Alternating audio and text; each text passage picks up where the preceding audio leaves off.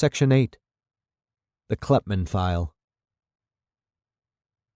This know also, that in the last days perilous times shall come.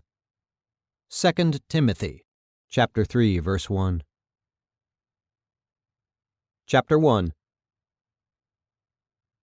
Will Hodge, Jr. sat with the seat pushed back as far as it would go, fists squared on the steering wheel, shoulders and belly monumental, trousers drawn up a trifle to preserve the press, revealing lean bare shins as white as milk. He drove with authority and grace, head back, jaw thrown forward, an Assyrian king.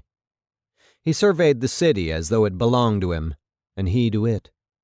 The tall buildings threw angular shadows over the pavement, dignified and impersonal, as was fitting. He was home. During the absurd session at the police station, he'd been tormented by confused emotions, among them a momentary sense, unusual with him, that there was deep meaning in all of this. There was no specific cause behind this feeling he had, as far as he could tell.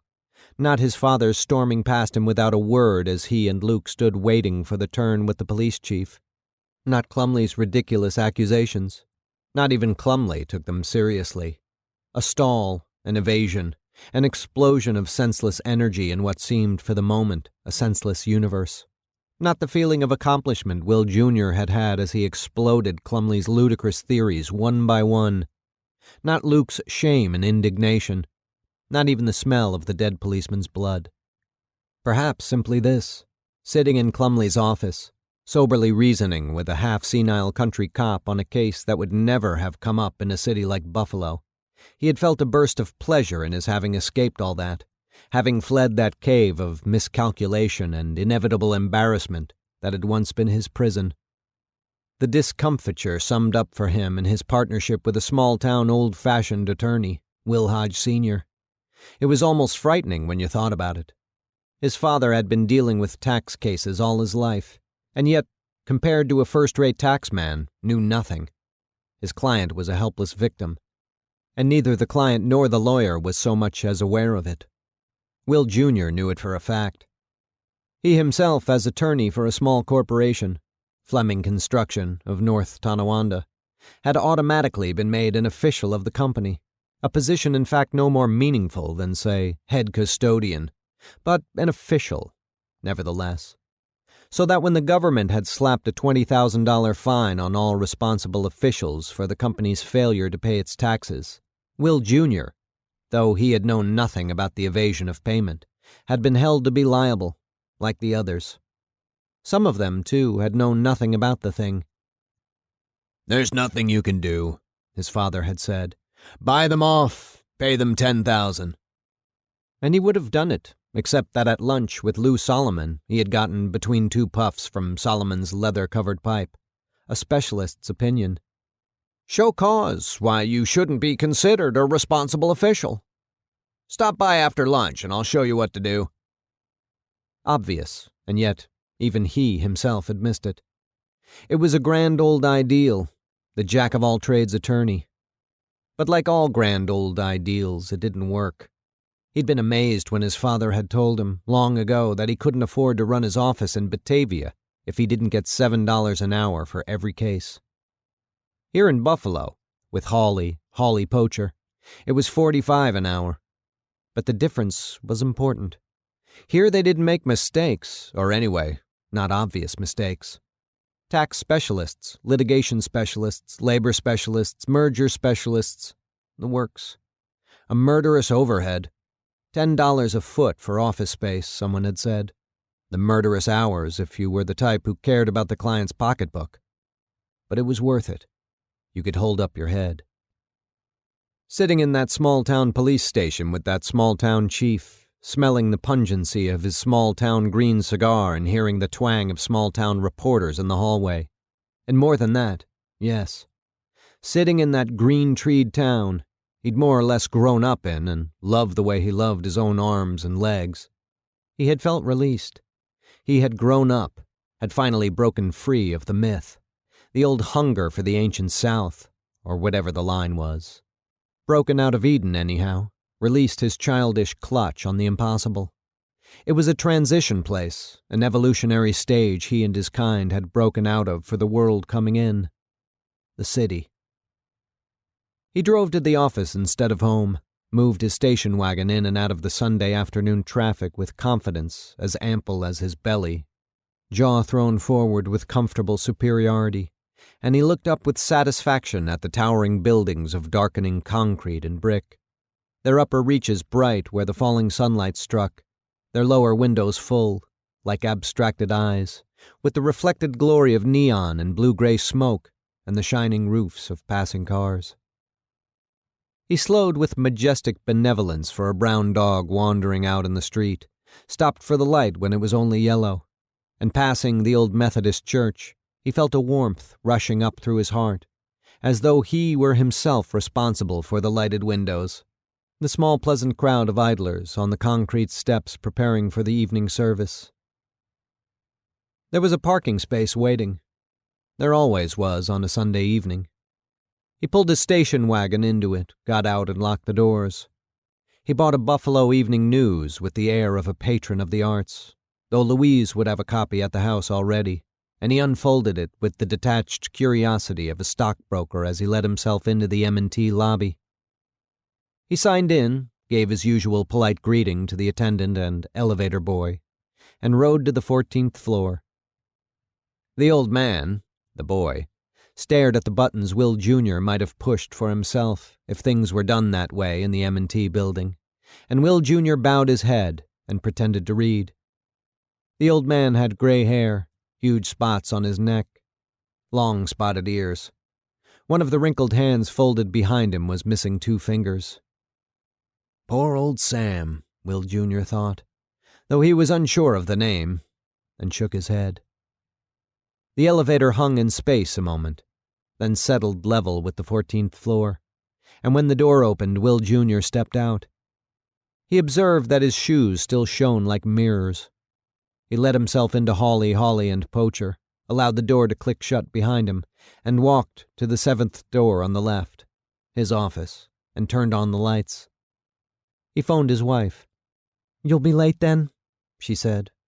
Her tone was an accusation.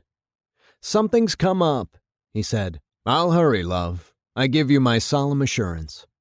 He smiled into the phone. "Okay," she said. After a moment, "Can you say hello to Danny?" Will Jr. wiped the sweat from his upper lip and smiled again. "Sure thing," he said. "Put him on." Then his son's voice.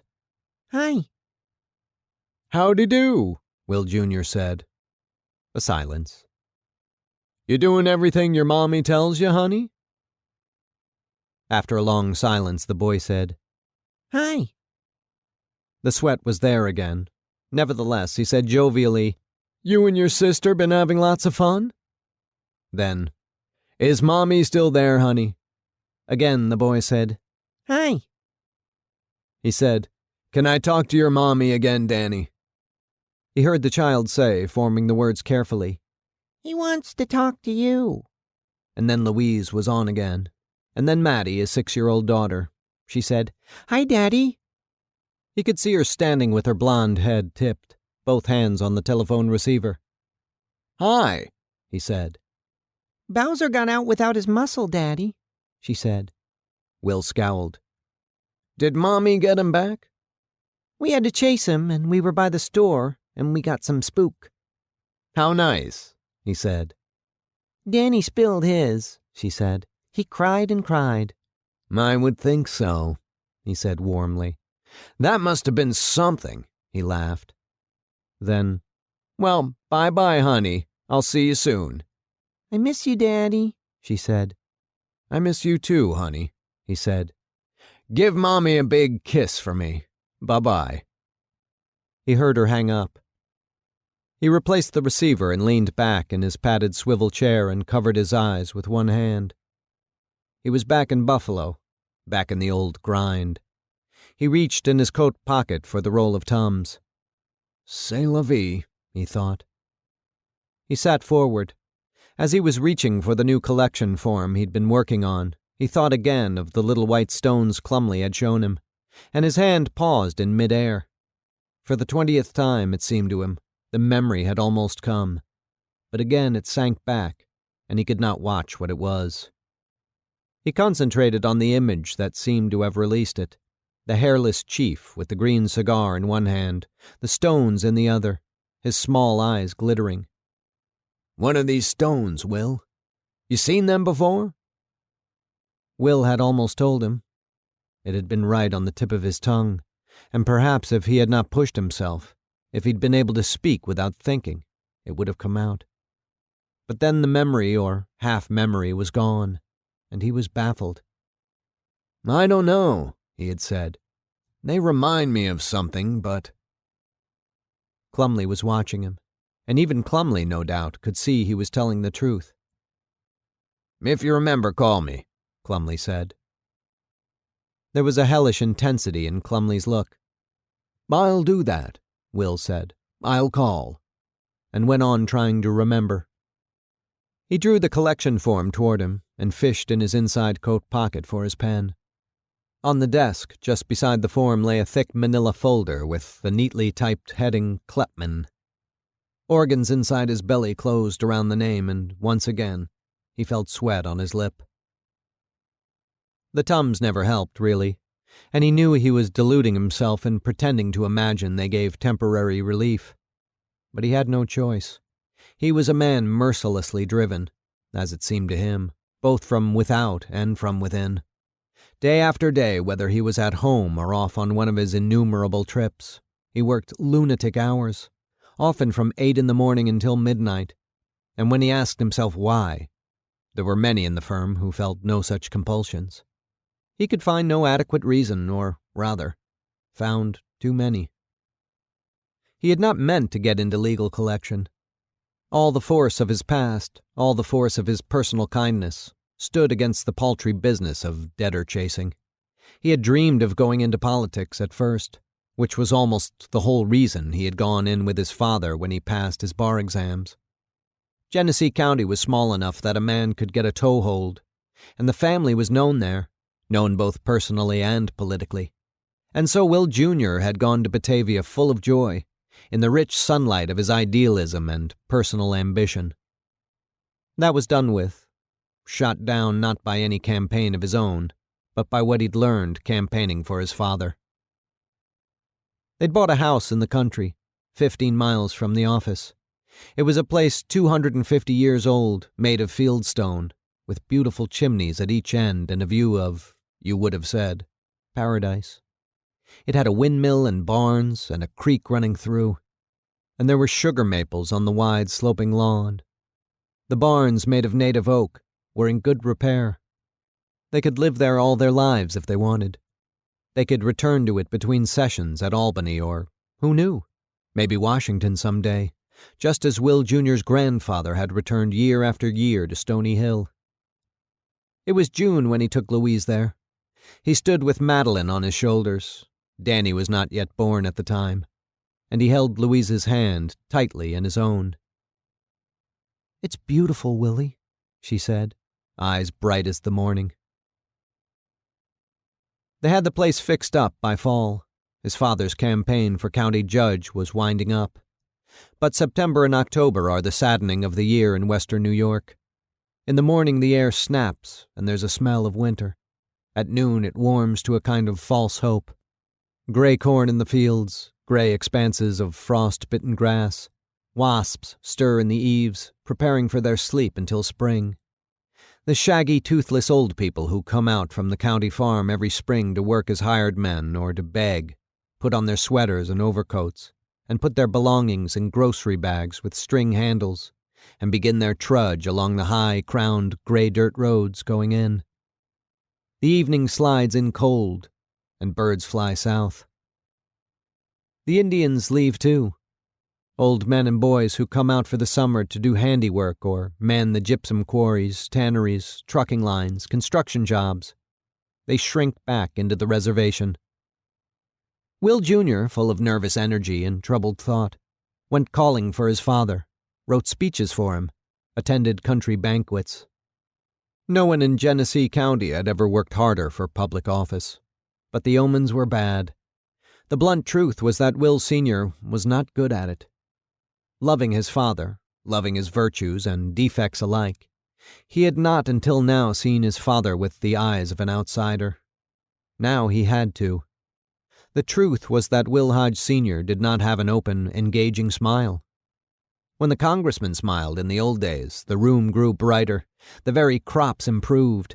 His huge white teeth shone like enormous square pearls, and even a man who opposed him was softened. Uncle Ben had that smile, and Uncle Tag had it, a smile as easy and natural and gentle as a child's. They could smile at themselves as quickly as at anything else, and yet, however sunny their dispositions, their minds raced smoothly on, ingenious and just. They were invulnerable. They made you think of airline pilots or acrobats or millionaires. You felt safe. But Will Hodge Sr.'s smile was rueful. It was as if he saw impossibilities at every turn. He would do his best to administer justice wisely, he promised, and there was no doubt whatever that he told the truth. Yet you felt uneasy. And there were other troubles, more palpable. When Will Jr.'s Uncle Taggart had fled, Will Sr. had soberly covered the losses, had worked himself hard paying the debts $1 on the dollar. Nonetheless, he was tainted by the event. There were even insinuations that Will Sr. had cut corners in his own right. There was no question, if one saw the case with the eyes of God, that Will Hodge Sr. was a better man than his opponent. But the case would not be judged by the eyes of God. Louise said, they were kneeling on the carpet in the living room, working with tinker toys Madeline was too small to work. They frustrated her to tears of wrath, and the record player was on in the background, Spanish music that neither of them liked, though they wanted to like it because friends did. The sun had set half an hour ago, and the sky was lifeless, as if the world had stopped turning and time was running down. "Will he win, Willie, do you think?" Will Jr. scowled, tugging at the logged tinker toy. It seemed to him that the room smelled of urine, and he wondered why a child 3 years old was not trained. "Win?" he said. "Hell no." Madeline looked up at him. They ignored her. Louise put her hand on his shoulder. "Well," she said, "maybe next time. Plenty of people—" "Never," he said. He let the tinker toy fall to the carpet and, helping himself with the arm of the couch, stood up. He went over to the window and stood rubbing his groin absent-mindedly, looking out at autumn. "Well, one great politician is enough for one family," she said. Misunderstanding her, one great politician, imagining she was talking about his own future, he said thoughtfully, "Politics is a dirty business. I wouldn't have believed it." Madeline was watching him again, her small face narrow and blank as a skull. He said, "I'm going for a walk." He went to the door and fled. It seemed to him remarkable that night that he should have thought this place his home. But an understandable error, yes. His hope, his foolish innocence had projected itself on the world and filled it with beauty the world had, itself, no interest in. Chemistry, he thought. Point of view. To a rabbit running for its life from a dog, the world was a white blur of terror. To a cow ruminating in a field, the world was a vast green comfortable stasis. And then, at evening, when chore time came, the world was a great swollenness. "Ha!" Will Jr., in this depression, looked around him. Leafless trees sharp black against the gray of the sky, black barns angular and empty. Why had he wanted a place with barns? Was he going to raise sheep for the wild dogs to feed on? Pigs to die in the August heat? Chickens, maybe, to escape their coops and hide their eggs and hatch baby chicks for cats to kill and disease to cripple and weasels to suck? Rat race, he thought. He thought of walking through the fields, down toward the swollen creek. But the ground was mushy from last night's rain, and the wet grass would ruin his shoes. He walked around the yard, the lighted house solemn and distant as the moon, it seemed to him now. He decided to walk on the road. It was dark. The moon was hidden behind invisible clouds, but the dirt road itself gave off a kind of light, as though the earth he awkwardly walked on, the road uneven with pebbles, was alive, like himself, and full of useless energy, an outreaching of love toward nothing satisfactory. The lights in the farmhouses perched on the hills ahead of him were as far away as stars. It was not his father's failure that made him angry. It was his own.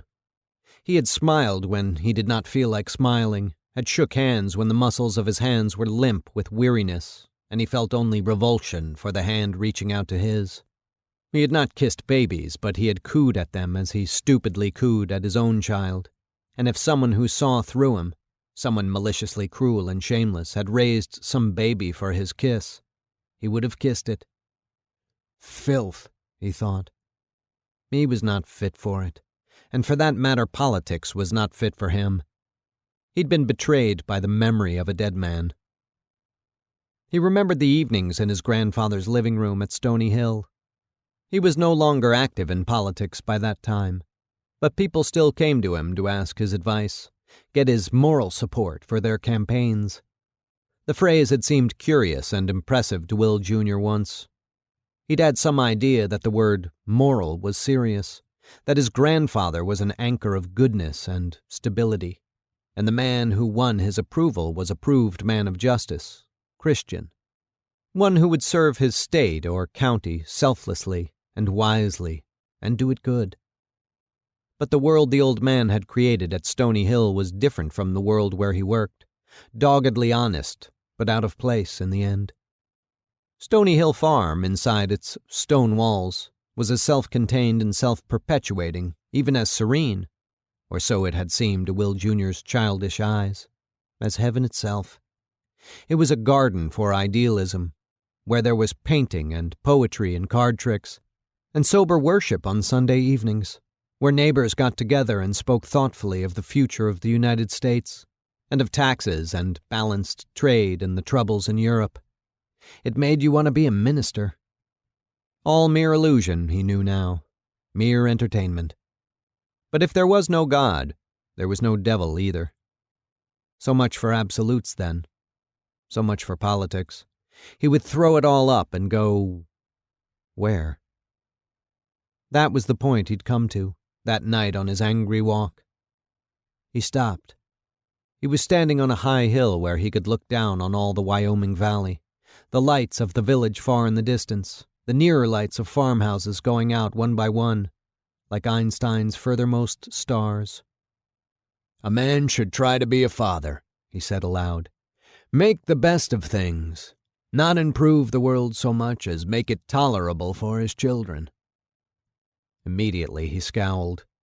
It didn't sound convincing. He loved his daughter. Going into her crib at night, when she lay there asleep and vulnerable, he felt himself almost at the point of tears. But the fact remained, she would not obey or respect him. When he played with her, he often ended up hurting her. He was a big man, and clumsy. The more inexpressible his emotions became, the more he felt the need to burst through the isolating walls by sheer muscle. He'd broken Maddie's arm once. He was bouncing her on the bed, a foolish thing to do, he knew at the time, but she liked it. And he felt joyful, dropping her to the mattress, and catching her as she bounced up to his arms again, with a child laugh like bells. And suddenly Louise was there, reaching out, crying, "Willie, stop it! You'll break her neck!" He missed his rhythm, and the child fell with her arm tucked under her. And when he snatched her up, her eyes rolled up out of sight and her body went stiff, and he knew beyond any shadow of a doubt, though he was wrong, thank God, that she was dead. He ran to the garage with her, threw open the car door and lay her down on the seat and drove, it must have been at speeds of 90 and more, to the hospital in Batavia. "Never again, dear God," he'd said. And if she was dead, as he thought, he swore he would kill himself. But by the time they reached the hospital, she'd come to again, and when the doctor looked her over in the emergency room, he said she'd only broken her arm. Not even a break, in fact. A minute crack. Will Jr. seldom roughhoused with Maddie now, but he could no more talk with his daughter than with Louise, could only hug her until she cried out in alarm, or shake her hand so hard it made her eyes widen. It would be the same with his son, the son still unborn, almost undreamt of, the night of his walk. And it was the same with his brother, his father, his sister. The same as it would be 2 years later in Buffalo, when he would accidentally push his good friend through a window at the Unitarian Church. And it had been the same with Ben Jr. before he was killed, and with all Will Jr. had ever known and loved. And so his speech to himself that night rang hollow. Make the best of things. He stood watching the farmhouse lights go out one by one, and he imagined the stars going out one by one, and he thought, where will I go? What will I do? And answered, nowhere. Nothing. The air had been hushed a moment ago, breathless. Now it was stirring, and it came to him that it was going to rain again tonight. He was miles from home. He turned back and began walking hurriedly, and then as the wind mounted and the trees began creaking above the road, he began to run. He became irrationally frightened, almost terrified. When he reached the house, he was wet to the skin and the wind was howling like a banshee in the trees, and he was breathing so hard it was as if his throat was afire. Louise said, Willie, bending to him, white, and he gasped, It's all right, I made it. Everything's all right. The next morning, he ended the partnership. It was that same year that his father had broken with his mother. Will Jr. removed his hands from his eyes and sat brooding, staring at the drab yellow walls of his office. There were no books here. He had no need of them in his specialty. When he had a research job to do for Home, Housing Opportunities Made Equal, one of his numerous social causes, he could go to the firm's research library on the 16th floor, or when the state assigned him a defense. It took no great reading to deal with the usual humdrum debtor or even with professional skips, a man like Klepman, for instance. But he had not come here to think about Klepman, and he wouldn't. Nevertheless, he was thinking about Klepman, or rather everything he thought had Klepman inside it like a cancer, the worm in whatever ripe apple's sweet thought he could summon from the cellar of his mind. Someday, chances were R.V. Klepman would kill him, and Will was afraid. He reached out abruptly and turned the file over to keep himself from staring at the name. I should go home, he thought. What am I accomplishing sitting here twiddling my fingers? Nothing. He laughed sourly. Eh bien. I submit to you then, counselor. You damn well ought to go home. He did not stir. Chapter 2. Rat race, he thought. Perdu. But it wasn't just himself. Something had gone wrong with all of them. His father and mother, his brother Luke, his sister, the times in general. It was no good fretting and whining about it, but just the same it was there. A fact. Somehow one had to escape it. A specialist in collections. Who would have thought it? They could have found no one less suited for the work. An idealist, sentimental, generous, fond of good music and books. He was a member of the Columbia Record Club and 3 different book clubs. He loved movies. He sang in the church choir, the Unitarian Church 4 blocks from his house. He'd even tried cello lessons 6 months ago. Had sat up late squinting heartsick at the page and clumsily laboring like an anxious dinosaur in glasses, Louise knitting in the semi-darkness behind him. The cello would help him relax, he had said. In his childhood, living on Uncle Ben's farm, he'd spent hours playing Danny Boy and Old Man River, playing and singing at the top of his voice. But it hadn't relaxed him, of course. The opposite. He didn't have time to practice, and going to his lesson unprepared made the sweat run down him in rivers. When he did get to practice, on the other hand, he felt guilty because he was using up time he should properly have spent with his family. Just the same, a strange man to be hunting down debtors, seizing bank accounts, property, wages, getting judgments from the courts. 3 or 4 days a week at least he was off on the road somewhere, hunting through documents in Albany, chasing down stocks in New York or Pittsburgh or Kansas City, investigating the debtors' associates and family, He, Will Hodge, Jr., who had hated travel all his life and could get airsick merely by watching a big plane land. There had been a kind of cruel inevitability about his becoming what he'd become. He was by nature a man who worked feverishly at whatever he did. It was that had decided them on putting him into collection. The workload there was heavy and also vital, and the man who had done the job before him had been even less suited for the work, apparently, than Will. There were accounts 6 months old that hadn't even been acted upon, and some of them were accounts with the firm's most important clients. Mercantile Trust had collection accounts worth hundreds of thousands. To goof on them meant more than losing those accounts. It could mean losing their merger cases, too. Their tax cases, their suits, and on across the board. And so, much as he hated the work, he had thrown himself into it. He had tried at first to do everything in person, writing letters, pursuing examinations, chasing, demanding, seizing. It was all very well to throw injunctions around, seize property, put a man out of work by taking his wages and inconveniencing his employer. But one did not have to do it impersonally, brutally. So it had seemed to Will at the start. But then he'd begun to hear their stories, had begun to see what incredible lengths they'd go to, even under oath, to hide their unlawful nest eggs. He'd been fooled again and again and again, so that eventually, whenever at the end of it all it appeared that he had for once been dealing with an honest man, he could not be sure at all of his opinion. "Don't fool around," became his motto. "Slap a judgment on him." He had begun to develop forms, convenient sheets which could be filled out by any secretary, so that judgments rolled off his assembly line like new refrigerators. It had altered his life. He'd been annoyed in the old days by those signs in corner grocery stores. No credit. That is, no belief. Now he understood the feeling. No checks cashed. No installment sales. Cash is king. He saw how even his own family robbed him. His sister, his mother. He'd lent her the money for her car. He would never see a cent of it. Even his wife, bringing out dresses she said she'd sewn herself, but had really bought that morning and hadn't even bothered to take the tags out of. Dominus. All right, then.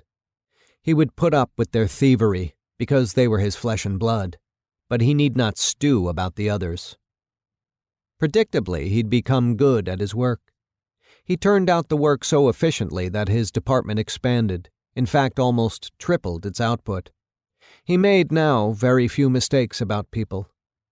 The few mistakes he did make were his errors in thinking honest debtors to be dishonest, but he did not let those errors trouble his sleep. It was only to be expected that there would be, here and there, an honest man, a fool more like, given the harsh realities. But if you judged all men thieves, you had statistics on your side. As for all his former nonsense about justice and goodness and the legal ground of the American way of life, well, this. He'd been appointed by the state to serve as defense counsel. The boy was a hoodlum, tall, curly-headed, with thick, sneering lips. All his life he'd been a troublemaker. The police knew him well. He was standing in a bar when 2 policemen arrived in answer to a call from the bartender, a complaint about some minor disturbance which was over by the time the police got there. The 2 cops went to the bar where the boy was standing and talked to the bartender. The boy said reportedly, "Beat it, Fuzz. You're not wanted here." One of the cops told him to mind his own business, and the boy, without further provocation, elbowed the cop in the stomach hard and said reportedly, "Go fuck yourself." He was promptly arrested, taken to the car, and shoved into the back seat. There, according to the boy's version, one of the cops said, "You're a wise guy, ain't you?" and struck him.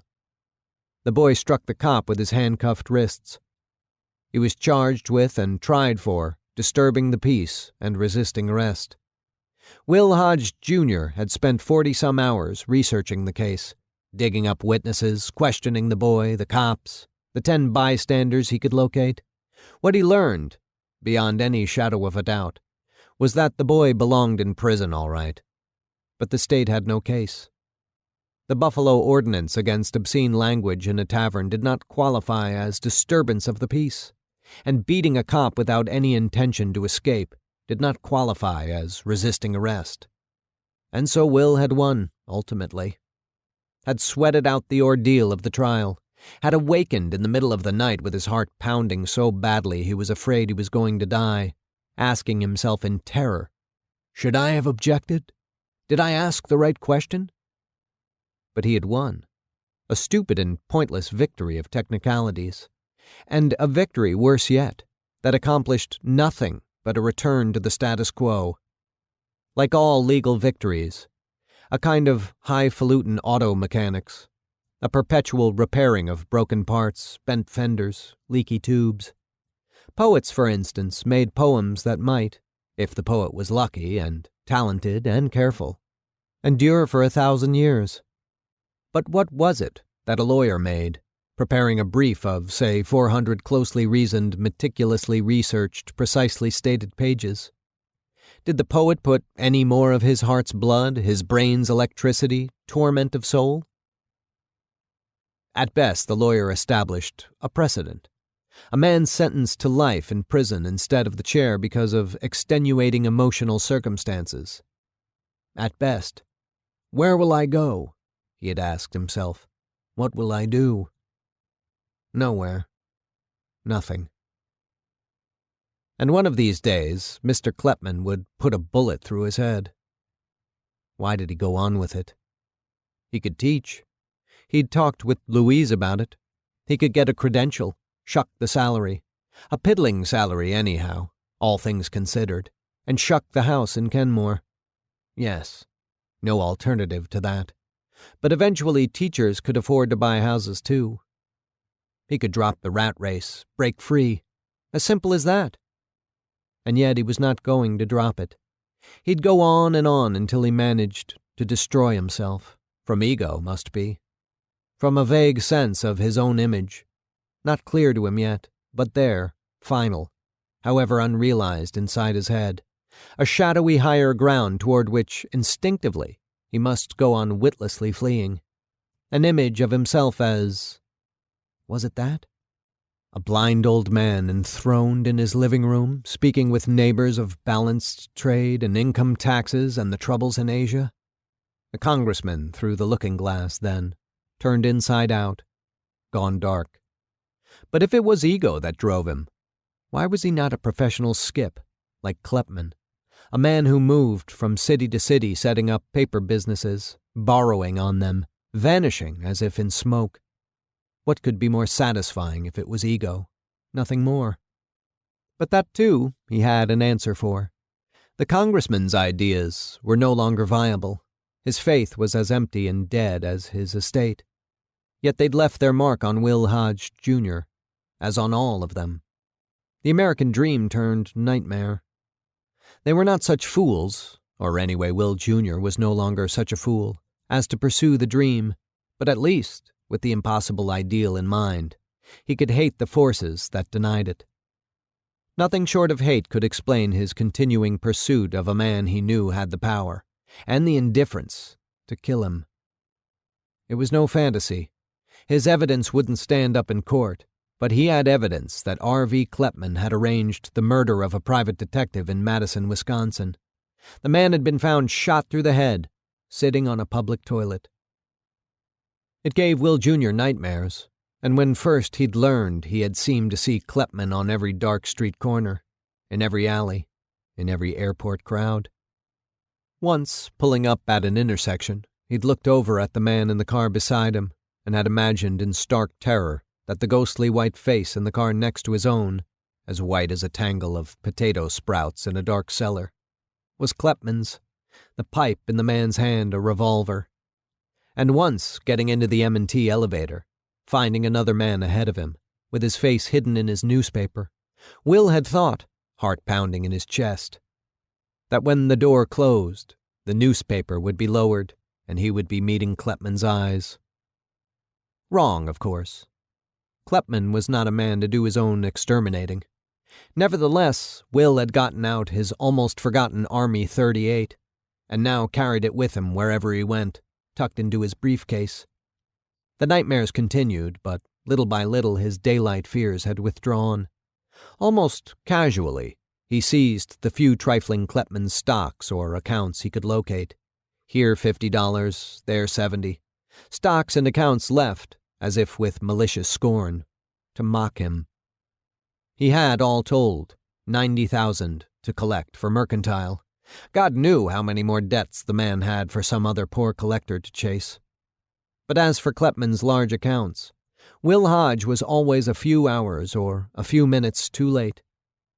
To Will's certain knowledge, the man had pulled in $160,000 since March, but always, as soon as Will could trace the stuff, it was gone, had vanished to thin air. It was as if the man had someone right here in the office keeping tabs. It was not beyond the realm of possibility. It had come to this, to tell the truth. Whenever June, Will's secretary, came into the room behind him, the hair on the back of his neck began to tingle with alarm. Louise said, "You're going to have a breakdown, Will, I mean it." "This is stupid," Will said aloud. "I should go home." He leaned toward his desk, about to rise. That same instant, a door slammed, maybe the front door of the office. Will Jr. jerked so violently that he almost fell off his swivel chair. He caught himself, splashing out with both hands toward the glossy desk on one side, the rolling typewriter table on the other, and got to his feet as quickly as he could manage. "Who's there?" he called. His voice resounded in the dark hallway. No one answered. Hurriedly, breathing in huge gulps, heart hammering, he went back into his desk, moving his arms at his sides like a man swimming. He bent to his briefcase for the gun. When he had it in his hand, he went back to the door and called again. After his shout, the silence seemed deeper than before. He went cautiously down the hallway, panting, and snapped on the light. All the office doors were closed. Through the high window at the end of the hallway, he could see the dark windows of the office building opposite the M&T, and he could feel in his blood the abyss falling away toward the street. Behind him, in his own office, the phone rang. He started violently again and almost fired the gun. The phone rang a second time. He went to it. Louise said, "Will?" "It's me," he said. He struggled for breath. "Will," she said, "do you know what time it is?" "I'm sorry," he said. "I got involved and—" "Are you alone?" she asked. "Who in hell would be here with me?" She said nothing. At last he said, speaking carefully, to hide his fright from her, "I'm just packing up to leave. I'll be home in 20 minutes. The phone clicked. She'd hung up. Then, crazily, he wondered, was it Louise? He closed his eyes tight for a moment, then opened them. If it wasn't Louise, then whoever had been inside one of those closed offices would be gone. What kind of people was he dealing with? When he reached home, she was still angry. He said casually, "Did you phone me at the office?" She stared at him. "What's the matter with you? Of course I did." Her squint came. "It's all right," he said. "All I meant was—" He could think of nothing to say. "Kids asleep?" he asked. "Well, what do you think? It's almost midnight." Hours later, just as he was going to sleep, he thought again of the small white stones which the chief of police had held out to him. He remembered now. He had seen them 25 years ago. They'd been kept in those days in the locked drawer of his grandfather Hodge's desk. The effect of the memory was shattering, and he heaved himself up onto one elbow. With the sharp recollection of the stones there came, in terrible soul-crushing clarity, the desk itself. Polished walnut that had seemed to burn with an inner light. The walnut captain's chair where the old man always sat, the notebooks, the Bible, the legal books, the wide, clean window looking out on a world now utterly vanished. Expanses where trees grew taller than any trees grow now, where fences stood out in precise detail and flowers were sharp particulars. A world where, for all the offices of the banjo clock, and for all the gloomy intimations of the boggy, squitchy painting hanging on the study wall, a sailing vessel sinking in an eerie light, There was space stretching out endlessly from the center of his child's brain, but no hint yet of the antique serpent, the old destroyer. Time. The stones had gone to his Uncle Taggart, it came to him. He was the only one who'd followed the old man's interest in the occult. In horror, he realized that he knew the bearded creature in Clumley's photograph. There was no possibility of mistake, much as he was changed. Has it brought him to this? He thought. But what are we to do? He saw again the malevolence in Clumley's eyes. Louise, he whispered. She was asleep. All the street was asleep. He held his breath to listen to her breathing. Chapter 3. He awakened stiff and miserable, the covers tangled around his knees, the rest of his huge, hairy body exposed to the morning chill. A patch of hair on the side of his head had been pressed the wrong way against the sheet and stuck up now, rigid and cold, as if it had been starched. He evaded the question that had troubled his sleep all night. His wife, too, had the covers off, but she'd pushed them away on purpose. She lay on her side, facing him, naked breasts softly, comfortably resting on the frame of her right arm, her left hand under the pillow, just under his neck. He got up on one elbow and slid his jaw forward, studying her as though she were a stranger. Beside his own enormous bulk, she was childlike and pitifully vulnerable, he thought, and his heart went out to her, or went out, rather, to all of them. Louise, Uncle Tag, his father and mother, his memory of himself as a child. Her hair was thinning a little on top, and the precise hairs rising from the white of her scalp made him think of the wax figure he'd seen once at Sutro's in San Francisco, a self-portrait of a Japanese wax artist, the hairs of whose head were, alas, all too literally numbered. With a detachment faintly disturbing to him, he observed that Louise was still pretty, even in the morning, even with her dark, naturally curly hair slightly matted, a little coarse-looking, and her skin blotchy with sleep and the slowing of the blood. The trouble was that he did not feel drawn, stirred, interested. It was the dreams he'd had. That was it. Nightmares which began in a world radiant with a beauty organized and harmonious and full of light, like naked women to the eyes of an adolescent. The hills in his dreams shone as Louise had shone when he was first in love with her, or as the world had shone when he was still in love with the world, full of springtime sunlight, the hope of mysteries, when there were angels perched among the apples and plums and pears. But the dream world kept going monstrous, as life had done. Nothing shone for him that way any more, outside mere dreams, not because of sins of commission or sins of omission, not because he had tasted the knowledge of good and evil, but because he was what he was, merely a man. His half-mad uncle would understand. He lay back and closed his eyes. He'd been through all that before without the dreams. It was exactly what made this buffalo rat race so monstrous and, at the same time, so neurotically satisfying. One was born to a world luminescent with mother and father love, a mere upsurge of animal instinct, never meant to be translated into idea, vision, and yet inevitably translated by the very nature of that terrible accident, man. One projected onto the indifferent breezes, onto the indifferent greens or the softness of snow, the absurdities of one's human temperament, beauty, holiness, truth. One made of sticks and stones and rivers and mountains, the grandiose affirmation of human heads. Thus the writer to the Hebrews on the subject of faith, an outreaching of the mind beyond what it immediately possesses, self-transcendence. But the reach did not imply the existence of the thing reached for. One knew it even as one reached. But that, too, he had been through before. It was one thing to know that first love, or one's first idea of God, or one's first shock of reaction to a work of art is mere chemistry, a trick of the universe on its victim. It was another to be able to resist.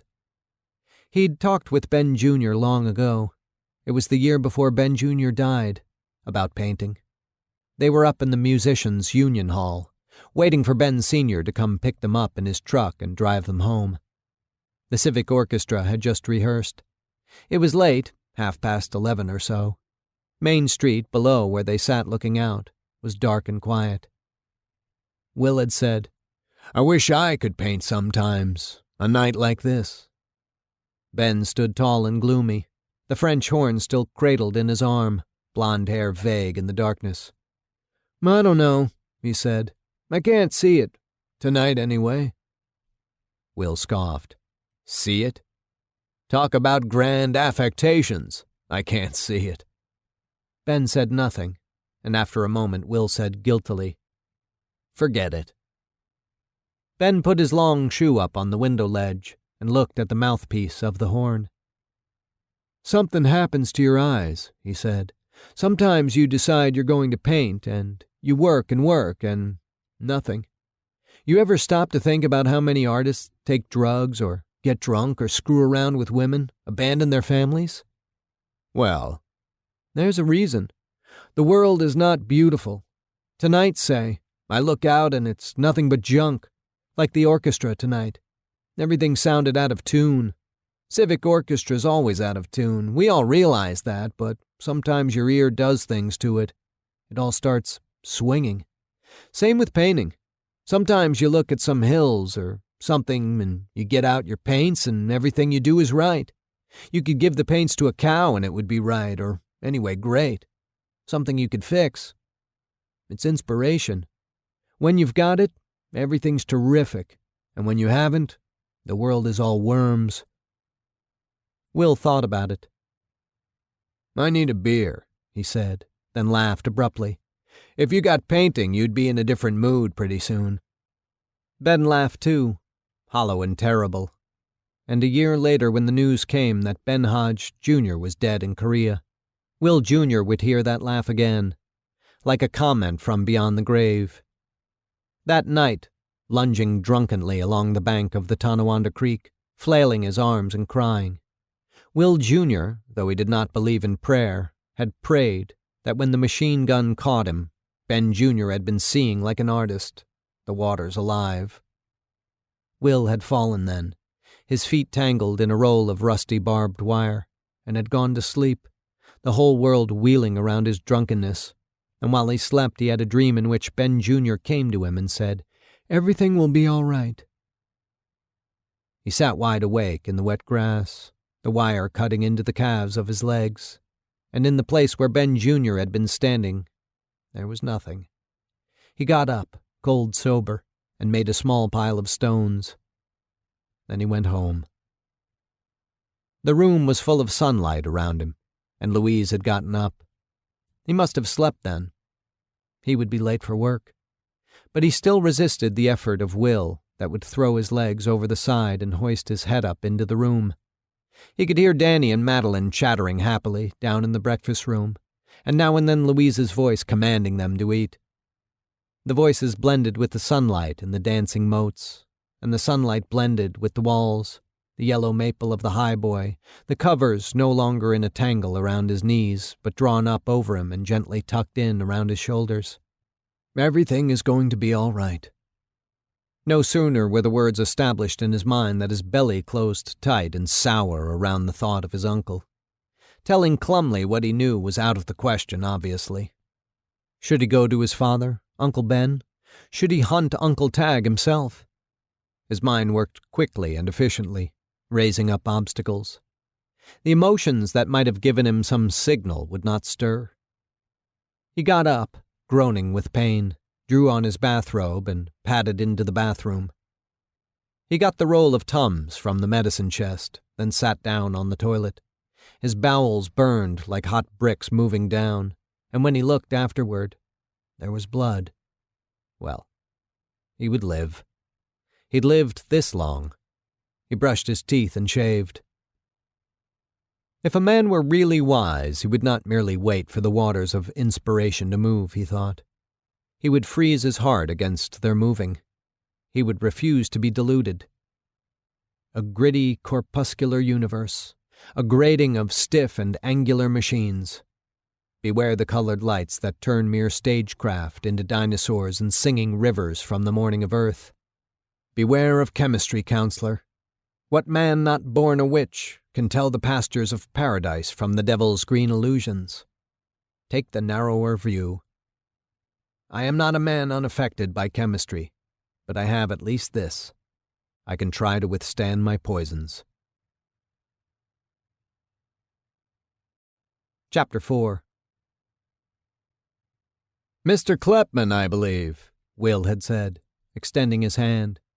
He was aloof, official, for he knew nothing yet of R.V. Klepman, another debtor merely. It was Will's place to be polite, his business to be cold, a functionary invulnerable to any wedge of fellow feeling. "Good day, sir," Klepman said. He was tall, well-kept, with a face large and emotionless, a precise gray mustache, small and yet oddly protruding eyes adorned with neat, low-hanging gold-rimmed glasses, of the sort seen in Czechoslovakia, say, or Russia.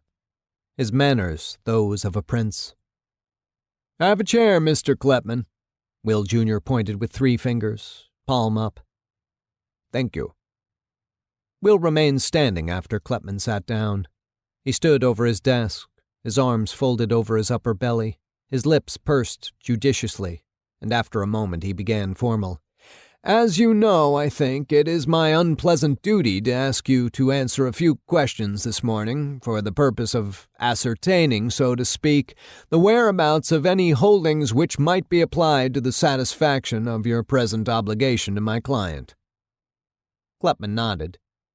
He was a man of 60 or so. It was difficult to believe, from the looks of him, that he was not a man of the highest integrity. Will cleared his throat. "We may as well proceed at once," he said. "As you know, I presume I'm obliged to examine you under oath." He corrected himself, oddly flustered. "That is to say, you will be under oath, if I make myself clear." Klepman sighed. "Just as you say, yes." "We may as well proceed at once." It struck him that he'd used exactly that phrase a few seconds before. A bad beginning. He irritably switched on the tape. Well, a grim ordeal. Seated holding his hat in his hands like a supplicant, Klepman had managed to make Will Jr. crawl. He was brilliant, that was all there was to it. He had a trace of an accent. In a soft voice, speaking in short, perfect sentences, now and then punctuated by the involuntary sighs of a man ground under by adverse fortune, he told his tragic story. He'd been born into a wealthy family of Polish Jews, clothiers originally. But that was long before his time. His father was an art speculator, a man who bought up the work of promising young painters, sculptors, and ceramicists all over the world, particularly those in Paris, then waited, to put it politely, for their stock to rise. In point of fact, he did not merely twiddle his thumbs, watching the market. His method was difficult to explain in a few words, Klepman said, but it went something like this. One must understand first that the world is amply stocked with art collectors who know nothing whatever about art, who buy for fashion's sake or on speculation, but lack Klepman Sr.'s eye. And one must understand, second, that a Miro which sells for an unheard-of price automatically raises the value of all other Miros. The elder Klepman's system was this. He sold paintings in groups, each group including one work, a blue Picasso, for instance, worth plenty. He gave away the Picasso for a song but jacked up the prices of the works by unknowns, and thus jacked up the value of other works by those painters, including, of course, the paintings in his own collection. "It might seem," Klepman said, "a dubious kind of business." His sad eyes half-focused. "But there are virtues in it, or so it seems to me. It's a help to the artist, certainly. It can sometimes mean the difference between life and death. It's not as if my father was—" He hunted for the word. "Indifferent. He had a superb eye. But I'm not speaking to the point, I'm afraid. I'm sorry." The old man was murdered by the Nazis, and Klepman, just beginning to make his mark as a classicist, was arrested, along with his mother and sister, and sent to concentration camp. He showed Will Jr. the tattoo. He was there for 3 years, but his mother and sister vanished, and he had never been able to learn what had become of them. By a kind of fluke, a story too long to go into, he'd been released at the end of 3 years, his freedom bought for him by the United States government, part of a project at the time to rescue incarcerated Jewish intellectuals. He'd come over penniless and, on top of that, physically and mentally sick. He waved 2 fingers like a rabbi dismissing it. To make a long story short, I gradually improved. In 1952, I returned to Europe to hunt for my mother and sister and reclaim what I could of what we'd had before. It was futile. I married while I was there, however. A countess, beautiful, sensitive, well off. We returned to this country and I tried to get back into teaching, but unluckily I was not up to it. I suffered a relapse of my former mental illness and I spent from 1953 to 1961 in a private hospital in Long Island. When it was over, we hadn't much more than the clothes on our backs. He sighed. I'm sorry, Will Jr. said. Life goes on. Again he gave his despairing rabbinical wave. We interested friends in a project. We borrowed money, and in September of 1963 we began, as you know, our hosiery factory here in Buffalo. An odd choice, you may say, so it is. But my wife has connections in that line, and it seemed to us best. Luck was against us. We had labor troubles, legal difficulties, a terrible accident for which we were unjustly held liable. You have, I imagine, the record of all this. Things went from bad to worse. The pressure brought on a return of my old complaint, and, in short, we were forced to bankruptcy. I give you merely the outline. I could mention other troubles, but they will not be helpful, I'm afraid. Have you stocks, securities of any kind? He could not look at the man as he asked it. Nothing. Household valuables, perhaps? Klepman smiled wanly. You must visit us and see. Will Jr. rubbed his upper lip with the inside of his finger. Yes, I must, actually. It's part of... Yes, of course. Klepman reached up to his face, brought his hand up under his glasses, and pressed the tips of his fingers to his eyes. Are you all right? Will Jr. asked. Yes, thank you, Klepman said. The questioning went on, useless. It was perfectly clear that the whole story was true. At last, Will Jr. switched off the tape. I'm sorry to have caused, he began. No harm, Mr. Hodge. I perfectly understand. Klepman rose sadly from his chair and held out his hand. Will shook it. Thank you for coming. My pleasure, Klepman said. Then with dignity he withdrew. The second examination was even more painful than the first. It was at Klepman's place, a splendid house, but Klepman did not own it. He did not own the paintings either. He owned only the statuary, inexpensive plaster imitations of Renaissance masterpieces. That day Will spoke with Klepman's wife. She was tall as Will Jr. himself, and thin, and elegant as glass. She had a clear voice, far-apart blazing eyes, a thick accent, Austrian, he thought. She walked slowly through the house with him, nodding with distant politeness when he praised the view of the garden from the second floor, admired the luxurious carpet. He felt like a peasant behind her, his bulging briefcase an old sack of beets. In the master bedroom he stood at the foot of the largest bed he had ever seen, with magnificent posts of hand-carved myrtle, and he said, Good heavens, what a beautiful bed! She smiled, looking straight at him. The openness of her smile was like a girl's. Yes, she said. Ours, I'm afraid. The frank, almost amused admission of what their business together was made Will Jr. blush, and it was more than merely her admission. She was 58, but she looked perhaps 40, and when she smiled, standing in the sunlit room with the enormous bed, the handsome white shades and purple drapes, her bosom full and perfect, Will Jr.'s heart sped up. They walked down the second-floor hallway the same way they'd come, and the memory of her smile molested his thoughts.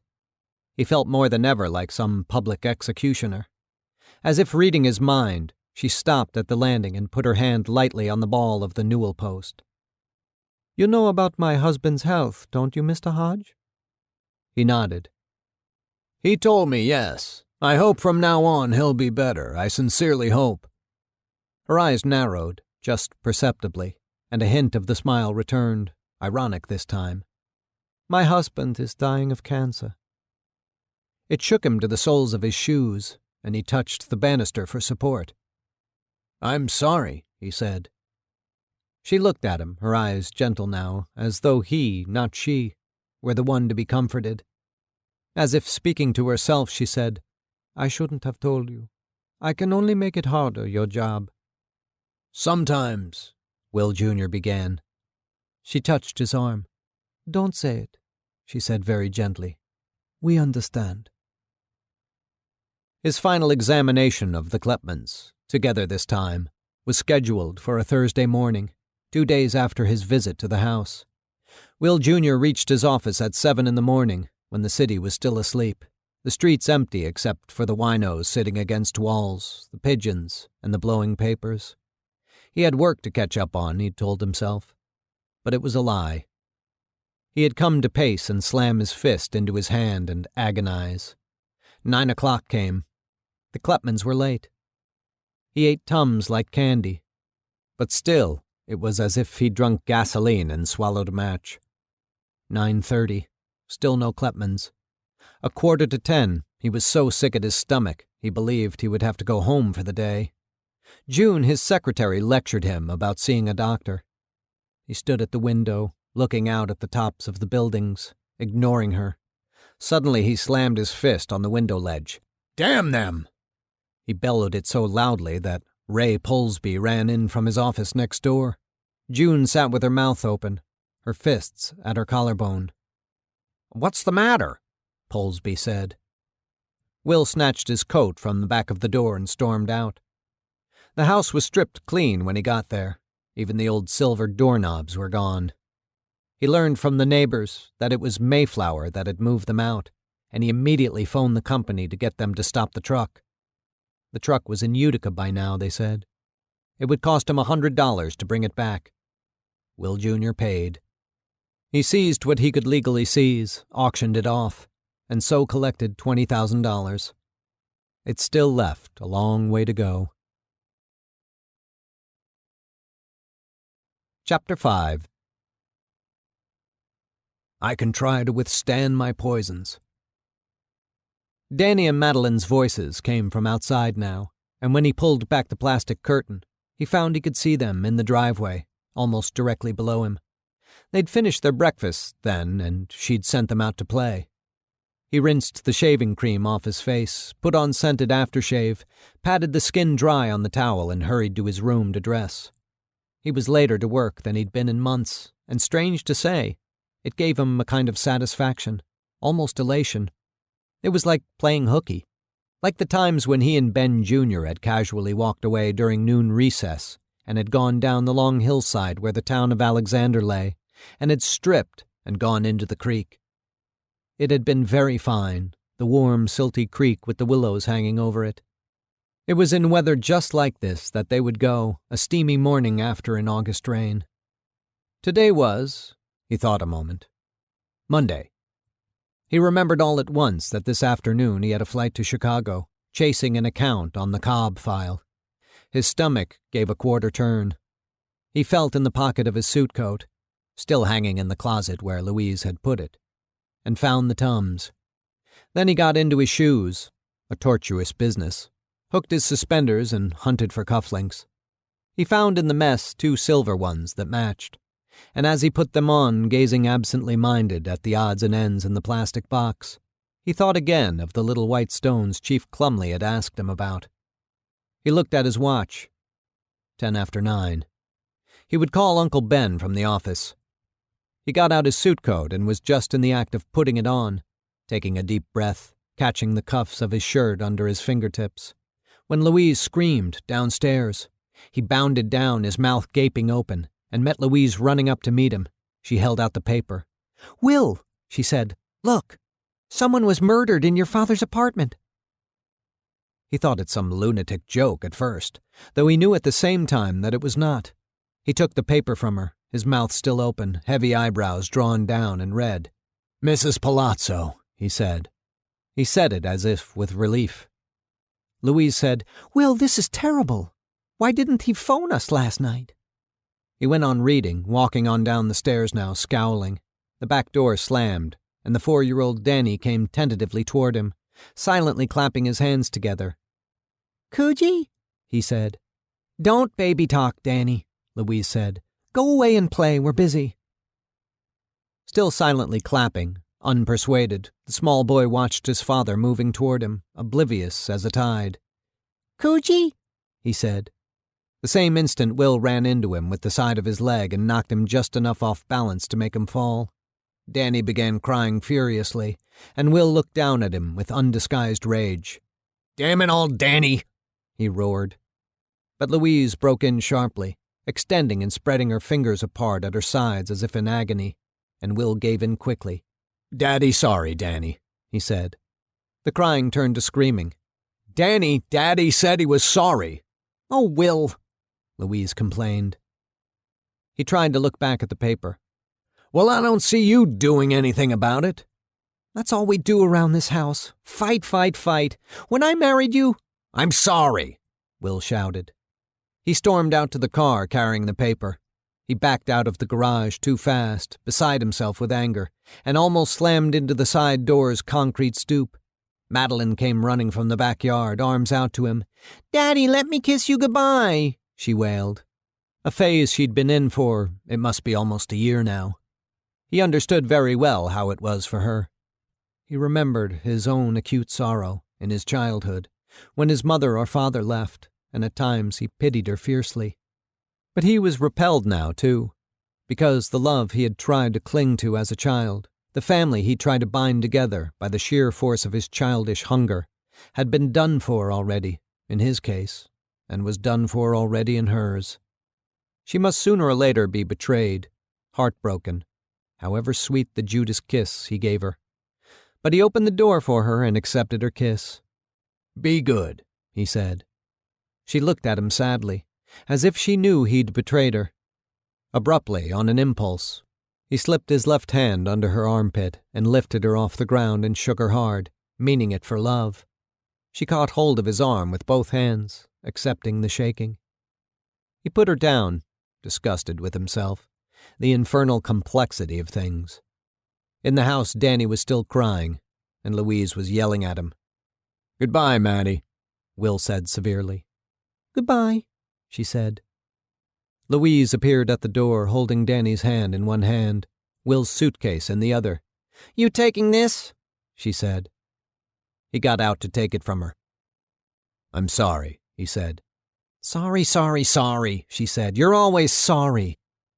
He bent his head and backed away a step. She caught his wrist.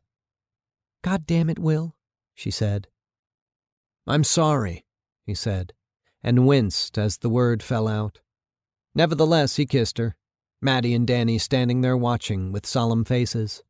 In the middle of the kiss, the thought of Mrs. Klepman crossed his mind, that sudden, beautiful smile, and with the image, his weakness and helplessness were transformed to a pleasant feeling of cruelty. As simple as that, he thought. He was closer to the Klepmans, closer to both of them to tell the truth than to Louise or Maddie or Danny. He tightened the one-armed hug. It would leave another bruise, no doubt. "Bye," he said. He carried the suitcase to the car. Section 9. Like a robber I shall proceed according to my will. We have hitherto considered only two possibilities, that the received opinion may be false, and some other opinion consequently true, or that, the received opinion being true, a conflict with the opposite error is essential to a clear apprehension and deep feeling of its truth. But there is a commoner case than either of these, when the conflicting doctrines, instead of being one true and the other false, share the truth between them. John Stuart Mill. Chapter 1. The judge in his chamber smoking. Enter Fire Chief, pulling at suspenders, sweating. Fire Chief. Ah, caught you. Judge. So you have. Good afternoon. Fire Chief. Hardest damn man in the world to get hold of, that's the truth. We've been looking high and low for you all morning. You ever seen such weather? Wipes his forehead and neck. Kills you in the end. And never mind, you heard about the business at the church? Church? Oh, so you haven't? Somebody set it on fire. Around midnight, we figure. Or they tried to. Put these holes in the floor behind the pulpit and packed chemicals in, plain fertilizer, the way it looks, ammonium nitrate, and rigged up this contraption so you could stamp on a board and blow it all up. But they figured wrong, looks like. Just noise and smoke and barely enough heat to singe the rug. Janitor found it 6:30 this morning. Smelled something, he said, and he went to look, and there it was. Called the police, naturally, and they came and looked around and said, But you know how it is with them. If nobody's killed, they don't worry their heads, just file it under trouble. Which church? Presbyterian. I thought I mentioned. He wipes his neck again. I should have guessed. Guessed? You know something then? Judge. If somebody sees a vision, you can guess it's one of the Catholic churches. Man gets out of his wheelchair and walks, it's a Baptist church. But when lightning strikes a pulpit, that's Presbyterian. Fire Chief. I see you're in good humor. The police, unlike some, yes, wanted us to come look, so we went. And found? Just what I told you. It's an old coal miner's trick. Use it in strip mining instead of dynamite to blow off the sidewalls along the bed. If they'd packed it right, they could have blown that church right to heaven. Never mind. That's not what I came to say. You're a busy man. We've been having a lot of trouble with these arson cases. No cooperation from the cops. Not on that or anything else, matter of fact. Couple months ago, I took the bull by the horns and sent some boys of mine over to Albany. The state's got a course they give there, all about arson investigating.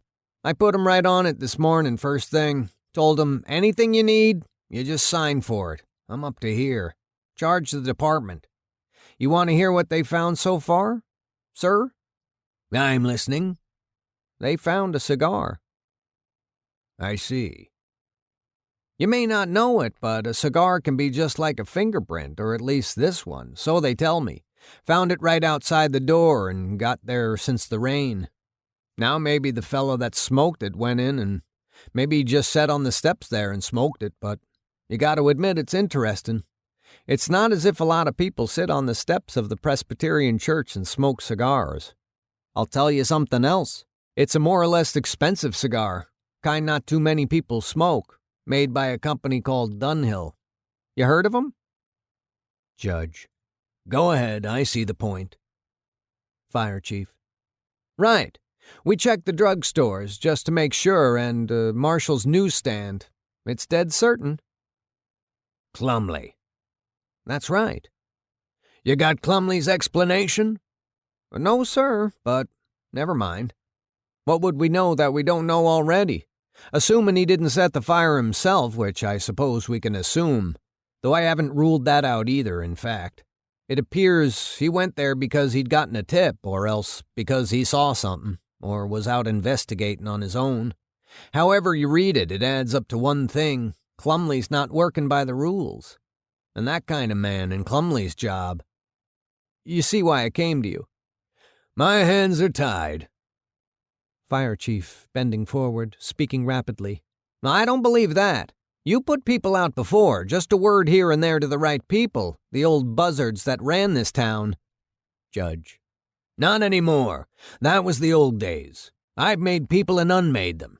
And so did my father and grandfather, but times change, Mr. Uphill. There are no more powers, principalities, gods, demigods. No more wizards, kings. And even if I could... There you are. That's what I thought. You don't want to. You realize what he's like these days? You realize what kind of trouble he makes? Ask anybody. For his own sake, help us get him out. Think of it. A crazy man running the police department. It's no good. No good. What about the poor devil's wife? Look, I call them when we got some big fire and Fred Clumley sends away his boys on a picnic. He won't work with us. Won't work with anybody. Not even his own men. He's dangerous. That's the truth. Just like a rattlesnake. All right. I know what his argument is. Can't do everything. First things first. But never mind. Suppose I said that. Sorry, Mrs. Block. We're working on a fire in North Street right now. We'll be over soon as we're finished. I'd never last a minute. No, sir. A fire starts in Batavia and we put it out. That's it. We just do it. Whether it's possible or not. Can't do it yourself, you call in help from Attica. In the last days, great cities shall be consumed. Maybe so. I don't know about last days, but there ain't gonna be no cities consumed while I'm the fire chief. Commendable. Maybe. I'm not a man of words, I guess you know, so. But get rid of him. And once he's out of the police department. Not yet. Sometime later, perhaps. Well, if you won't, you'll manage it yourselves, you and Mullen and the rest. I thought if you would take care of it. Not at this time. As I say, I'm doubtful that I could in any case, but I'll say this. When he comes to talk, I'll mention the problem. You're expecting him? Not definitely, but I have lines out, so to speak. Your family's well? Well, yes. As far as I know. Times like these. Fine, I believe, yes. Lines? Good day, then. Yes. The fire chief moves toward the door. Judge, aside, scraping his mustache with 2 fingers. Righteous old fool. There are fires and fires, Mr. Uphill. And you, sir, can be replaced by a tidal wave. Fire chief at the door. Your Honor, I ought to explain. No need to. I don't mean to offend you. I've got my duty to the city, you know. Of course. I've always been very grateful for whatever favors. Certainly. Good. That has to be clear. I assume this disagreement. Don't mention it. A trifle. Glad you could drop by, Phil.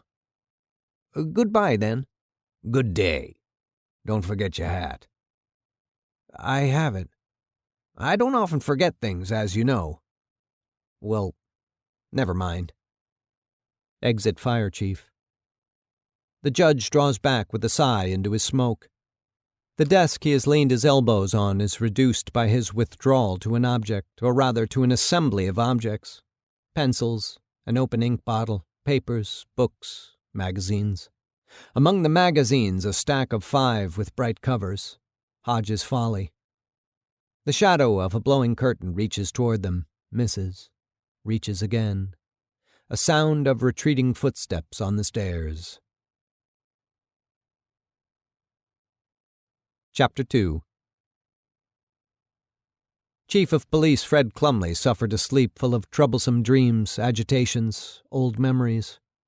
When he turned his head on the pillow, he felt his thoughts tumbling from the left side of his head to his right, reappearing there as seemingly new unrelated dreams and agitations.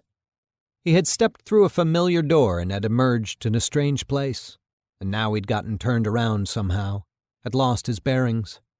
At odd twistings of the maze, he encountered his wife, naked at one point, with an ecstatic smile which repelled him. But in general he encountered only strangers with muffled chins and with hats drawn low, who spoke to each other with voices as muffled and unrecognizable as their faces. Once he caught sight of the waitress in the magazine picture, sitting at her window high above the street, smiling. It was snowing. The buildings. He was in a city of some sort, not Batavia, but some large, dark city, where there were chemical plants or tanneries. The buildings were heavily draped in snow, and there was snow like sifted flour on the sidewalks. Treacherous stuff to walk in. He was in a great hurry, though he could not remember what his appointment was, and there was something in the way of his getting wherever it was he had to get. Once a tree fell slowly and solemnly in his path. The crowd drew back unconcerned, as if they'd been forewarned that the tree would fall. Another time a truck plunged slowly and solemnly over the curb directly in front of him and there, without a sound, turned over, like an elephant falling dead with a heart attack. He came to a peculiar, elaborately wrought concrete portal, columns on each side, statuary, armless figures in attitudes of greed, agony, debauched pleasure, a naked, leering fat man, at his feet young girls, also naked, looking up with expressions of mingled delight and disgust. In all this, nothing shocking, Clumley felt, nothing out of the ordinary. Around the bases of the statues, bits of broken glass, a hubcap, a bleeding hand. From a window, a naked, emaciated old woman without a face extended a ticket to Clumley. He took it and tipped his hat. The woman was his wife. He started down the steps, cold, wet stone slabs on which rats scampered. "Terrible place," Clumley said, without either delight or distaste. The fat man beside him nodded curtly. "Terrible." A public official of some kind, here merely to inspect, like Clumley. A bearded man in a high black hat. "Don't I know you from somewhere?" Clumley said. The official smiled, and Clumley saw that the mouth had no teeth in it. He jerked himself awake. "Incredible," Clumley said. "Horrible." It was light out now, time he should be getting up, but he closed his eyes and allowed himself to drift back into sleep. The dream seemed to continue, but it was another dream. He seemed to be standing in a public dance hall, in colored lights above the stage, the enormous legend, the Fat People's Pleasure Club. All the people were fat and naked, pinkish and bluish in the mysterious light, and all the men were alive, all the women dead. This did not seem strange. Some of the couples were dancing, the men straining and heaving, dragging around their dead partners. Here and there a man stood kicking the body of his partner, or beating the body with a club. "This won't do," Clumley said. But someone was clutching at him, dragging him toward the floor, stripping his clothes from his back like skin as she pulled him along. "All right," he said irritably. He could think of no reason to refuse, though it gave him no pleasure. "It's time," she said. She gave him a loaf of bread. "You're supposed to feed me. It's time," she repeated, cross. "What's the matter with you?" He opened his eyes and, half awake, half asleep, saw the staring, scrawny hen's face of his wife. "Wake up, Fred," she said. "It's almost 10. They want you on the phone." The room beyond her gray face was toneless and drab. "A minute," he said. He struggled to clear the images out of his brain, but against the undertow of his weariness his effort was paltry. "Later," he said. He scowled, forcing himself to think. "Tell them." He let himself relax. "Well, all right, Fred," she said doubtfully. He heard her drawing away. "Half an hour," he said. She gave no answer. The door closed, and he felt himself sinking, a little sickeningly, as though it were the earth itself that were falling toward sleep. If he dreamed this time, he could not remember it later. He knew only that all at once he was wide awake, though lying with his eyes closed. Were the stories true? Had the man really kept a Negro boy locked in his cellar all that time? Impossible. And yet Clumley had half believed it yet. The image of the horrified white woman leaning toward the windshield, the image of the purse in the grass, convincing. He would telephone St. Louis and then San Francisco, yet clearly both stories couldn't be true. One of them was a lie. A joke? Both? It came to him that what was convincing was less the details than the mockery, the godlike indifference of the man. What in the world could make a man so indifferent? Was that the lie, after all? The dreams came back into Clumley's mind and shocked him. He insists on calling me his friend, Clumley thought. He was suddenly angry, but in the same motion of his mind he felt himself drawing back, spying on himself. It was as if he crouched at the foot of his own rumpled bed, peeking at himself, or sat on the red asbestos-shingled porch roof outside his window, peering suspiciously in. What makes me so angry, then? He thought. But there was no time. Always no time. Always the pressure of events. Trouble at the station. They wouldn't have phoned him otherwise, and something else. He struggled to remember. Then placed it. Some unlikely story Esther had told him when he came up to bed. Or when she got up, it wasn't clear. A visitor last night. Some weird message on a paper airplane. Was that too just a dream? But the message was there on the dresser, waiting. He must meet the Sunlight Man again this afternoon. He wouldn't do it, of course. His foolishness was over. He'd send in Miller and Kozlowski to arrest him, and any talk they had from now on would be down at the station. Anything else would be asking for disaster, no question. But if he decided to meet the Sunlight Man this afternoon, which he wouldn't, he had work to do first. He got out of bed and called down to Esther. While she worked on his breakfast, he looked over the mysteriously delivered note, a map and instructions, then stuffed it in his pocket with the other slips of paper and carried the box wrapped in chains out to the garage, where he had a hacksaw. When he'd sawed the chain through and sawed off the lock, he opened the box and found another inside it, wrapped in binding twine, old and dirty, wound round and repeatedly knotted. It would have taken an ordinary man a good hour to tie up. And when he'd cut the twine and sawed the second lock, he found the pistol. It was still loaded. He hurried back into the house. Esther said absently while he ate, Miss Buckland phoned. She noticed you weren't out on the porch this morning, and she wondered if you were all right. Glumly said. Esther talked on, mere words, as if her mind were far away, but he scarcely heard her. Nothing was secret a town like this. Had anyone seen him outside the mayor's house, bent to the windowsill? A chill went through him. Have to watch that, he thought. He'd known at the time it was not quite sane, and he'd known very well that he'd heard nothing. And yet it had been oddly exhilarating to tell the truth. The absolute silence of the street, the surprising distance of lawn between the shelter of shrubs along the sidewalk and the shelter of bushes below Mayor Mullen's window. He'd felt alive, more awake than he'd felt in years, and bending over the hose faucet projecting from the stone foundation of the house, a smell of mint all around him, the earth a little soggy beneath his shoes, lilac leaves scratching at his ear and cheek.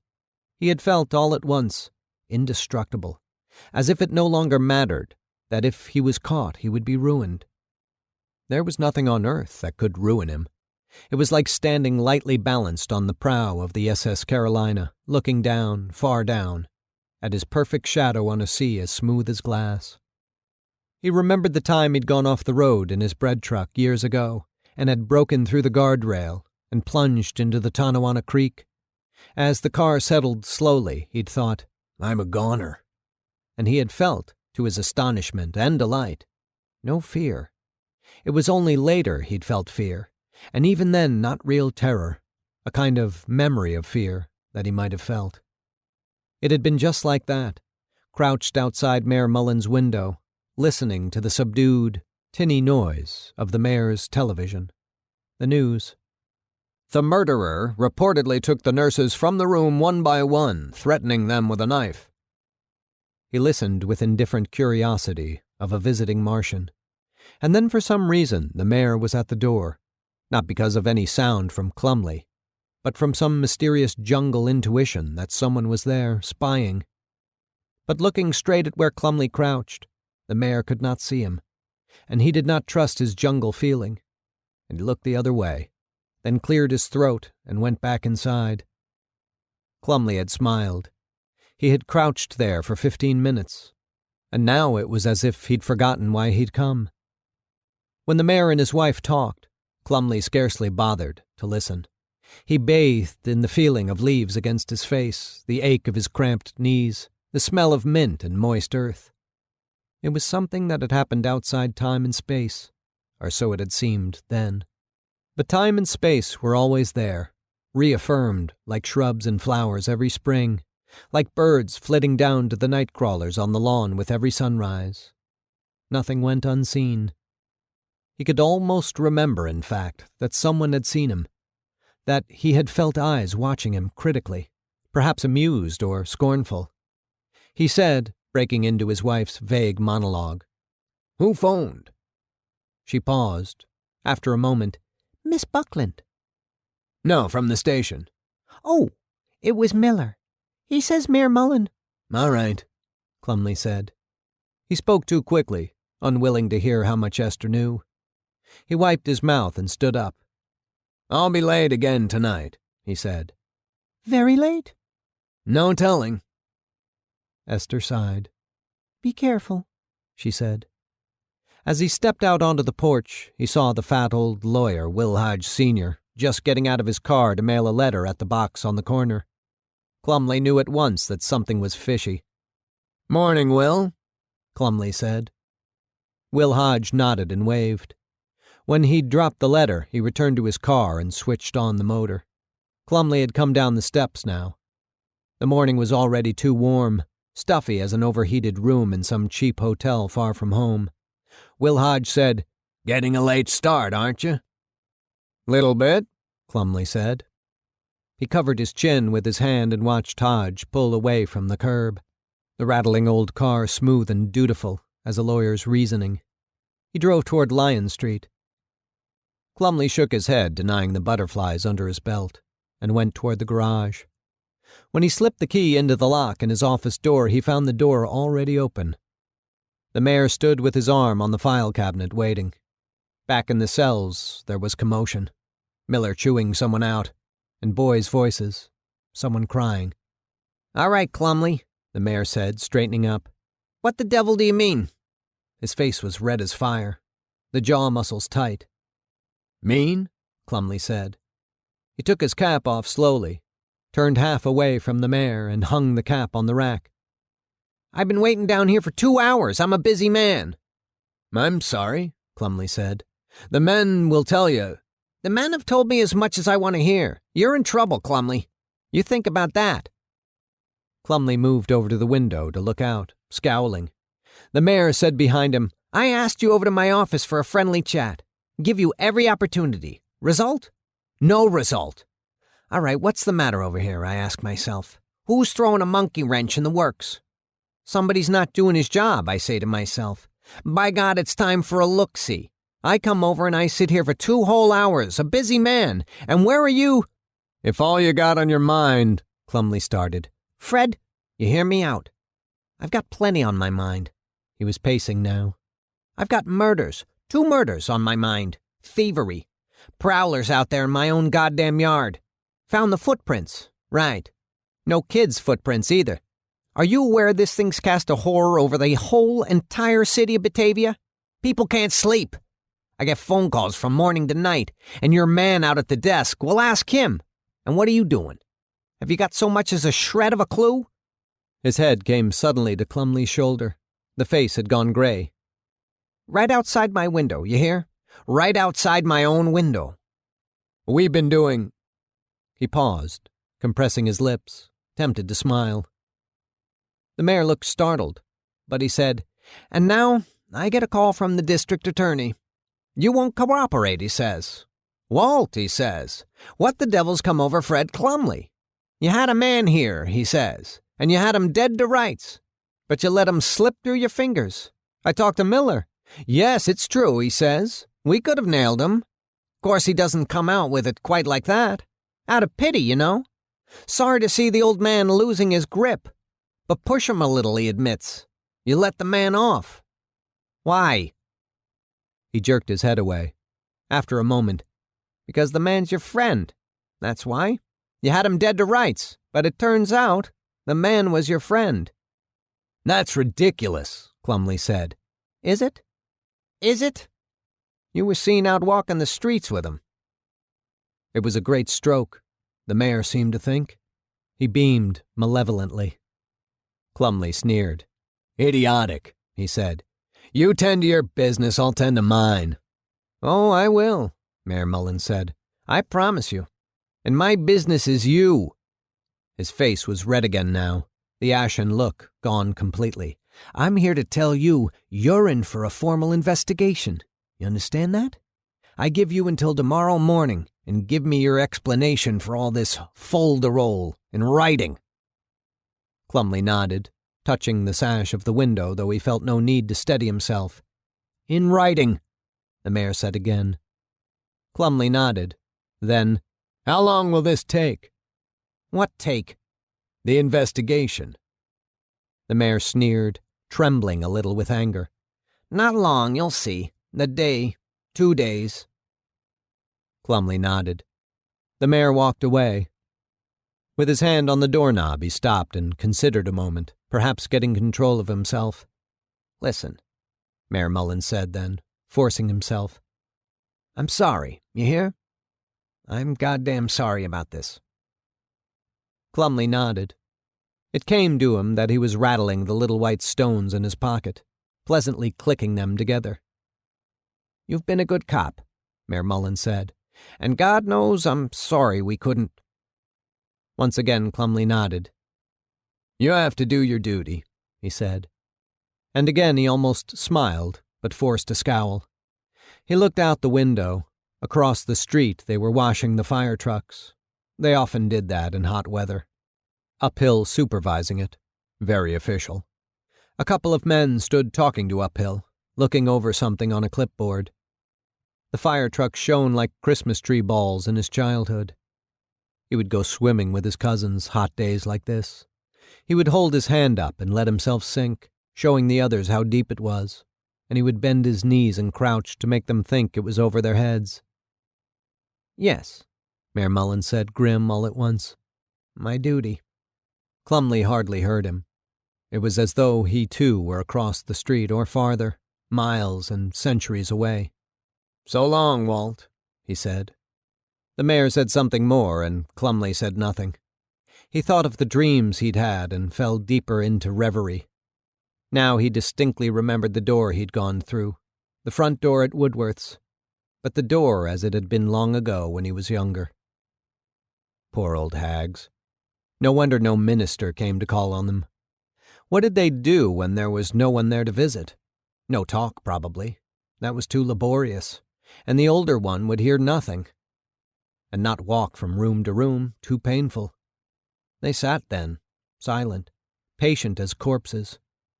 What would the old buzzard Wilby say to that, the cop of the soul? Prying into their secret thoughts for their own good, would he find anything there at all? Memories of swimming or dancing or worshipping in pretty ribboned hats 100 years ago?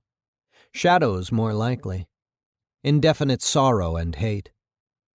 Thank God it was Wilby's responsibility, not his own. Except that they were Baptists. Not Wilby's responsibility, but that of the man who made no calls. Someone else's responsibility, then. Some neighbor's. Merciless God. The Reverend Woodworth, dead for half a century now, was remembered as a great caller on the poor and enfeebled. There was a plaque on the Baptist church lawn that told about it.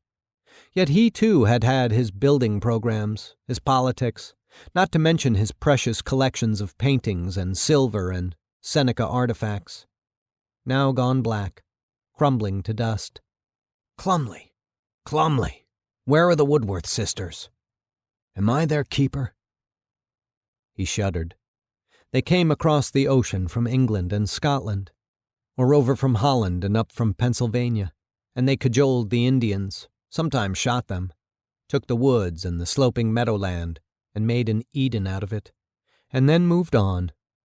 And those who were guiltless of the cruel invasion came in behind them and bought from the Holland Land Office with honest cash, nursed what remained of the Indian nations, the old ones, the drunk and spineless, too sick of body and soul for defiance, much less flight, and they possessed the milk and honey land, and were known for high-born saints. We're marching to Zion, beautiful, beautiful Zion. We're marching upward to Zion, the beautiful city of God. Mormons, Shakers, spiritualists, and Millerites, Covenanters and Brotherhooders and the Monroe County Lambs. And then came the children of physical culture, and they too had their holy saints, McFadden by name, and shrines and hymns. A band of good fellows are we in this healthful club of PC. We pursue here our health, and our troubles they melt. And orders we get to be slim or be fat. Our consultant does guide us each day. The masseur rubs our toxins away. And we all stick together, and we don't care whether the world is now round or is flat. And there was money, oh, an empire. Old Eastman's house, with its 28 bathrooms and pipe organ, and the houses up and down from it on East Avenue. More Kodak profits, or Bausch Lomb, Hickey Freeman, Adler Brothers, Stein Block, or profits from Sibley Lindsay and Kerr's department store. All that was in Clumley's father's day, had been not his life, but his model for life. No lord, Clumley's father, but a dutiful servant who understood greatness by the complexity of its plumbing. That was how it was in western New York, in the Genesee Valley, where a longshoreman like Fingy Connors could get to president of Buffalo's fanciest boating club, rise from the dead as surely as Jemima Wilkinson did in the year of grace, 1776, becoming the public universal friend, so Fred Clumley's grandfather spoke, gray of beard and pale of eye, himself mysteriously no baron, no saint, a dutiful servant in plumbing, a keeper of other men's sanctity. Or as Joseph Smith rose from death in life to holiness in Palmyra, or like what's-his-name Harris, prophet. Something about the land, or the New York State land, as it used to be. The near horizons lifting up their high-angled screens between folded valleys, the days full of clouds forever drifting, ominous and beckoning, sliding past green-gray summits and throwing their strange shapes over the tilted fields, sunny elms, inexorably darkened by the march of shadow from the straight-edged slopes. "Stand up and seize," the land said, or rise and prophesy, cock your ears to the invisible. At the edge of dark woodlots, facing on swamps where no mortal trespasser could ever be expected, there were signs, "Keep out. This means you."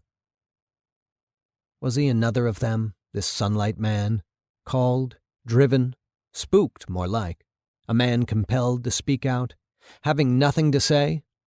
It was possible.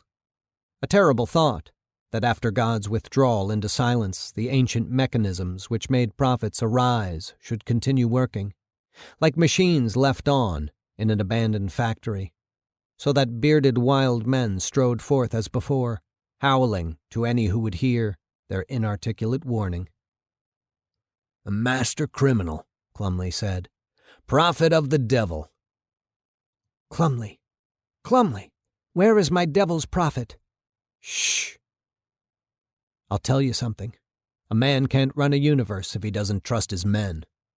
I'll tell you something. My job is law and order. That's my first job. And if I can't get that one done, the rest will just have to wait. You get my meaning? I'll tell you something." He sat at his desk, chin on his fists, musing. "You okay, Chief?" Miller said. He waved it away, a slight movement of his right hand. "You need a rest," Miller said. "How long since you took a vacation?" "Too late for that."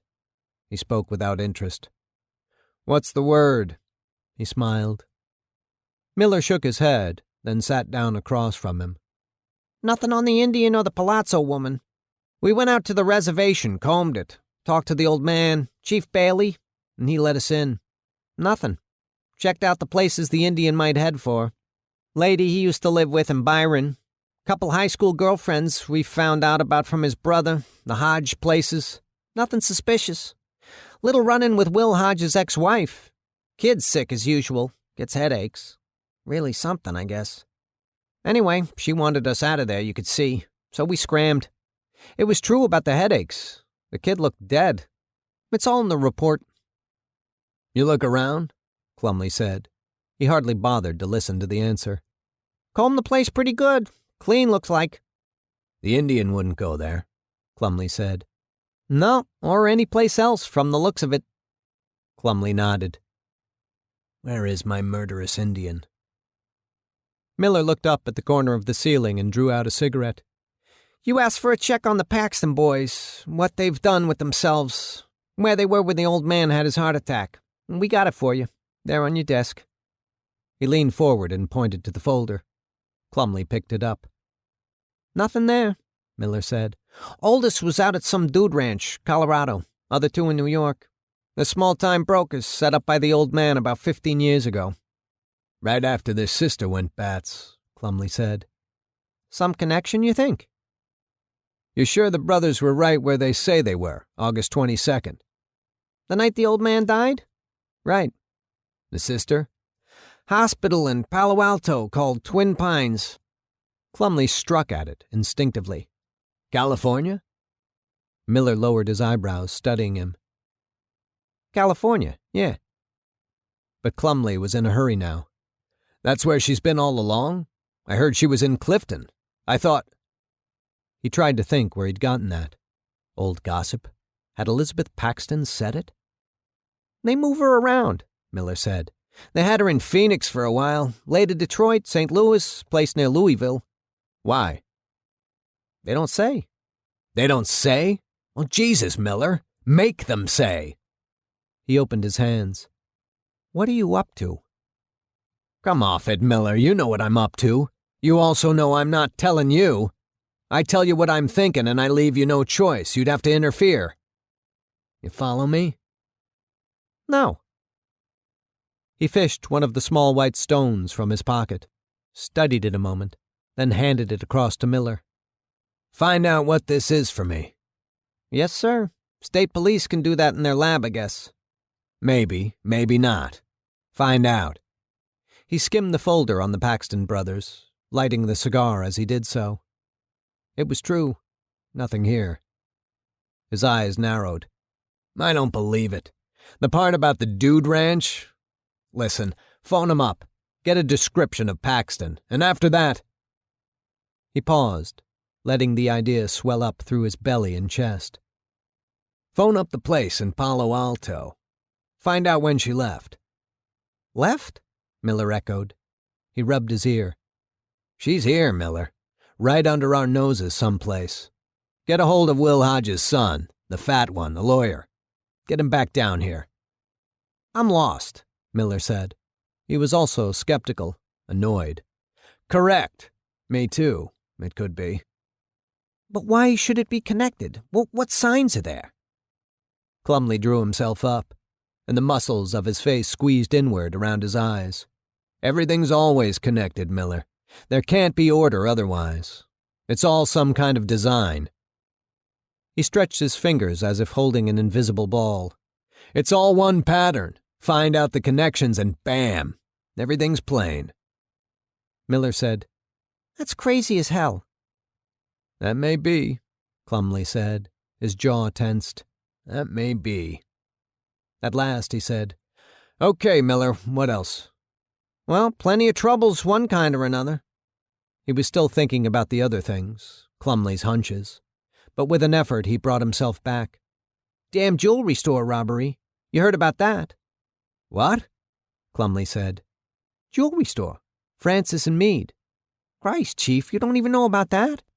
"All morning I got here late, and then Mullen was here." "Well, okay. We went over it with a fine-tooth comb. Nothing. Professional job. Out of town, most likely. Just unlocked the back door and walked in and unlocked the safe. Couple $100,000, looks like. But they haven't yet figured the lost exactly. Must have happened a little after midnight." "A little after midnight," Plumley said. Then, "Nothing at all?" "Not a trace." Plumley shook his head. "Anybody hurt?" "Not this time." "It's like trying to get a hold of the devil," Plumley said. Miller looked doubtful. At last, Plumley said, "Okay, that all?" "Just about. There's some funny business at the Presbyterian Church, a firebug, maybe religious nut. They're checking it out. Other than that, just the usual minor stuff. Couple of bar fights, lady that thought she heard a prowler." "Where?" "Over on Ellicott by the mayor's." Plumley gave no sign, and Miller went on. "And we picked up some kids last night, 4 of them. Good families. Parents had no idea, the usual. Garage of bikes, torn apart and reassembled. Been talking this morning to the goddamn parents. Oldest kid's 12. Youngest one 8. Couple of 'em. Throw the book at 'em, Plumley said. Well, sure, but you know how it is. Makes no difference, Plumley said. At a time like this, it's important we set an example. Discourage... Miller nodded. I know. I thought about that. But if you talk to him, you'll see that possibly this time you want to let him go. His voice shook. Miller thought about it. Well, it depends, he said. You know how it is. It's like you said to Kozlowski. You have to use your judgment. Plumley sat forward. He told you that? Miller glanced at him, then grinned. What's eating you, boss? I overheard it, that's all. He jerked his thumb toward the door. I was standing right out there and I heard you yelling it. What's it matter? Plumley thought about it. He pressed his fingertips to his eyes, and once more the memory of his dreams came back. And then something else, the footprints outside Mayor Mullen's window. At last he said, Okay. Do what you think. Anything else? That's about it, Miller said. He stretched his neck, getting a crick out, then swung his hands to his knees and got up.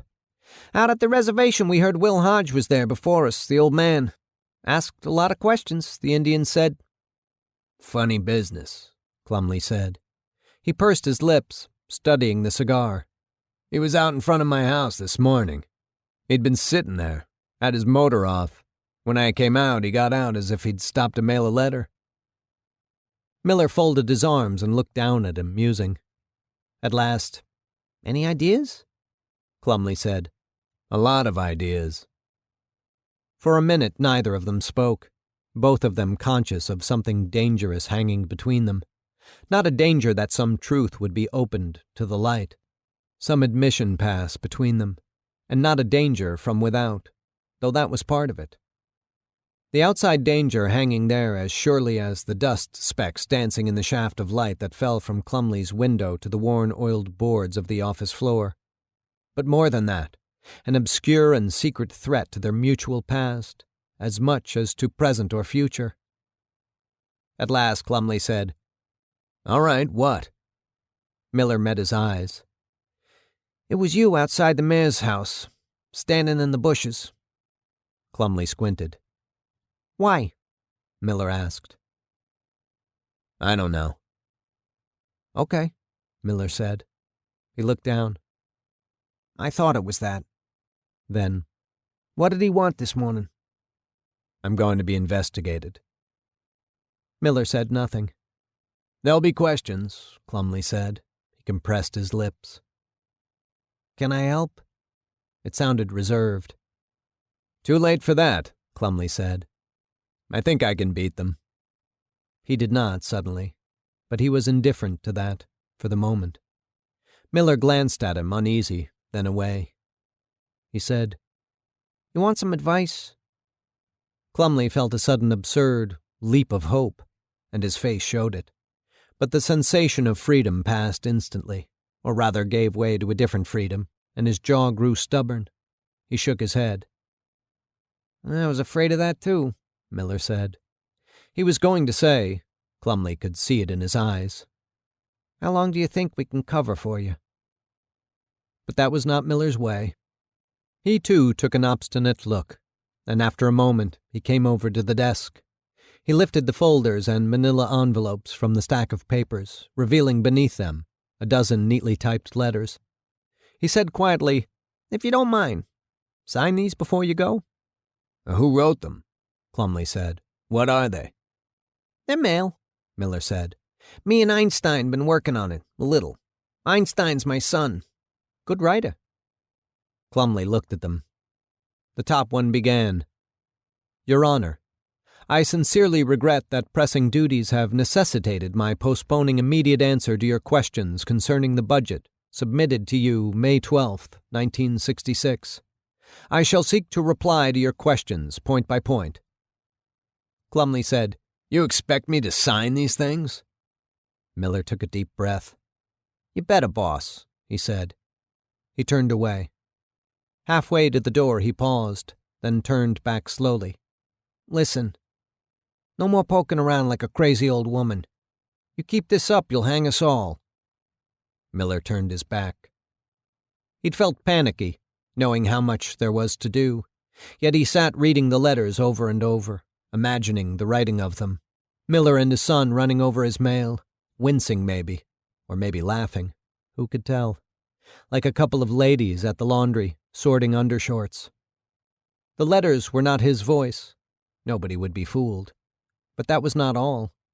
The letters were his responsibility, a stupid responsibility he should never have been saddled with in the first place, and should never bend to now. And yet he would bend. He knew that. It was merely a question of time, of aging endurance. It was 12:15 when the call from Marsh Niemeyer came, a prattler, one of those farmers who work like the devil when alone in the field or the cow barn, and then talked on and on as though he could never get enough when some neighbor came around, or he met some friend at church, or made a phone call. He said at length, "Well, Chief, what I called for was, we're printing up the programs for the program." "I see," Clumley said. "Well, we wondered what the title of your speech was going to be. It's next Wednesday, you know. You see, we have to tell the printer," he explained in detail. Clumley said, "I thought I'd talk on law and order." "Law and order," Niemeyer said. He sounded doubtful. "Did you have a title?" "Law and order," Clumley said. He smiled with considered malice. "Good," Niemeyer said. "That's good, direct, no running around Robin Hood's barn." Clumley nodded at the phone. "That's about it." The man talked on, and Clumley waited for it to end. His mind wandered vaguely to the Babylonian puppets, and he frowned. There was a connection, but he couldn't make it out exactly. "Ladies and gentlemen, my subject tonight—" No. As the salesman said to the farmer's daughter, he thought suddenly with a shiver of mysterious anger, King Kong's balls. And then, "But seriously, folks." "Well, thanks," Niemeyer said. "It's something to think about." Clumley said. A touch of megalomania. Don't you think that may have certain dangers in it? Political and social, I mean. Who said that? The Sunlight Man? Refuses to renounce his human dignity. A Hell's Angel of sorts. A rebellious lunatic. The phone in his hand was dead. Salvador's funeral, he thought. He looked down, startled at his watch. "Where is my servant, Mickey Salvador?" At the desk, he said, "Where's Kozlowski?" "Having lunch, sir." "Where?" "I don't know. Polka Dot, probably." He hurried out to the street and made for his car. Chapter 3. "We're in an age of violent change, Kozlowski," Clumley said. Kozlowski nodded, winding spaghetti around his fork with the help of his spoon. His face was redder than usual, as though it embarrassed him to be caught eating lunch with the chief. But there was hardly anyone else there, a teenager with longish hair and his collar turned up, sitting at the counter to Clumley's left, and around the corner a workman of some sort, maybe a welder, with thick glasses and thick bubbles of glass in the middle. The waitress was telling the workman that he and his wife were tearing that poor boy apart. "Say it's true," the workman said. "Let's say I'm willing to grant that." He pointed at her with his fork. "You think you and I had it better when we were kids? I give him the best home I can. It's up to him, too." The waitress waved it off scornfully and turned to Clumley. "What's yours?" she said. He pointed toward Kozlowski's spaghetti. "One of those and a cup of Sanka." "No Sanka." "Root beer." She turned away. "Violent change," he said again. "I'm not against the future. Not for a minute, no sir. What I ask is, who's conserving the values of the past? Who?" Kozlowski shook his head and glanced at the waitress. "It's all very well to say the old order changes, giving way to the new, or whatever the saying is, but where's the new? That's the question." Kozlowski poked the forkful into his mouth. The man in thick glasses said, A man has to look out for himself. If my parents are to blame for the way I turned out, then it must go back to Adam, for God's sake. And who's responsible for him?" "All right," Klumley said. "So take—" He leaned closer to Kozlowski. "Take the Sunlight Man. A dangerous criminal, right?"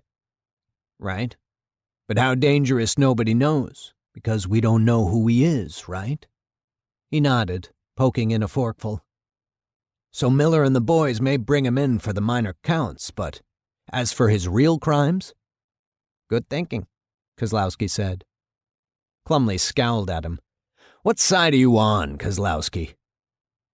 Klumley's spaghetti came, and Kozlowski was spared the inconvenience of answering.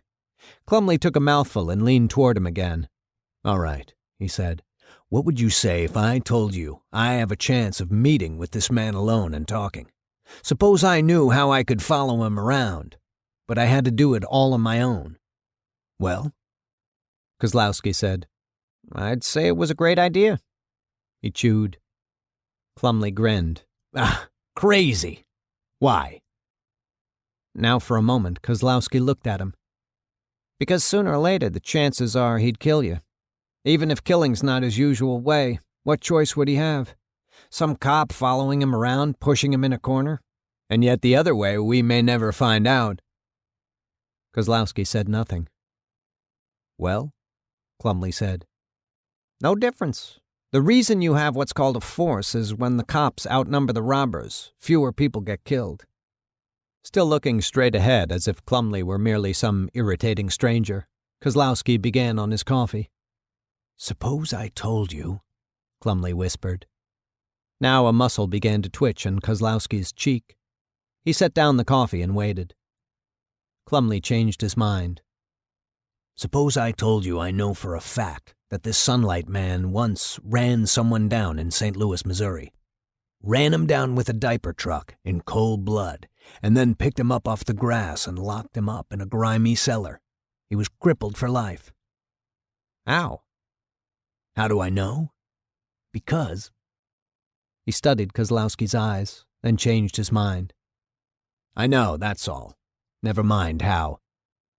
"You'll get killed," Kozlowski said. "And you'll deserve it.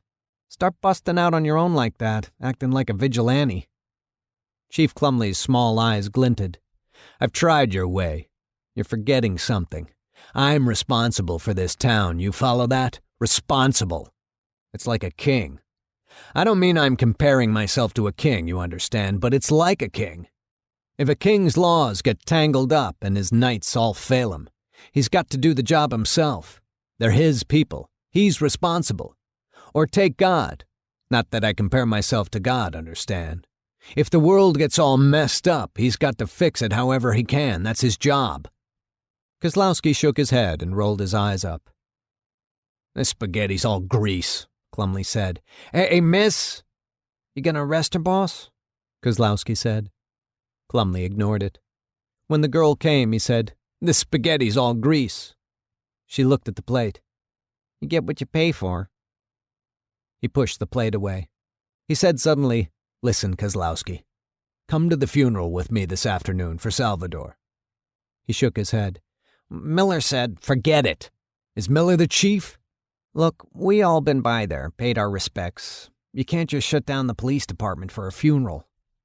"True, but I want you there, see?" He added, crafty looking. "I've got a hunch." Kozlowski sighed. Klumley had finished his root beer now, and they both got down off their stools. The waitress looked at Klumley's cheek. 90 cents, she said. He paid her, and she rang it up. Kozlowski paid nothing. Klumley thought about it. At the door, Klumley squinted at him and said, "You got some deal cooked up between you and her? How come no charge?" Kozlowski blushed. "What kind of deal could we have?" "I don't know," Klumley said. He thought. Bookmaking, petty extortion, prostitution, health code, fire code. "I don't know," he said again. "You're a riddle, Kozlowski." He grinned, watchful. Kozlowski looked up at the sky and slid his cap on. It must be 100 out now. The sheen of wax on the police car top was blinding. You drive, Clumley said. We'll stop by afterward and pick up my car again. He closed his hand around the little white stones in his pocket. Kozlowski got in, switched on the ignition, and waited while Clumley came around the front to his side. For all the heat, it was a good funeral, one of the best he'd seen. Almost all the people there were Italian, and most of them he didn't know. Nobody talked.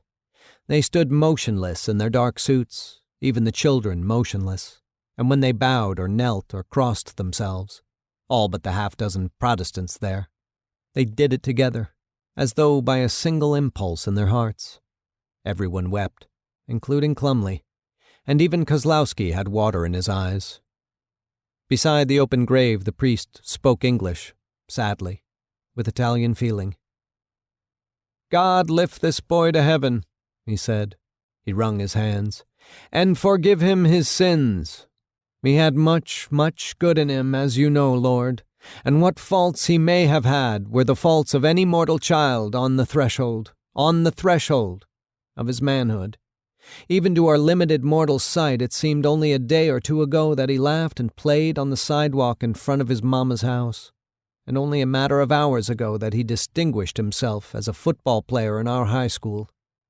He was gentle and kindly, and he gave his life for the defense of peace and justice. Have mercy on his spirit, and give comfort to his mother and his brothers and sisters who have lost him in all the great beauty of his youth. When they come home to the house now suddenly emptied, you be there in his stead. When they hear a young voice they mistake for his, in that first tragic instant, you be there to give them peace." He shifted to Latin, or maybe Italian. An untimely end, but the funeral was fitting, and all the dignity of Mickey Salvador's life was there, his mother weeping, the younger children, the relatives heavy of body and heart, the school friends. We all go sometime, Clumley thought. At last, whatever tensions, uncertainties, joys and sorrows warred in the heart, law and order were restored, and there was peace. He looked out at the field where cows lay weary from the heat and 2 dogs stood sniffing a fence post. Life goes on, he thought. It was beautiful. He gave himself up to the pleasure of weeping. When he wiped his eyes, the first thing he saw was the enormous back of Will Hodge Sr., moving toward the cemetery gate. Poor devil, Clumley thought, remembering the scene with Salvador's mother in Clumley's own office. Well, they'd made up now. She walked beside him. That was odd, he thought the next minute. Unsettling. Hodge turned to glance back, and his eyes fell instantly, as if he'd meant them to, on Clumley. But he got no time just then to think about it. There was a commotion over at the edge of the crowd, an argument perhaps, or a purse lost, or some accident. He pressed toward the place, Kozlowski just behind him. When he got there, the small crowd fell away to give him room. There was an old Italian woman sitting on the ground, her legs splayed out, skirt hiked up to reveal the terrible gray of her thighs above the rolled stocking tops. A boy was pulling at her, trying to help her to her feet. She was blind and seemed dazed. When Clumley bent over her, she drew back as if alarmed, saying something in Italian. "Uno stormo d'uccelli." "What?" Clumley said. He glanced at the boy for help. "Storm of birds," the boy said. In answer to Clumley's look of bafflement, he merely shrugged. He was so thin he looked made out of sticks. "Voli di colombi," she said. "Flights of pigeons," the boy said dully, looking down. "What's this mean?" Clumley said, but no one answered. The crowd drew nearer to listen. "La morte," she said. "Death," said the boy. She was speaking directly, unmistakably to Clumley. She began to whisper, and the boy went on translating, quick, toneless, indifferent. "Some will die for uncontrol and animalness and for cruel mastering, some for violent kindness." She touched Clumley's face, her hands ice cold, and said a word which the boy did not translate. She repeated it. "Disanimata." "What does it mean?" Clumley said. The boy looked blank and sullen. The others would not say either. "Let me help you up," Klumley said. He took her 2 hands. "All right, you people, make room there." Kozlowski put his hands under her armpits. He had an hour yet before it was time to leave for his appointment with the Sunlight Man. "You're home early," Esther said. "You said you were going to be late." He nodded. "Work to do. See I'm not disturbed." Without another word, he proceeded up the stairs to the 2nd floor, and then on to the 3rd. Here the house was above the shade of the trees, and the bare, unfurnished rooms were full of light. He got out the tape recorder from the closet where he'd left it, threaded the tape in, and bolted the door behind him. He straightened up and got a cigar out, then stood at the high, narrow window to smoke and listen. He felt again the heavy-hearted weariness he'd felt last night in the church.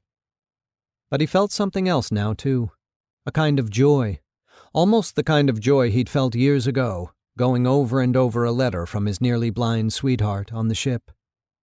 His head was clear now, as it always was up here when he could look out on half the city. As the tape spoke, he cocked his head and bent nearer. "He'd misunderstood reality, and so he died. And so I say this. Suppose you're wrong." Klumley snapped off the tape and stood thinking a moment, bent back as a beetle, his hand around his jaw. Downstairs the telephone rang. Esther called, "Yoo-hoo! Telephone, Fred!" He bent lower and unplugged the tape recorder, then stood motionless, squinting, and closing himself in silence. Section 10. Poetry and Life. That some elephants have not only written whole sentences, as Elian ocularly testifieth, but have also spoken, as Zopianus delivereth, and Christophorus Acosta particularly relateth, although it sound like that of Achilles' horse in Homer, we do not conceive impossible. Sir Thomas Browne. Chapter 1. Walter Boyle, or Benson, had a round face and round, surprised-looking eyes like a rabbit's. Now, as he drove home to Buffalo, sitting far forward in his seat as always, and clinging to the steering wheel with both hands, his eyes looked rounder and more surprised than ever. He was frightened, and for the first time in years, tormented by something he could even recognize himself as guilt. If he consciously tried to think back to the murder of the guard, his mind would shy away stubbornly, like a horse avoiding a bridge. Nevertheless, the memory repeatedly came back, around unsuspected corners, and though his thought recoiled the way you would draw back your hand from a snake you'd mistaken for a vine, he could not escape reliving that moment, the dead guard's hand reaching out to him, over and over. He had always known that there is violence in the world. He'd seen minor examples, but he had never fully grasped what he had known. It was equally impossible for Boyle, or Benson, to grasp the magician's return to the jail to free an Indian who meant nothing to him, as far as he could see, or meant worse than nothing, an irritation. Insane. That was all there was to it. But Boyle was not convinced, or comforted. He had not really grasped that there was madness in the world. Worst of all, though, was the pistol whipping of the Indian who had stayed. Boyle had a certain respect for the police.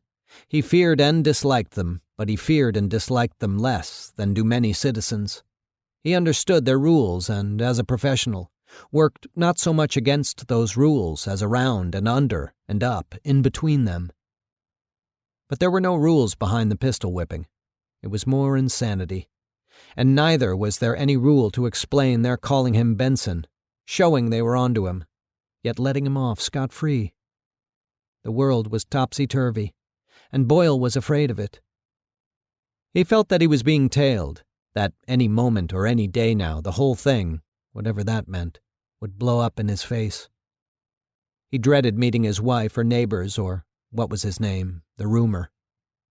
He felt, though the trial was behind him, accused, and felt everyone knew it. He, Walter Boyle, it seemed to him now, or seemed to some gloomy, befuddled alley of his mind, was personally responsible for the magician's return, and so, in effect, for the murder. He could have listened more carefully to the conversation of the magician and the Indian. He could have told the police more than he'd told them, or warned them about the break he had known was coming. And after it was over and the police were asking angry questions, their faces bright red, he could have told them at least who it was that had let the Indian out.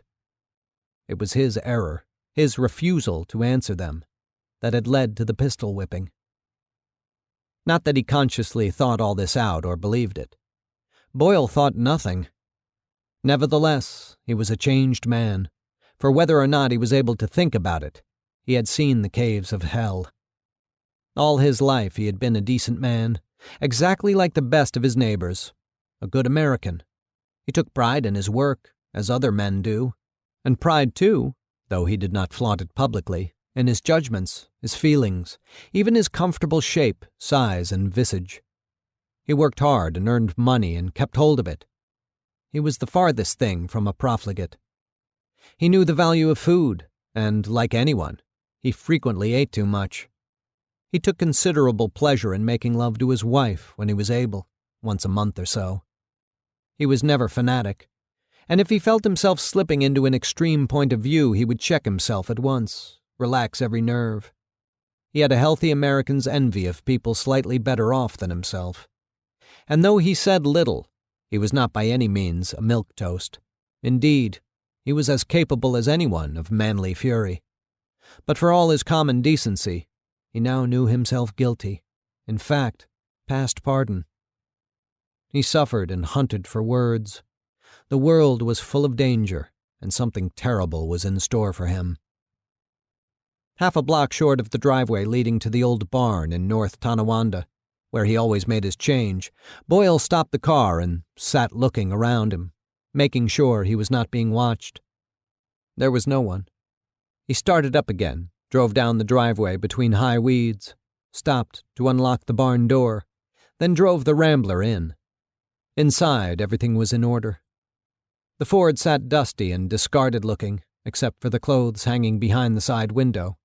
Benson's. Boyle undressed, down to his underwear and socks, removed the money from his billfold and put the billfold in the Rambler glove compartment. He stood a moment between the two cars, facing the closed barn door and rubbing his hands absent-mindedly, savoring the queer sensation of being neither Boyle nor Benson.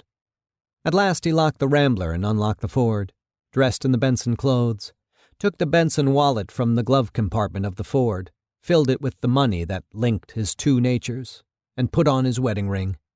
He opened the barn door, started up the Ford, backed out, got out again and locked the barn door behind him. Even now he dreaded going home. On an impulse very unnatural for him, against all his rules, he parked his car in a downtown lot, 30 cents an hour, and got out to walk. He had no intention, at first, of walking all the way home from here. It was nearly 2 miles. But he started out by accident, in the general direction of home. Though the afternoon was in fact pleasant, somewhere in the 70s, Benson felt chilly.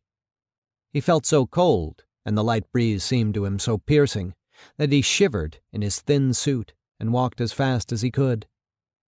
He thought about the people he'd seen in jail, the Indian boy with his jaw broken, the cracked magician, the drunks, the teenaged hoodlums the police had brought in after the escape, and, hardly aware that he was doing it, he began to compare them with the hustling Buffalo people all around him.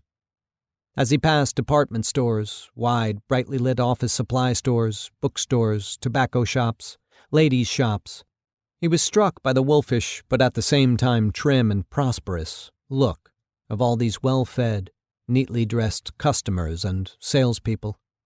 There was nothing like this back in jail. These people, too, looked cross and impatient, but they looked busy at least, and satisfied that their business was the most important business to be done. He passed an air-conditioned shoe store.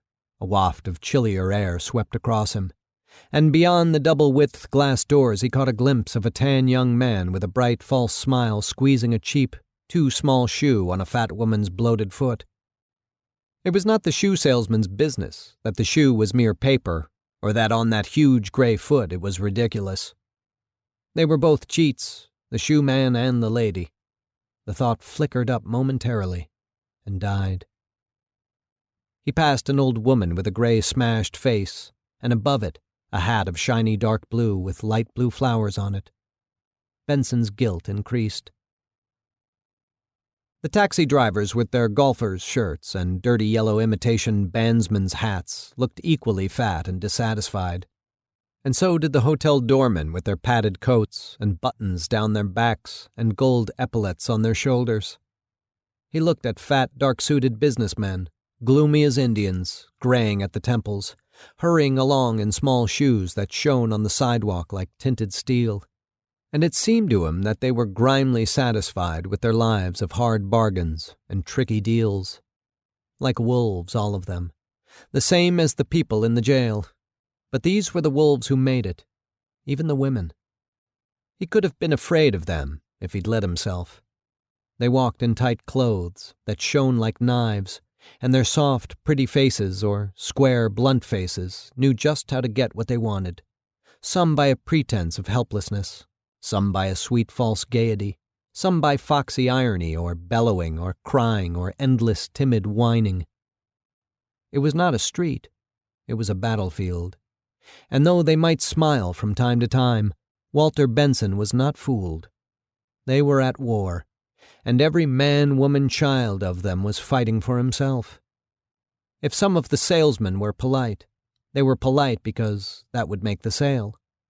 If it worked just as well, they'd have gladly cracked open the customer's jaw with a pistol.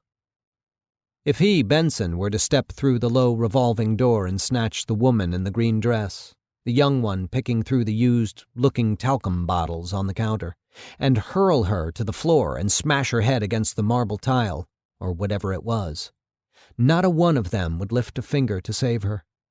They would scream, duck down, look out for number one. A sobering thought. It filled his chest with a coldness. He came into the scruffier section now. The department stores and banks and expensive shops had fallen away behind him. Ahead of him lay the hunting grounds of less powerful thieves, shoemakers working at basement windows, a medical supply store with maiden-form corsets and bras in the window, a body shop with a red and yellow sign, "You wreck 'em, I fix 'em." He passed two painters working on the front of a beauty salon. Their sleeves were rolled up on their lean brown arms and showed their swollen veins. One of them was swearing.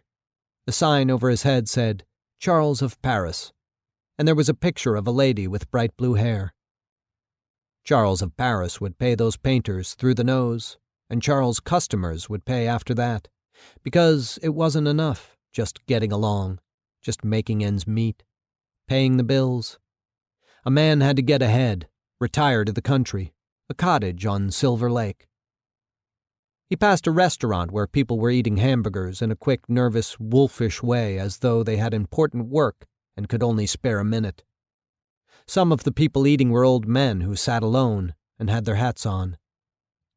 By the window sat a man with lifted eyebrows, pouting lips, and a fixed stare. He seemed to be struggling to remember something. In the back of his mind, Walter Benson had a feeling he was to blame for all this, too. He walked still more quickly, lost in reverie, and before he knew it, he was hurrying down McKinley, his own street. He slowed down, suddenly remembering his weak heart, his bad ticker, as he put it to himself, a phrase less frightening to him. His dread of meeting his wife washed over him again. He'd been away a long time this time. He could hardly blame her if Marguerite was cross with him, driven past the limits of her patience. What had never entered his mind before came absolutely clear to him now. It wasn't a kindness he'd done her, bringing that rumor in. It was more work, more worry. Why hadn't he thought of that? He walked on toward his house, still a block away, and as he walked, he hunted through his suit coat pockets, without the faintest idea what it was he was hunting. In his inside coat pocket he came upon the pocketbook of favorite poems. Finding it gave him a just barely perceptible touch of comfort. Even so, walking up to his own front porch, he felt more like Walter Boyle than like Walter Benson. He glanced over his shoulder, then went up the steps and tried the door. It was locked. That was something he could not possibly have expected. Marguerite never went out anymore, not since she'd broken her hip that time. Had she fallen down again? He tried the doorbell. No answer. He went over to the window behind the porch swing chair and peered in. But except for the familiar old brown overstuffed chairs and davenport, the mantel shelf with the pictures of her family on it, the standing lamps and the television, the artificial flowers, there was nothing. It was as if she'd died. The thought alarmed him, and he went around to the side door, where he had a key beside the meter. Inside, everything was as usual, except that Marguerite was gone. The plants in the kitchen, in clay pots, set on old kitchen dishes, were in perfect health. The linoleum shone as usual. Everything was clean and excessively neat. Only one trifling irregularity caught his eye. A paperback book on the kitchen table. Castro's Revolution. It was not the kind of thing she would read. The rumor, then, Benson decided. Leaning over it, he noticed that there was a newspaper clipping in it for a bookmark. He opened the book and, because the print of both the clipping and the book itself was very small, carried it to the window beside the washing machine, where he could see. The clipping was about a Negro church being bombed. As for the book, the pages were cluttered with underlining, and along the margin at one point there was a wild vertical bar in bright red ink. Walter Benson blinked his protruding eyes and pursed his lips and read through it twice. Then he closed the book on his finger and stared up at the wall, as if half expecting a voice to come out of the wall and explain. At last, glancing over his shoulder again, he put the book down exactly where he'd found it, and went over to the refrigerator to get himself an orange crush. It came to him that she might be in the backyard, working over her flowers, say. So he carried the pop with him to the back door and out onto the porch. She was not there either. The lawn hammock was there, though, and all at once it looked inviting. He went down the rickety steps and across the lawn and got cautiously into the hammock, where he lay on his round back, arms hanging out on either side, almost relaxed, though he was still not easy about her being away. Benson closed his eyes. Here in the backyard, it was like being in the middle of the forest, miles from civilization. True, he could see the backyards of all the people on this side of the block, or if not the yards, then the trees and garage roofs. And true, he could hear the traffic of the city, the roar of an occasional jet overhead, the televisions a little ways off. But this was, nevertheless, his yard. And even though he could be seen by anyone who bothered to look from a nearby yard or some upstairs window, he felt private here. He felt he was himself. He caught the scent of a barbecue and felt one moment pleased by it, the next restless again. Suppose something had happened to her. Suppose she'd been murdered in her bed. Or no, he had looked in her bed, lured out of the house and murdered in the street. He wondered for the 100th time whether the police had worked out, finally, what he'd failed to tell them, that it was no one else but the Sunlight Man who'd come to let the Indian out. Could it be he was planning some terrible murder and needed the Indians' help? The murder of Benson himself? He found himself worrying as badly as he'd worried all that time in the jail. It was dangerous for him, the doctor had said so. For his ticker's sake, if for no other reason, he had to get himself out of this state. He took a drink from the pop bottle, then closed his eyes and lay with his arms hanging over the sides of the hammock as before. But comfortable as the hammock was, good as it was to be drinking orange crush again in his own backyard, he could not drive away his heavy dread. He drew the pocketbook of poetry from his inside suit pocket and opened it where it opened easiest. From many past readings, the poem began to affect him even before he began to read. "O friend," my bosom said, "through thee alone the sky is arched, through thee the rose is red. All things through thee take nobler form, and look beyond the earth. The mill round of our fate appears, a sun path in thy worth. Me too thy nobleness has taught, to master my despair. The fountains of my hidden life are through thy friendship fair. Walter Benson read it again and again, and gradually the world around him was transmuted. All that had been, a moment ago, grim and dangerous and too heavy to bear, seemed now mere passing illusion, and what was real was, he thought, the arched sky and the rose and the sun path, whatever that might be. Tears brimmed up in his eyes. Something stirred nearby. He hid the book quickly and glanced around. It was only the Springer's dog, so he drew out the book again cautiously and reread the poem twice, until he'd gotten back his former emotion. His eyes filled once again with tears, and it grieved him to remember what harsh thoughts he had thought about the people he'd passed on his long walk home. He, Walter Benson, was as much a sinner as any of them, he knew. He'd been looking merely at the outer husks, forgetting the inner fountains, as one of his poems said. He read one more time the poem about friendship, and suddenly, ardently, Benson wished he had a friend, so he could mail the poem to him. He closed his eyes and gave out a tiny whimper, profoundly at peace with the world, if only for the moment, and 2 minutes later the pop bottle dropped, almost soundlessly, from his fingers onto the lawn. It was dark when Benson awakened. At first he couldn't tell what it was that had made him wake up. The cold, maybe. Then he saw the car in the driveway. It took him a moment to recognize it. It was the Rumor's car. He remembered the name now. Ollie Nooper.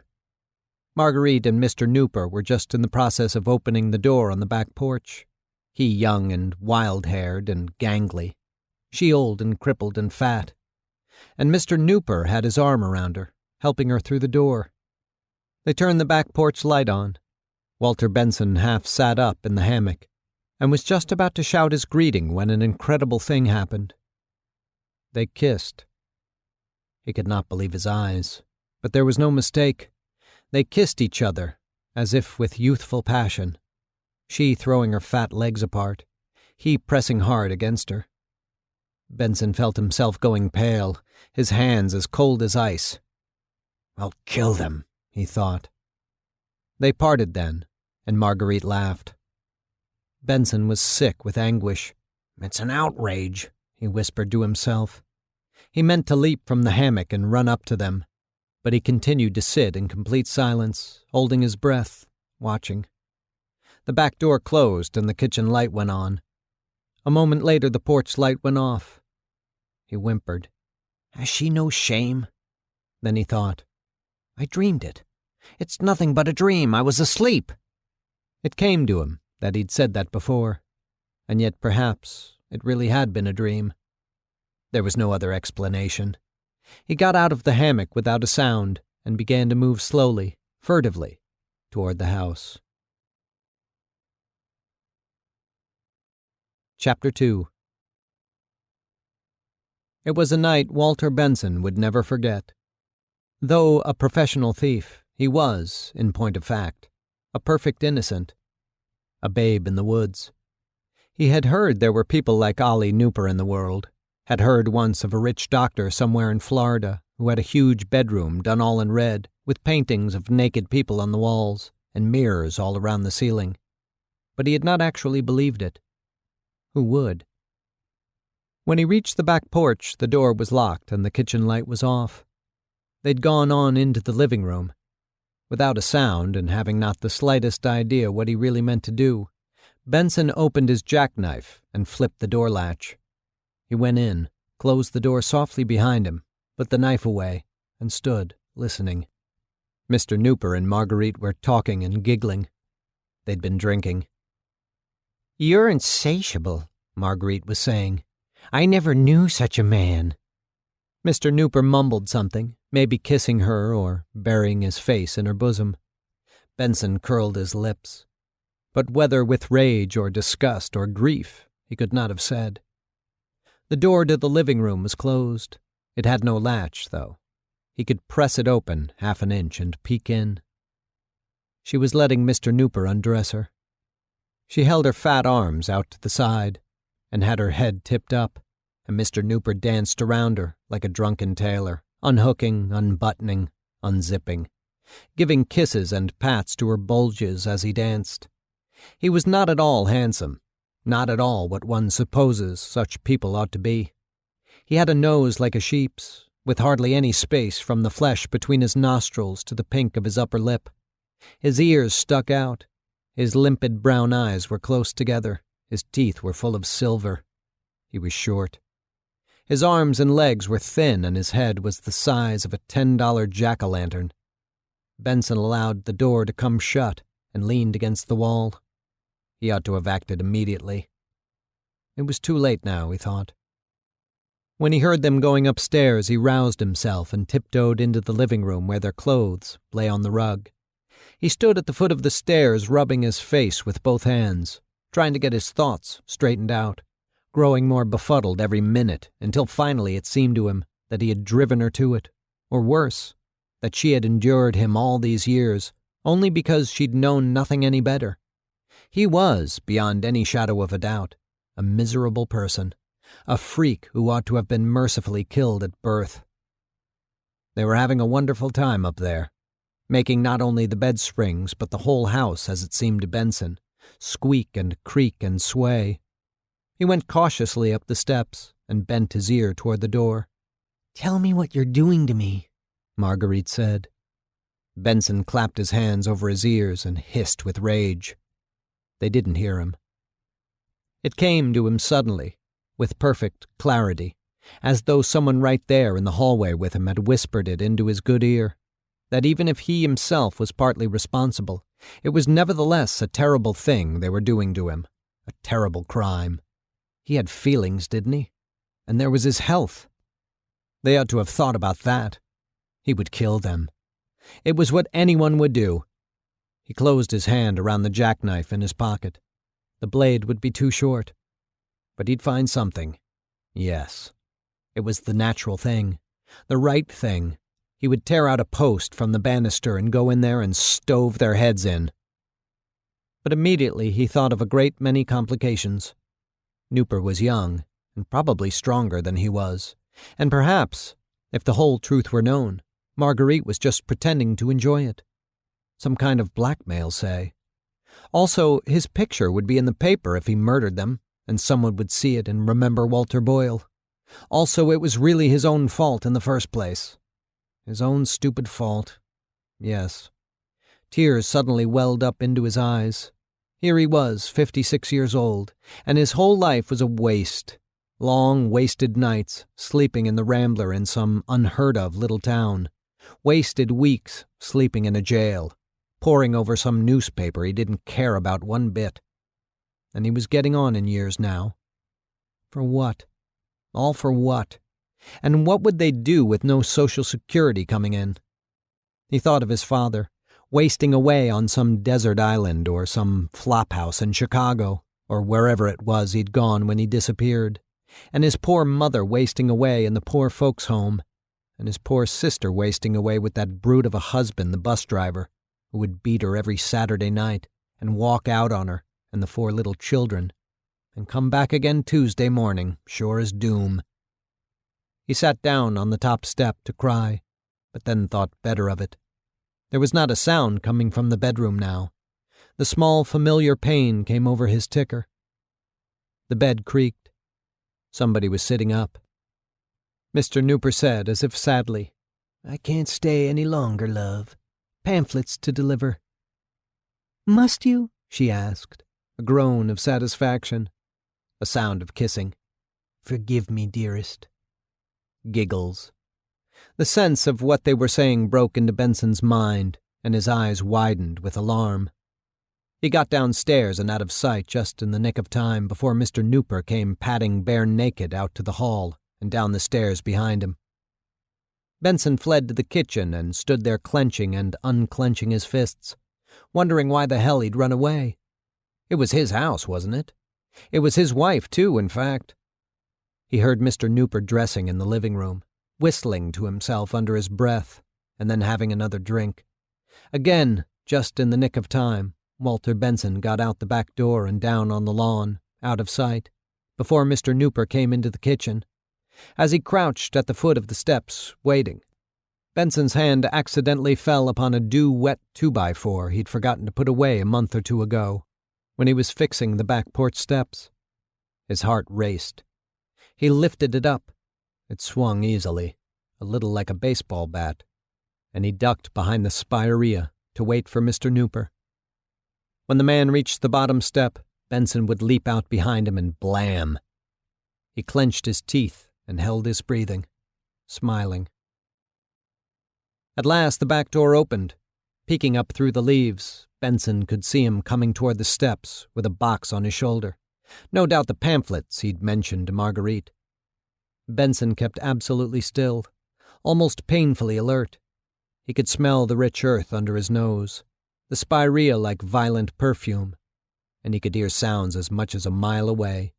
A garbage can lid grating down onto the can, a motorcycle out on the highway, a man's voice calling a dog.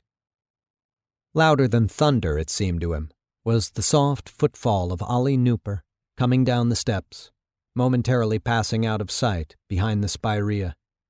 Walter Benson knew now that he was going to do it. He actually was, and he felt a ghastly joy. When Nooper reached the bottom step, Benson waited only a fraction of a second more, then leaped out behind him, bringing down the club with all his might. But at the last quarter second he pulled back and swerved the club to one side so that it missed, and Benson in confusion ducked back into hiding. Nooper had shifted the box to his head. The blow would have had no effect. Benson panted. He wanted to cry and pound on the earth. Nooper, moving on, oblivious to all, put the box in the back seat of his car, reaching it in through the open left rear window. Then, instead of getting in at once, he walked around behind the garage. Benson could hear him urinating against the garage wall. The sound went on and on. Suddenly, on a lunatic impulse, Benson dropped the 2x4, darted over to the car and, for fear the door might give him away, squeezed in through the window and huddled, panting hard, behind the driver's seat. Only then, with his knees pushing into his chest, did he realize his predicament. He had nothing to fight with, and Nooper would certainly discover him here the moment he reached in for the box. He raised up his head, like a madman newly come to his senses, and he meant to climb out the same way he'd come in. But Nooper was coming now. Benson ducked down again so quickly that he scratched his ear on a spring coming out through the back of the driver's seat. Nooper opened the door, making the light go on, and slid in, still whistling to himself. He started up the engine. Chapter 3. In point of fact, Benson need not have worried. Ollie Nooper was exceedingly drunk in the first place, and in the second place, the box of pamphlets was a ruse, a device for escaping Marguerite and moving on to further adventures. It was true, as Benson would later learn, that Nooper was a distributor of pamphlets, an organizer, a devout radical, a communist, in fact, willing to lend his talents to any cause he believed to be worthy, and whatever one might finally think of him. He had his most definite, most righteous beliefs. His chief belief was that most people are not merely foolish or short-sighted or lacking in imagination, but consciously and viciously hypocritical. His father was the manager of a savings and loan association in New York, an aging junior executive who kept a house he couldn't afford on Long Island and a cottage he shared with 2 other people on Lake George. He'd spent a lifetime smiling politely in the general direction of people he detested, including, some of the time, his son. And though he loved his wife, he was not always strictly faithful. Both he and his wife had thought at first that they were very lucky to get a bookish, nervously intelligent son. Ollie was going to go far, his father said. Later, though, the father grew less sure of this. All through school and even through his undergraduate years at the University of Connecticut, Ollie Nooper had no friends. It was the usual story. He'd learned to read before he went into grade school, but he hadn't learned to play. When other first graders stood on the playground watching the older children play kickball and dodgeball and steal the sticks, learning the mystical secret of play by watching other people do it, Ollie Nooper, full of 6-year-old righteousness, which both his parents and his teachers admired, retreated to books. When he did play, he cheated, or got into fights, which he also lost. He was not completely antisocial, however. He discovered very quickly that he could gain at least a kind of admiration by knowing things before other people did, and he had a not too surprising knack for guessing what the people around him were about to want to know. In high school, he became an authority on sex, a distributor of obscene slides, a notorious drinker, a smoker of marijuana. Despite all this, his marks were excellent. In college, he suddenly matured. He became a coffee-house poet, an unwed father, so to speak, and a follower of Trotsky. He tried the 12-string guitar for a time, but people told him he had no ear. This enraged him. Not so much the fact that people said it to him, though that hurt, of course, as the fact that he really did have no ear. He became, because of this, a confirmed atheist, and wrote long, closely reasoned letters to famous ministers, among them Bishop Pike. None of the ministers answered him, but the letters were, for a short time, widely circulated at the University of Connecticut, and some were passed around even at MIT. In graduate school, Brooklyn College, where he majored in philosophy, he at last came into his own. He discovered the doctrine of hypocrisy, and discovered, best of all, that if he was neurotic, it was emphatically not his fault. It was not even his father's fault, in fact. It was the fault of America, of capitalism, of white Anglo-Saxon Protestantism, of the Western crime. He dropped out of school, volunteered for the Peace Corps but didn't get in, burned his draft card, marched to Mississippi and came home profoundly disillusioned with Negroes, moved to Buffalo, New York, where, according to a friend, there were going to be riots any day. The cliché might have gone on, except for the accident of his moving in with the Bensons. He himself could not have told you how or why it happened, but one night, sitting in the kitchen, drinking bourbon and telling his tragic story to Mrs. Walter Benson, old enough to be his mother, he'd found himself making sexual advances. She had not exactly returned them, but she had not exactly rejected them either. She had said, "I'm so confused," but she had not looked confused. In the morning, looking down at her with pity and disgust, her false teeth were crooked, Ollie Nooper had been unable either to flee in revulsion or confess to her that she was revolting to him. Looking at himself in the bathroom mirror, he had said to himself in abject misery, "Well, you're not so pretty yourself." The girl he'd lived with at UConn had hit it on the head. "Your face isn't really so ugly," she had said. "It's just, well, silly." And so now the great hater of hypocrisy had fallen into a life of gloomy hypocrisy. He spent hours waiting on Marguerite Benson, taking her shopping or off to movies he himself couldn't stand, talking with her politely about Thorstein Veblen and Bertrand Russell and Karl Marx, her false teeth clicking all the while she talked, swiving her night after night with a look of wild rapture on his face, and a prayer that it soon be over in his head. It was worse by far than any marriage, God knew, and he hoped America would burn in hell for bringing him to this. Who would believe what he went through? He took her to Niagara Falls and sat, lodged in all that traffic, with his arm around her, watching as much as it was possible to see of the colored lights on the water and mist. He soothed her when she cried about how she'd betrayed her husband, and he repeated over and over that it was their passion that had done it. Not even she believed that, he knew, but it comforted her to hear it. It made her feel younger. He told her, surely he was out of his mind, that if she drove him from her he would kill himself. With an ice pick. He even took her to the sooty, stinking wharf to watch the sooty, stinking ships come in from Detroit. He wondered where the devil her husband was, why the devil he didn't come home and free him, but the answer was obvious, of course. He'd left for good. He'd seen his chance, and he'd grabbed it. Pow. Like that. And that was what Ollie Nooper should do. No question about it. But he couldn't. A man should be honest, face right up to what he'd done, and call a spade, or jump off a bridge. Besides, in the back of his mind, he knew it was all going to turn out all right. Things always did. Also, there was a girl named Gretchen Niehaus who, when he told her what trouble he was in, told him that he had the most beautiful, most generous soul she had ever been privileged to meet. She was a painter, 28 years old, 7 years older than Ollie was, a loyal member of the party. That was where he'd met her. She lived in a trailer on Grand Island, and any time he could make it, she said, even if only for a cup of tea, she would be grateful. She was golden brown except for her breasts and hips, which were white as snow, and if he liked, she said, he could tie her up with clothesline. All of this Walter Benson was not yet aware.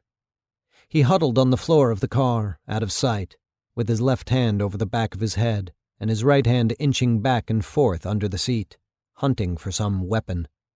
A wrench, a screwdriver, anything. His fingers closed around some sort of spray can. Dear God, it would do. He closed his eyes thankfully and gave himself up to the sensation of hurtling through space. Under his hand, the floor was filthy, like the space behind a refrigerator that has stood for a long time in an old, old house. Chapter 4.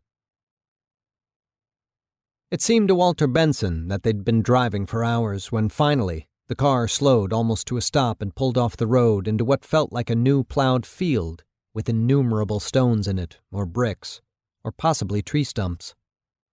With his ear pressed flat to the floor, he heard the clutch thump in, the bump of the gear going into neutral, the louder thump of the clutch being released. Then the motor went off, and the night was suddenly still. They were in the country. He could hear crickets and a kind of whispering noise, a pump somewhere, it might be. The car door opened and the overhead light went on, filling him again with momentary panic. But Nooper got out immediately and slammed the door shut behind him. Benson lifted his head a little and drew the spray can up, close to his chest, prepared to spray whatever was in it directly into Nooper's eyes the moment he reached through the window or opened the door. But nothing happened.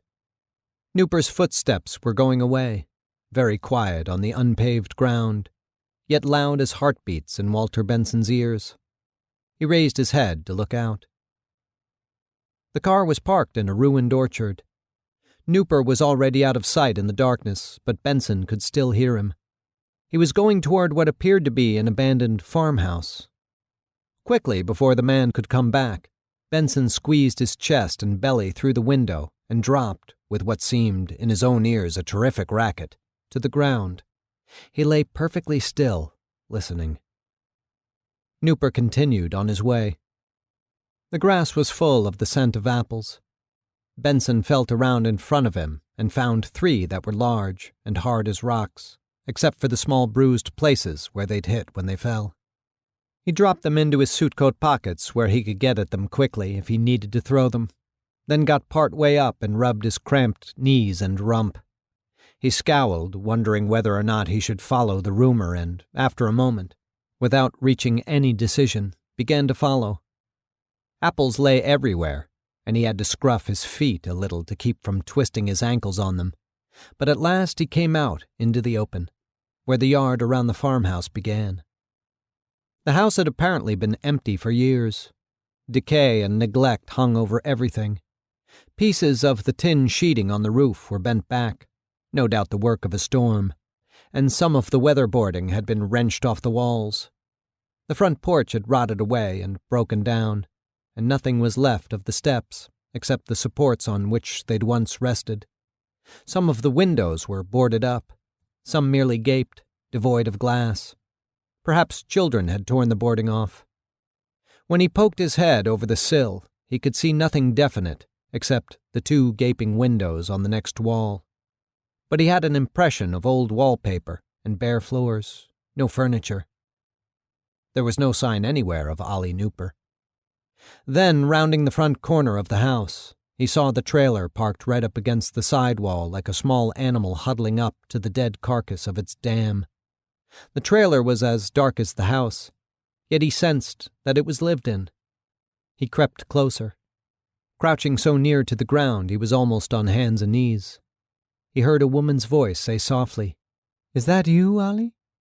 And then Nooper's voice, "It's me. I let myself in." A light came on in the trailer window. A candle. The woman said. Walter Benson puckered his lips, then pressed his good ear tight to the warm tin wall of the trailer.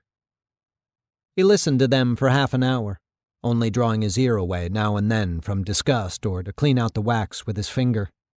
It was outrageous that the man could come here from doing what he'd done with Marguerite and do it all over again with another woman. Worse yet, he talked and talked about it, telling the second woman how the first one disgusted him, how ashamed and miserable he was. Were there others besides this one? And did he say these same things about Marguerite to them? The night was hot, and there was a low, monotonous whistling of some bird out in the bushes grown up around the dilapidated barn, east of the house and trailer. From time to time, distant sheet lightning lit up the barn and what was left of what had once been a garden. Thunder rolled far away, and a black cloud covered nearly a quarter of the sky. He could hear cocks crowing far, far in the distance. He felt as sullen and thundery as the night.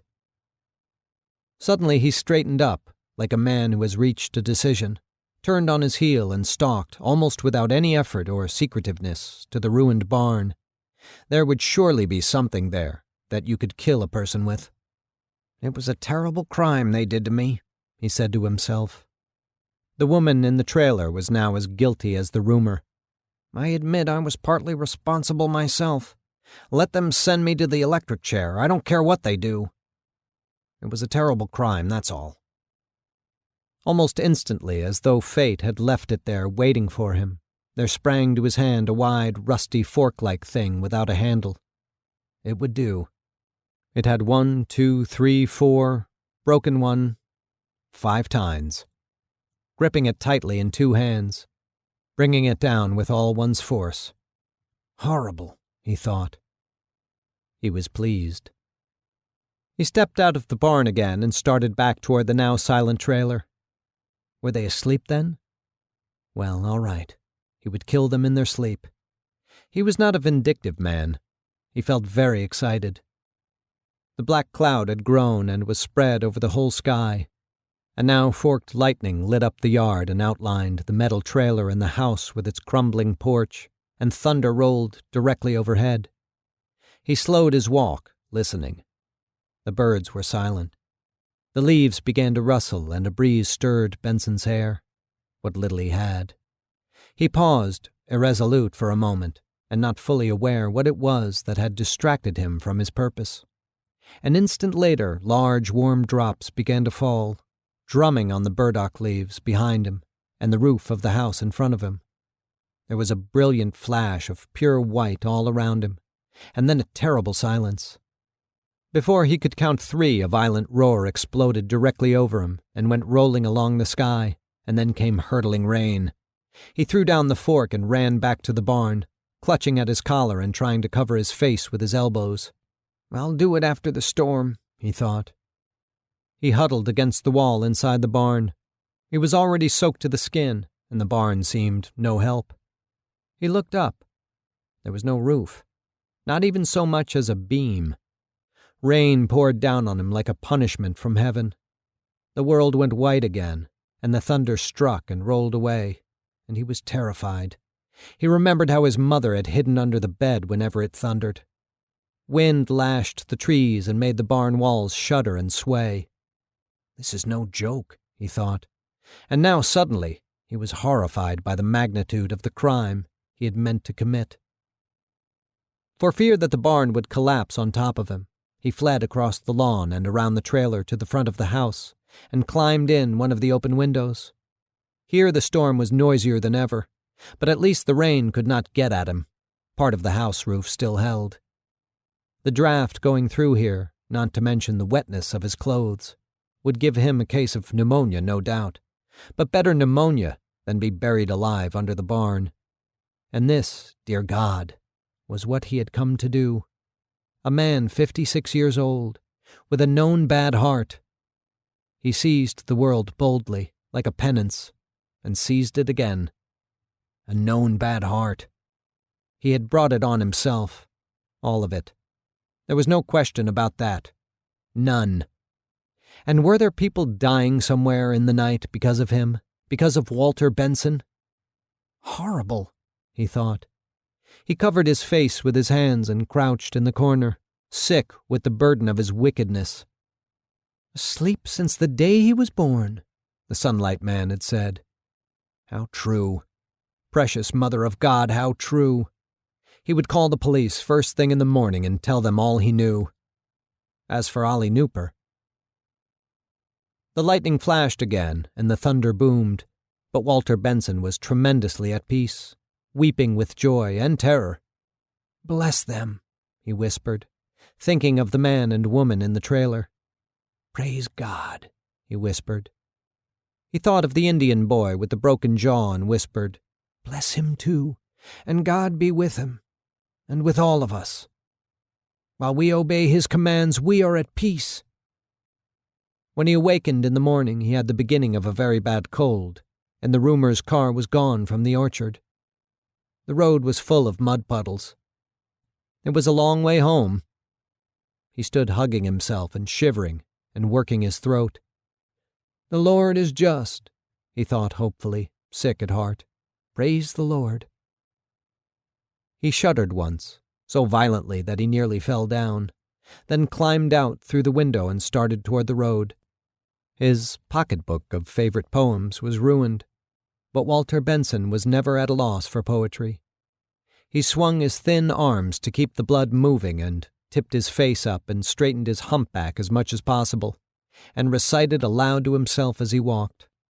"These joys are free to all who live, the rich and poor, the great and low, the charms which kindness has to give, the smiles which friendship may bestow, the honor of a well-spent life, the glory of a purpose true, high courage in the stress of strife, and peace when every task is through." The blue morning ahead of him danced with sunlight. Section 11. The Dialogue of Houses. If, then, anyone would enter into the secret life, real character, and true condition of persons and things, so as to know the absolute truth concerning them, he must first get mentally still. Dr. L. W. de Lawrence, Lama, Yogi, Adept and Magician by Alchemy and Fire. Chapter 1. The Sunlight Man could not afford to waste more than a few hours on sleep. It was 4 a.m. when he got in. Roosters were already beginning to crow, though the sky was black. His prisoners in the cellar were asleep upright, sagging in the ropes that tied them, the gray light falling on their necks and shoulders from the bare cellar bulbs. The blackness of earth and rock wall behind them gave them the look of the closed-off, uncommunicating dead. Luke hung with his head fallen forward, shoulders drawn inward, as if he'd passed out while in agony. In the darker shadows to his right, the Indian hung in the same position, but with his back to the stairs and his shoulders slumped, relaxed. Millie Hodge, on the other side of Luke, slept with her head fallen back and to one side, and at last she showed her age. The gag biting into her mouth and cheeks was wet with spittle, and at the edges of the gag her gray face was discolored by a dark bruise. 2 lines of black, like rainwater stains on a white wall, ran down from the corners of her eyes. The roots of her hair were silver. The Sunlight Man smiled, unconsciously cringing a little, showing his teeth. "O blind world, O blind intention," he murmured in the hollow dimness. He raised his hand in blessing like the Pope. "How often falleth all the effect contraire of surquidry and foul presumption. For caught is proud, and caught is debonair. This Mrs. Hodge is clomen on the stair, and little wenneth that she moot descendin, but all day faileth thing that fooless wenden." He looked again at Luke, but for all his gleeful bitterness he could not mock him. His arms and shoulders were thick as a man's, the iron-toed shoes, rising out of the water on the cellar floor, enormous. But his face, the Sunlight Man observed, moving closer, stirring the sluggish lake, was like that of a suffering child, some ravished, half-wit virgin. The Sunlight Man stood pigeon-toed, with bent knees, wringing his fingers. "I find no fault in him," he said, and grotesquely rolled up his eyes. He saw then that Nick Slater's eyes were open, watching, shiny as a rat's. After a moment the Sunlight Man went over to him and, without a word, untied him. The boy made no move either to resist or to help. His legs were unsteady, and he opened and closed his two hands slowly to get back his circulation. The Sunlight Man helped him through the water to the stairs, still without a word of explanation, and left the others as they were. He began the slow climb, supporting Nick as he would an invalid. Upstairs at last he whispered with a leer, "You see why I had to do this to you, my boy?" He cocked his head, eyebrows lifted. Then he sat Nick down in the kitchen to put salve on the boy's sore wrists and ankles and to wash his feet, blue-white from the dirty cold seepage in the cellar. "I suppose I can trust you to stand guard, now that I'm back," he said. Nick Slater said nothing, merely stared, puzzled and full of hostility. "If anything happens," the Sunlight Man said, "don't stir, don't even think. Just wake me. If I find I can't trust you." He pointed to the cellar, smiling. Still Nick said nothing. But it was answer enough at the moment for the Sunlight Man. He had a great deal to do before afternoon if he was to meet again with Clumley. First, he must sleep. As a rule, he was a man who could snatch more sleep in an hour than most could in 3. He knew the art of what had been called in his father's day concentration, but not this morning. He was of many minds, as excited, as tangled in his wits, and as full of daring schemes as a young man in love. Not even he could say why, nor did he ask. A new lease on life, the expression went. Why he should get a new lease on life from teasing, perplexing, confounding an old man who sat half asleep, witless and innocent as an ancient bull with a ring through its nose, who could tell? Nevertheless, he felt like a man reborn. If his head was filled with images of fire, his heart, for all its churning excitement, was precariously serene. Somewhere even now Clumley would be sitting with his hands around his nose, his tiny bullet eyes half shut, listening with all his poor clumsy wits to the Sunlight Man's grand tirade, or walking back and forth in a locked bedroom, puffing fiercely at the green cigar, going through in his mind all the subtle twists of the tale of the Negro in the cellar. And so now, like a man on the verge of embarking on some shrewd course of action for the good of all humanity, the Sunlight Man lay huddled in his bed, still in his clothes, his hands pressed between his thighs, his knees drawn nearly to his chin, trying to concentrate on sleep, but racing all the while from scheme to scheme, from one dazzling trick to another, plotting grand gestures and cadences, concocting metaphors and puzzling illusions, a splendid unheard-of entertainment. Half waking, half sleeping, he would laugh sometimes at things he couldn't make sense of a moment later. When at last he was more asleep than awake, the Indian sitting stock-still at the window, he had curious, frightening dreams. He was in, perhaps, the Paxton dairy. Paxton had never owned a dairy. All around him lay white perfection. Clean walls, clean floors, huge, snow-white trucks. A sound and smell of ice-cold water churning. There were stainless steel tubs and milk cans on clean concrete ramps, and corrugated stainless steel doors that rolled open and shut with a sound like faraway thunder. Kathleen, perhaps someone else, was at the desk in the office writing. He noticed, with only a part of his mind, for someone was explaining, pointing into a vat which had no water in it, no visible bottom, that the enemy came from down there. Taggart knew who the enemy was, but he could not bring it to mind for a moment. Then, momentarily, everything was clear. The girl at the desk, her red hair falling forward softly, hiding her face and most of the summer sky blue of her blouse, was named Prosperinga.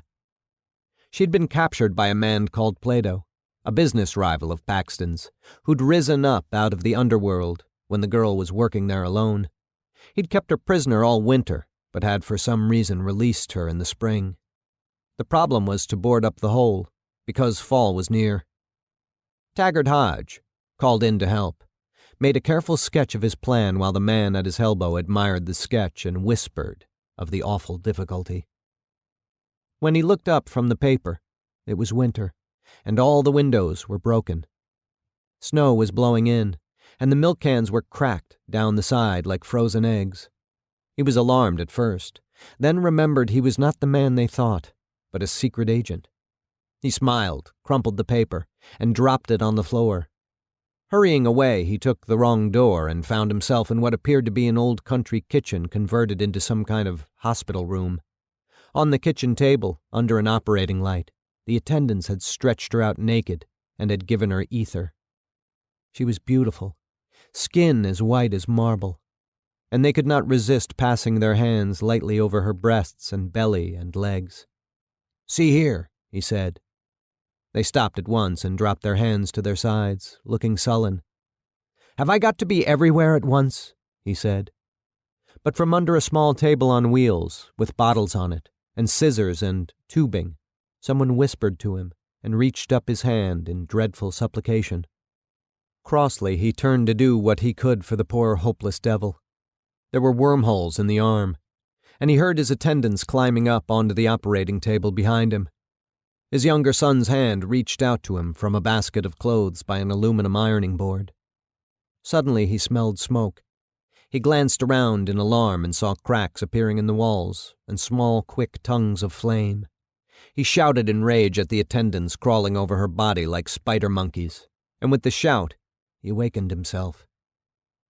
The Indian boy stood over him, holding the pistol, and he could not tell, perhaps Nick Slater could not tell either, whether Nick was there to defend him or to kill him. Wide awake, but confused and sick, Hodge met the boy's eyes. At last Nick lowered the gun. "You were shouting," Nick said dully. Taggart nodded and swallowed. "Dream, I guess," Nick said. He turned away and limped back to his watching without a sound. Hodge, after a moment, returned to his nightmares. He was thinking as he drifted off, "I must try to explain to him." Nick had said nothing, had not even showed surprise when Hodge had tied him up in the basement with the others. Perhaps he'd assumed it was simply more madness, and then again, perhaps he'd understood. There was no sign whatever of what he thought, if anything, in his flat, dark face. The likelihood, perhaps, was that he showed nothing because he was still watching and waiting. One of these days, one of these hours, he would stop that watching and act. Then Taggart Hodge, too, must watch and wait. But he put it off now and slept. "Let me tell you why I had to tie you up," he said reasonably and kindly in his dream. The explanation he gave was involved, incredibly subtle, and though it was thrillingly lucid at the time, he could not remember it later. At 8:30, when Nick Slater touched his shoulder to wake him, he sat up on one elbow, blinking, licking the dryness from his mouth. The room around him was still sick with the atmosphere of his dreams. "All right, I'm up," he said. "You can turn in." The boy nodded, but he didn't withdraw. Taggart brought him into focus. "Well?" "We should get out," Nick said accusingly. "We can't stay here like this." "Soon," Taggart said. "We'll go when it's right." The boy shook his head. His face was drawn with fear and lack of sleep. "It's too dangerous. There was somebody here last night. Knocked for a long time. Scared me to shit." "You kill him?"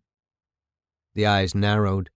Nick had been tied in the cellar at the time, but he said nothing. Taggart sat up and swung his feet over the side. His head ached and the inside of his mouth was dry, as if he'd been drinking all night. There were bubbles of panic, only partly the aftertaste of his nightmares, stirring in his chest. He observed that Nick had cleaned and polished his shoes. Even in the death house, his shoes would be clean and polished. "A curious pair, aren't we?" Taggart said. "Rise up and follow me. I will make you harpooners of men." He leered.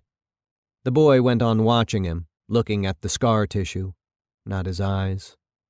Hodge said, What will you do when I get you out of this?" "I don't know."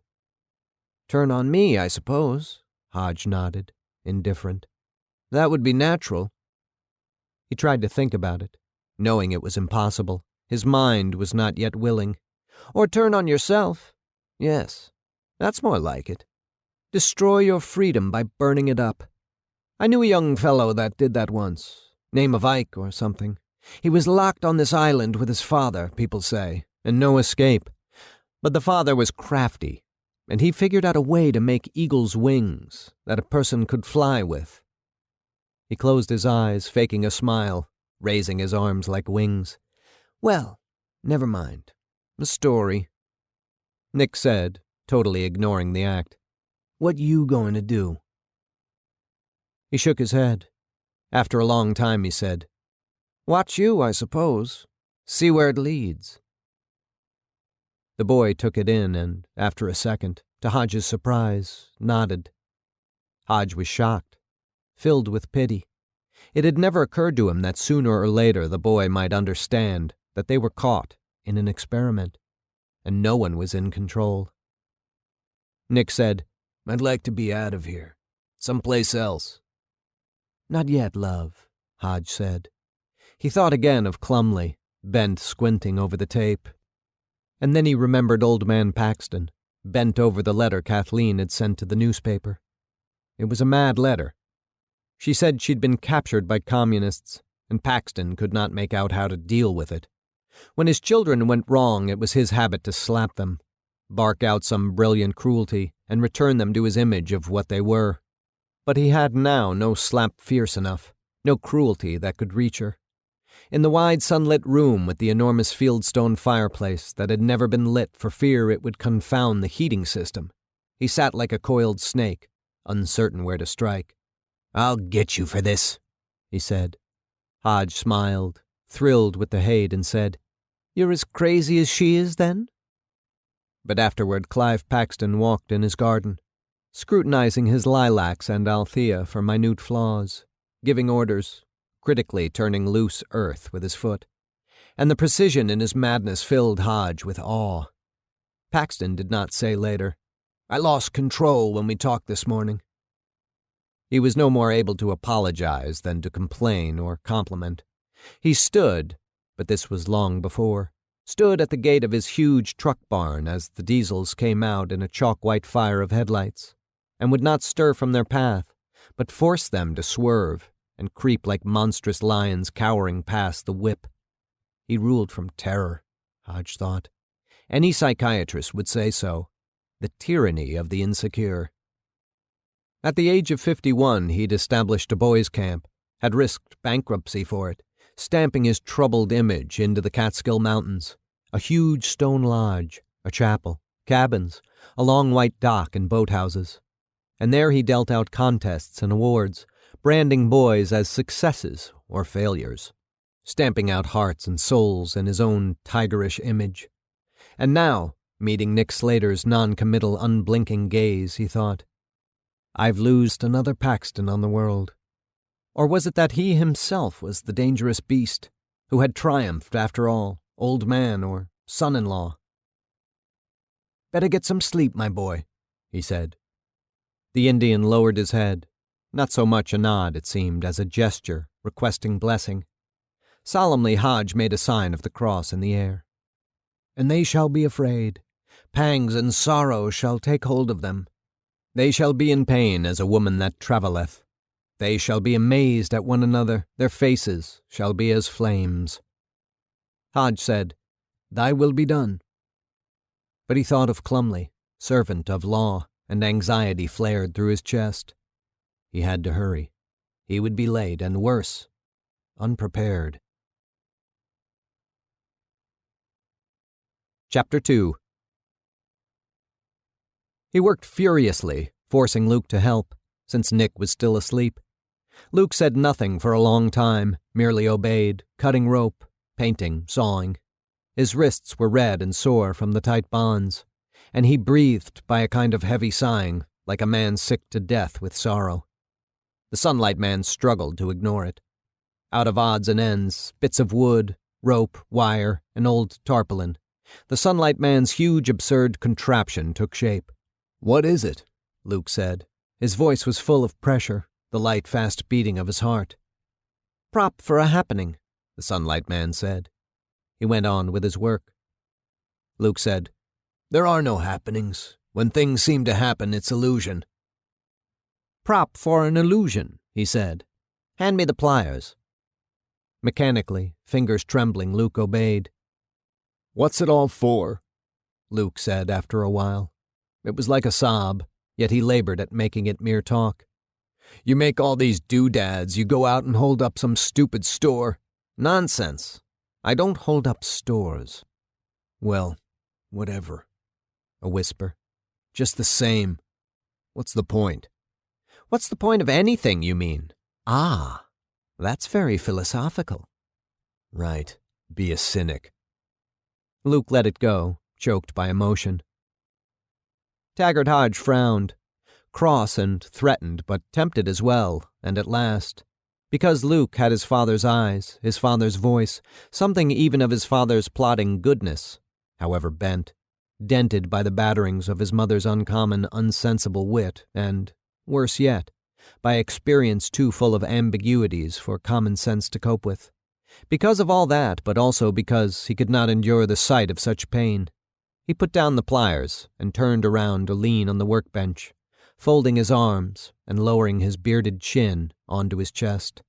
He said, "As a matter of fact, I do have answers to certain questions. Small ones. What was yours?" He spoke as with scorn, but by accident. "Nothing." They looked together at the clutter, filling the garage. Beyond the open back door there were burdocks, motionless in the sunlight, their white and blue flowers singing with honeybees. The leaves were unnaturally large and their shaded stems were thick, fed by the sewer and not cut back in years. Luke said, "My question is, why do sinners' ways prosper?"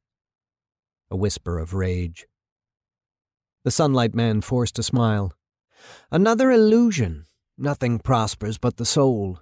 The universe is a great machine gun, and all things physical are riddled sooner or later with bleeding holes. You're bombarded by atoms, colors, smells, textures, torn apart by ancient ideas, appeals for compassion. You twist, writhe, try to make sense of things. You force your riddled world into order, but it collapses, riddled as fast as you build, and you build it all over again. You put up birdhouses and cities, for instance, but cats eat the birds, and cyclones eat the cities, and nothing is left but the fruitless searching, which is otherwise called the soul." Luke stood silent, throat and temples swelling. "I'm serious, my boy," he said. "Don't be fooled by rhetoric. Even a master of illusion must have his defenses. Witness our Savior." "You just talk," Luke whispered. "You duck out of everything with talk." "Well, yes, perhaps. But I've also acted from time to time. There has to be a convenient opening for action." "Yes. Like finding Nick in jail so you could turn him into a killer." "No. I freed him." "It was vicious and you know it. Or I hope you do. Maybe you really meant to free him, but you didn't know him, that's for sure. Anyone who knew him would have guessed. We tried. Me, my father, Uncle Ben. You wouldn't understand. It was no use anyway. Jail was the only hope left. Maybe it would show him." He gulped for air. "But there you were, believing in nothing, grabbing whatever little kick came along, exactly like the rest. An existentialist, as my mother calls herself. There is no past, only the present. No future either, only the future present. You know what I'm saying. You don't know him from Adam. You had no idea what direction he'd be heading before you came, and you set him free, you say, like some new Jesus, as if anything might be possible if you said it was, as if a falling rock could change its mind and go upward at your command." The Sunlight Man moved only his eyes to study him. Luke's jaw was tight, his speech thick and quiet, forced out by the lightning-fast pounding of his heart. "Are you afraid of me?" he said. Luke nodded. Why? Because. He changed his mind. With square Hodge fingers he touched his raw left forearm, looking at the floor. Because I'm crazy, you were going to say. The way you walk. Like you weren't human, like something imitating the way human beings walk. And when you talk, all show. You have no feelings. You shuffle, and yet your feet don't make any noise. A creature like you would kill in a wink if the mood came over it. How can we know what you think if there were people from outer space or inner space? There. You make a point of speaking without talking. Inner space. His lips shook. The Sunlight Man pursed his lips and looked up at the rafters. There were swallows' nests. He remembered the swallows' nests at Stony Hill. They were everywhere there. In the cow barn, the garage, the smokehouse, even the well house. Art Jr. had knocked one down once, when he was 12 or so, and Will had put it up again, the eternal repairer, with old rags and bits of mud. And he'd put the baby birds back in. The mother, knowing his heart, had accepted his work. It was the kind of thing Luke, too, would do, you had a feeling, though he might not do it as well. For all his sharp tongue, his whining misery, his wrath, he too had eyes of the kind that must look sometimes at swallows, like Kathleen. They would go out at dusk, the two of them, to watch the swallow's sharp-winged, arrow-tailed flight against the sun's setting, a lovely fragrance of new-mown alfalfa scattered across the farm. Blessed is he that has seen these things and goes under the ground. Luke was turning away, and Taggart Hodge saw that he should not have let it pass, speaking without talking. He nodded, pretending he'd been thinking about it. It's true, yes, he said, as if just discovering it. I avoid plain speech, communication. It's interesting now you mention it. I also do it when I talk to myself. I apologize. Luke said nothing. Suppose I say I do believe in the past.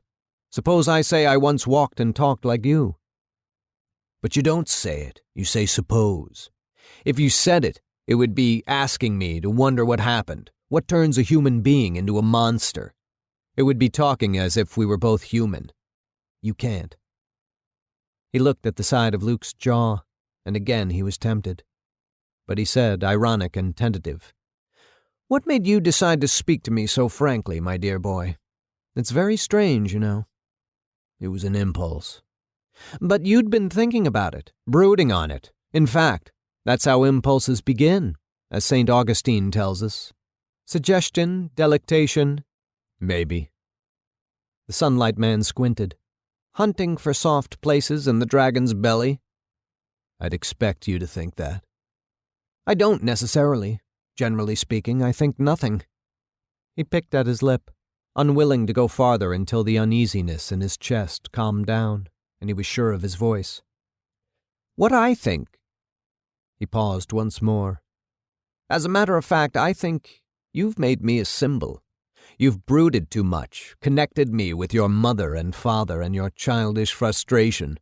I'm the enemy, inhuman. I mock your hot desires for things you scorn. Wife, children, house in the country, profession, even decency. Luke looked away, compressing his lips. So you're one of us, the Sunlight Man thought. He continued in a rush. If I mock you, you suspect I may be right. You think what you love is probably not worth loving. No lasting significance, no daring doe, no pizzazz. And so you'll test me, poke at me, turn me over, and maybe in time you'll assume me.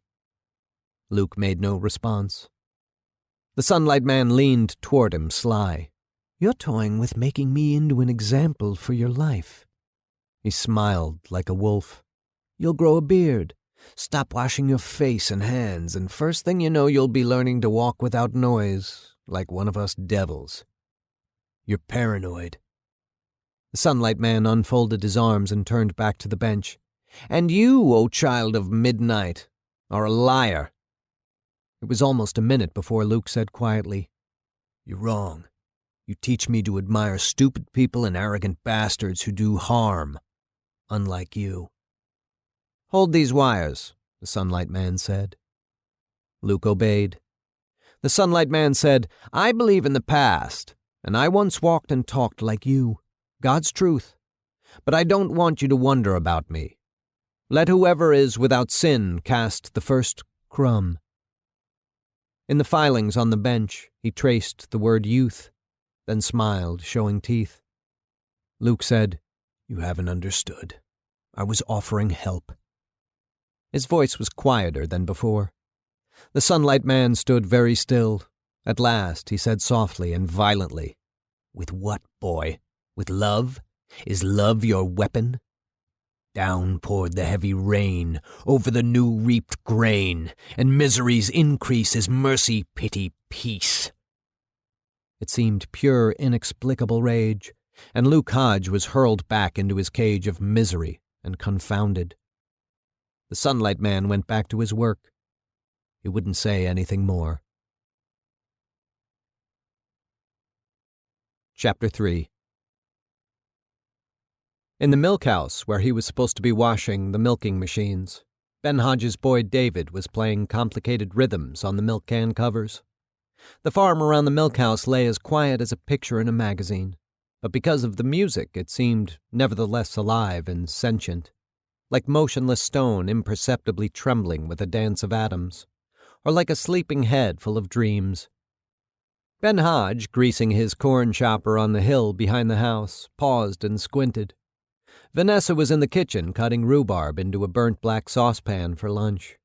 She was breathing hard as usual, and the gray curls at her temples were dark with sweat. Her paring knife stopped moving, and she listened to the rhythms moving out from the milk house through breathless air to the hills and valleys and woods. Once she'd labored out to him when he was playing the milk can covers, and the moment she'd touched the door, he'd stopped.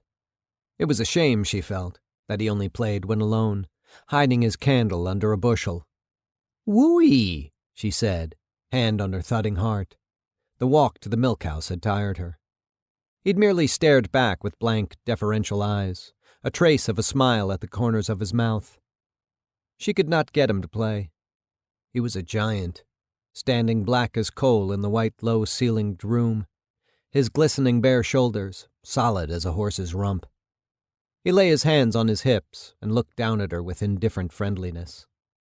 And so she knew better now than to go and interrupt him. Besides, the heat out there would wilt her like lettuce. Well, she was grateful that the boy was so happy. She wished she could sometimes be as happy as that. She was grateful that they had happened to find him, so that now, working in the murderous heat, she could be uplifted by that wordless, glorious music of praise, forgetting herself for a moment and join him in spirit. She looked out the high, round-arched kitchen window at the brown grass of the lawn. She wiped her forehead with her arm. Poor Elizabeth, she thought. Poor Will. Poor Fred Clumley. Poor Esther. Poor Mrs. Palazzo. The poor, poor Salvadors.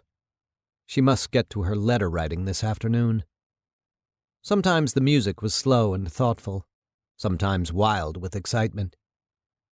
Poor Vanessa, she thought, and smiled with a startled look. Poor silly lummox, she said to herself. It's from loneliness that he drums. The music fell away to silence, then after a moment began again, rapid and light. Ben Hodge, still listening, went on now with his work. In the valley below him, beyond the house and barns, beyond the tamaracks, in the yellow-green valley that thousands of years ago had been a glacial river, graveyard of fantastic beasts, his black and white cows were sitting in the shade of the maple trees at the corner of the pasture. They too were the Negro's instruments.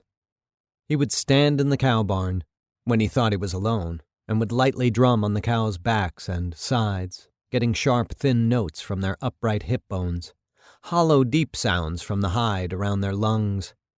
He played tractors, too, and water pipes, old boards, stone walls. If he thought no one was there, he even tap-danced music out of the caked yellow lime behind the gutters. A blackbird whistled, and again Ben Hodge looked up. It came a second time, a clean, pure note on the crest of the drumbeat. There was a light breeze here on the hill, and a sound from across the lane of rustling corn leaves. All at once an idea of a sermon came. David playing from Mad King Saul. The whole world is a kind of music, and everything living plays its part, either in tune or out of tune. Now when a man is out of tune... He thought again of his brother Tag, and his face drew up to wince. Guilt rushed over him. What was there he could do? It came to him suddenly then that it was not because he was in tune with the world that the Negro boy played, or the blackbird whistled, or he, Ben Hodge, made up sermons.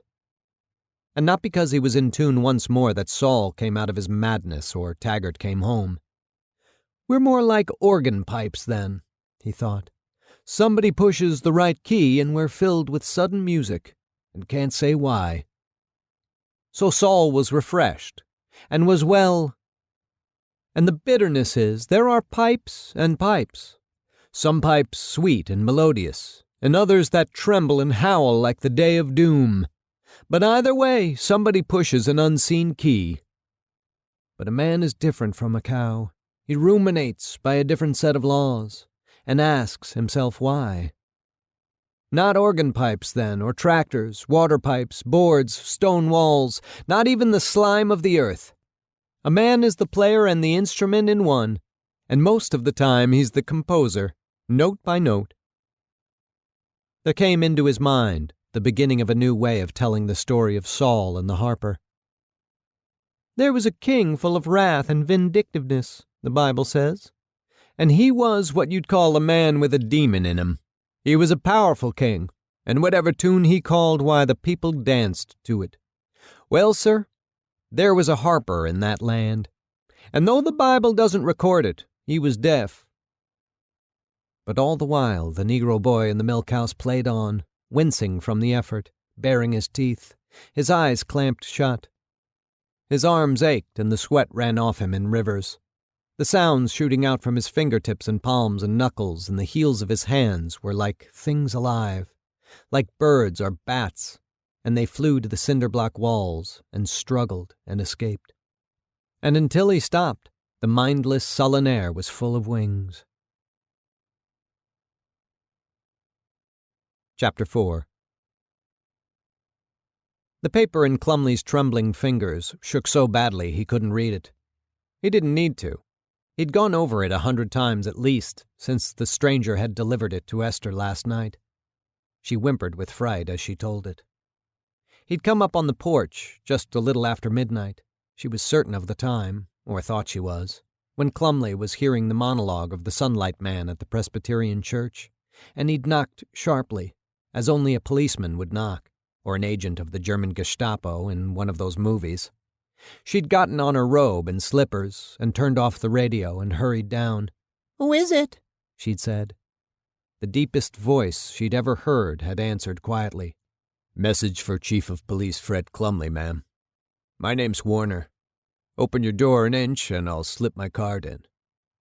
She opened the door and groped for the card and pretended to study it in the pitch-dark room. All right, she said, and opened the door somewhat wider. She had an impression, it was hard to know how she formed her impressions, of a huge man in a coat. He was tall, at any rate.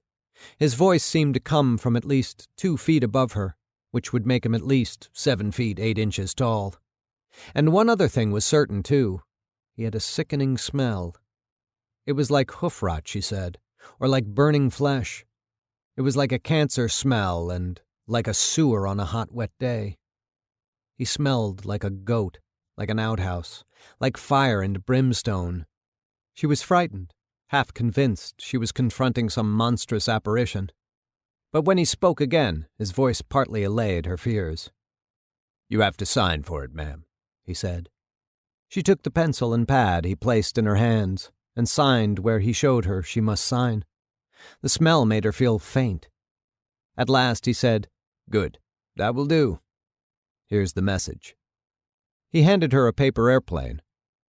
Clumley had scowled furiously, sitting up in bed, hearing the nightmarish account. You must have made a mistake about the time, he said. She wasn't mistaken. She'd been sewing and listening to the midnight news on the radio when he came. She couldn't sleep. and after he'd left, she'd checked the clock. It had occurred to Clumley that perhaps his own watch had been wrong. Perhaps the man had tricked him into going late to his appointment. But his watch was right now. He remembered all at once the Sunlight Man's first words last night. "You're right on time." And so it seemed certain. It had not been midnight at all when he entered the church. If anything was certain, it was certain that the Sunlight Man would lie. "Well, thank you," he said to his wife. Then reassuringly, "You did the right thing." He'd waited until she had left the room, then unfolded the paper airplane. It was a map drawn by, one would have sworn, a child. A kind of pirate's treasure map. Some roads, a railroad, DL. Some words along the bottom, badly spelled. He stood now in the murderous heat, pressing the map against the semaphore post to steady it enough that he could read it. He hadn't much farther to go. He glanced at his watch. It was 3:05. In 10 minutes he was supposed to be there. He had no way of knowing whether he'd recognize the place of the appointment when he finally got there, and no way of knowing that the Sunlight Man would be waiting. But he had no choice. That is, he had chosen. He trudged on, trying not to think. His ankles ached from turning and twisting on the cinders and stones of the railroad bed, and the raw place on his left foot, from a cinder he'd gotten inside his shoe and not stopped to take out until much too late, was stinging now. His brown police shirt was soaking wet. It couldn't have been wetter if he'd jumped in the creek that wandered in and out along the railroad embankment, and his crotch was chafed and raw. His ears would be blistered by sunset. He had burdock leaves hanging out of his hat now to shade his ears and neck, but he hadn't thought of it until the sun had already done its work. The heat was incredible. Had the devil known it would be like this? The woods to his left stood motionless, wilting and steaming in the heat. To the right he looked down on fields and pastures where cows lay unmoving beside dried-up creek beds or stood huddled in the shade of locust groves. The rails of the track gleamed blindingly, and Clumley had no sunglasses with him.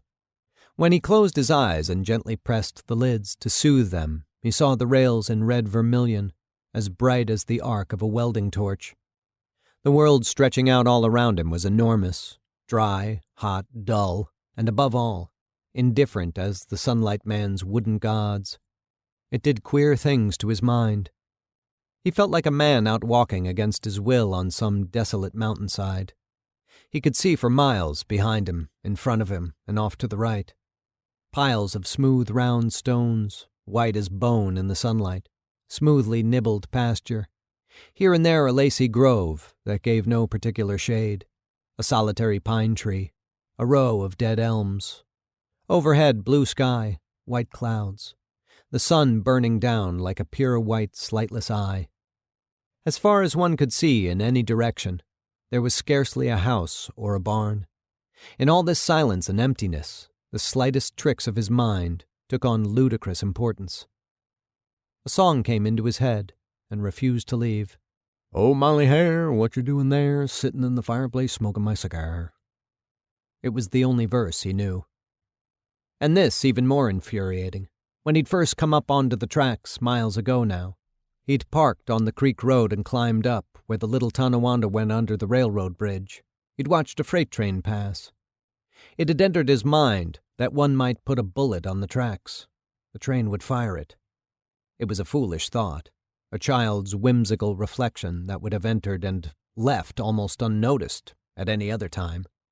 But now, as he walked through the seemingly endless afternoon, he could not get the idiotic thought out of his head. He tried to distract himself with memories of the days long ago when he'd stood on the deck of the Carolina, soaking up heat like this, but smelling the water and getting, now and then, a tingle of spray. "That was the life," he said out loud. But to no avail. He had to do it, and at last, craftily, looking all around him first, he bent over, slipped a bullet from his belt, and placed it on the track. Then he hurried on. He felt relieved, and the relief, like everything else, was exasperated. He felt, crazily, like a new man entirely. Then he began to believe he was being followed. It became for him almost a certainty. He even thought he caught a glimpse once of a man with snow-white hair peeking out from behind a tree. Then Clumley stopped, and his fists closed tight. The place he'd been told to come stood directly in front of him, 100 yards down the track. Idiot, he thought in a rage. The Sunlight Man's map had made one omission. It did not include the Francis Road. Incredibly, Clumley had not noticed. He had walked miles to a point that he could have reached by car. He touched the burning hot handle of his revolver and for a moment found he was thinking, with perfect seriousness, of murder. He got hold of himself. He took a breath and walked nearer, with exaggerated caution, to the preposterous place of meeting. It was a tent. It was square with a pointed roof, an old tarpaulin which had been furnished with a wooden floor and had been painted white, as gleaming white as sugar. On the white there were painted symbols of glittering red, blue, and yellow and purple. Over the door there was a picture of a lion's head, vaguely Egyptian. Strangest of all, and most ridiculous, the tent was not on the ground. It hung suspended from the railroad trestle, directly in the path of any train that might come. The log chain that held it up had been painted bright yellow. 15 feet from the tent, Clumley stopped and stood rubbing his nose. Ridiculous, he whispered. What am I doing here? Ridiculous. Then he caught the smell. There was no question about it. Inside the tent he would find the Sunlight Man. The tent flap opened, and a dirty rope ladder dropped slowly down. Clumley studied it, studied the tent. For a long time nothing happened. At last, behind him, the Sunlight Man said, "Shall we go up?" Clumley whirled and reached for his revolver in a single motion. But the revolver was, naturally, gone. The Sunlight Man bowed. He had on the same drab black suit he'd had on at the church last night, but today he had added to his costume an enormous turban. Clumley's gaze went to the clasp on the turban and remained there. The clasp was a police badge. He did not need to touch his shirt to know it was his own. The Sunlight Man bowed again. After a moment, heart quaking, Clumley moved, half stumbling, toward the ladder. When he clambered inside, the tent both swinging and turning now, he found that whoever had thrown down the ladder was gone. Sunlight. You find our tent curious? Clumley, coughing. The tent flap. If you would... some air. Sunlight. Ah, yes, one forgets. It's a bit of a trial to be cooped up this way with a man who carries my curse. Air, then. Better? Clumley. Thank you. Haven't you wondered about that smell? Have you tried to identify it? At times, I've wondered about how it comes and goes. You take it off and put it on like a coat. That's interesting, yes. Fascinating. But we must hurry along. You were asking about the tent. No, you were. Have some manners, you old fool. Be civilized. Good manners are all that stand between you and kingdom come. Don't forget it. We're here in truce, not peace. Just once in the history of the world I want to see a cop and robber understand who they are, what they're doing it for. Maybe they come out blasting. I want you to know my position, sir, so that if you kill me, it's not with that tiresome leer of self-righteousness, but I warn you well. I too can be driven to righteousness. Mock me, abandon the decent forms, and I'll shoot you. I think I may be serious. I'll be careful. The Sunlight Man laughs.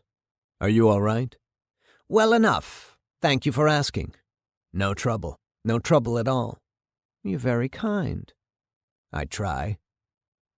This is a funny sort of tent. Bless you, you are kind. What drives a man like you to a life of decency? Well, enough. Shh, the tent.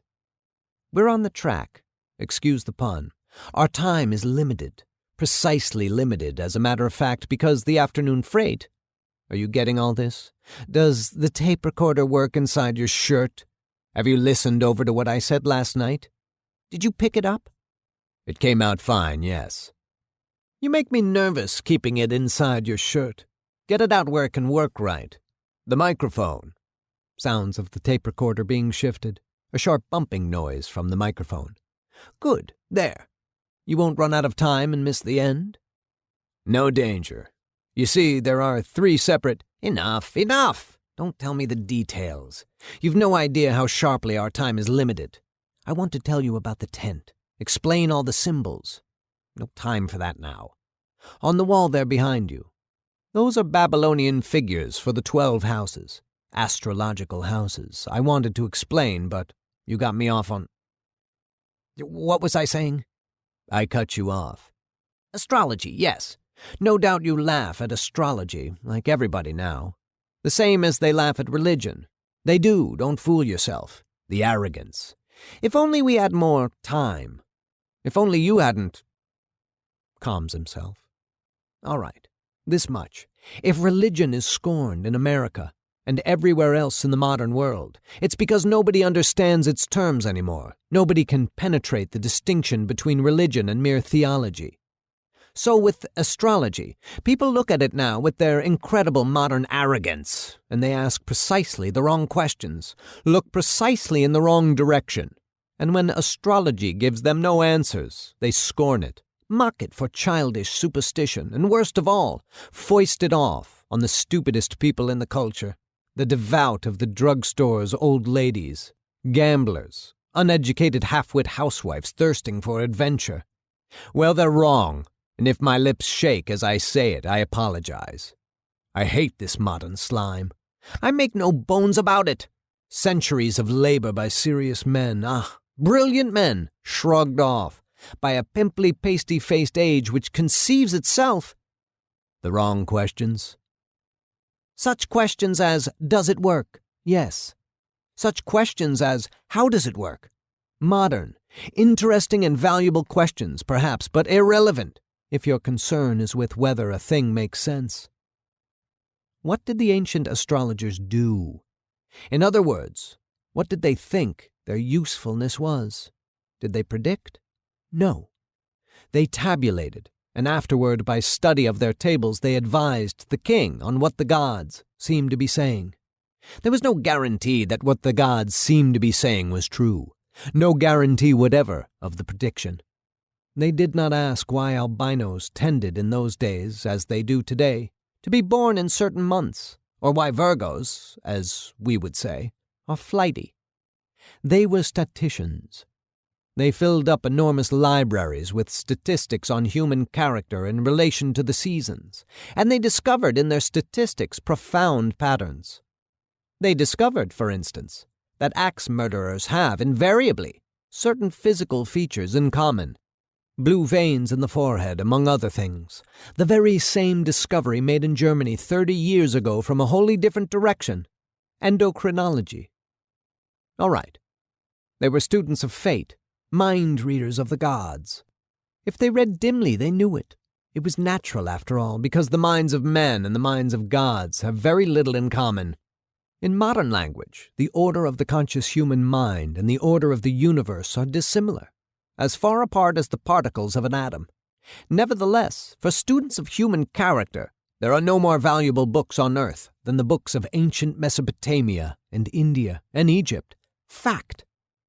But enough. I've run on too long. Our time is running out. Let this suffice. We are here to speak of houses, the 12 houses of the sun, and how the world turns now, and of omen watching, the art of divination. Clumley. For my part— Sunlight. Let us make a distinction. Omen watching, divination, has nothing whatever to do with magic. Divination is man's attempt to find out what the universe is doing. Magic is man's ridiculous attempt to make the gods behave as mortals.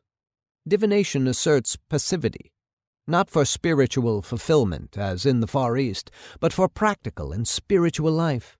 After divination, one acts with the gods. You discover which way things are flowing, and you swim in the same direction.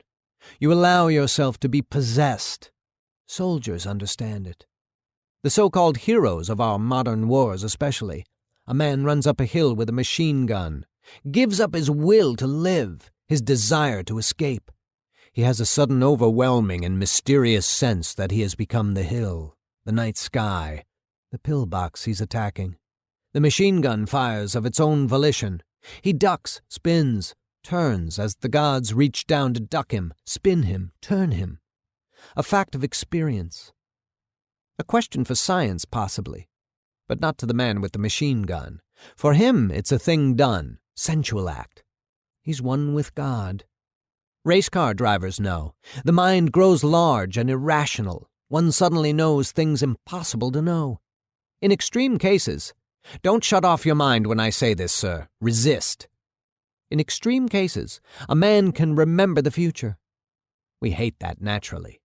We are embarrassed by the bearded professors who brood on the mysteries of parapsychology. But every scientist who studied the evidence has been forced to agree. It's real. And every man who discovered and worked at his own psychic quirks knows certainly, beyond any question, that he does indeed know more than he can know. I could tell you experiences myself, but I'm off my schedule. See how my hand shakes? Mukil res lamuti. Stay away from me. He begins to speak more softly, more rapidly than ever. I'm talking about luck. Do you believe in it? Clumley? Luck? They have words for it in old Babylonian, Sumerian, the rest. Mysterious words for mysterious ideas. Istaru, the blueprint already complete for all time and space. And Simtu, personal fate. No escaping it. No more hope for escape than you have, hanging in a tent with a madman in the path of a freight train. A madman holding the policeman's gun, pointing it straight at the policeman's forehead. There's only luck, good luck or bad. The friendly or unfriendly spirit that stood at your side when your Simtu was designed, and stands there yet, and changes nothing. Changes only the quality of the thing. You understand me? In all this heat, you whine too much. A sign that your luck is bad. You won't act with the universe. You'll be acted upon by it, like a dog in a buzzsaw. Your ideas about luck, I know. Difficult the first time through, but no time to explain. You have the tape, study it. Is the machine all right? Are you getting all this? As far as I can tell. Listen. Was that a train whistle? I don't know. I didn't hear. The Sunlight Man laughs. See how I'm sweating? My luck is bad too, as you see. What were we saying? The tape recorder? No, Christ! What help are you? If Socrates had had... But wait. Now I have it. Luck. Good luck is nothing but being in shape to act with the universe when the universe says now. What is personal responsibility then? The Babylonian would say it consists first in stubbornly maintaining one's freedom to act. In my case, evasion of the police, you see. And second, in jumping when the spirit says, jump. You never know, of course, that the gods will speak. There's an old Mesopotamian story, very famous. It's one of the Naram Sin legends. Survives not only in texts from Nineveh and Haran, but in Old Babylonian too. Story of a king who waited and waited for some word from the gods, but got nothing. Absolute silence, no matter what form of divination he tried. Very well, said the king. Has a lion ever performed extispicy?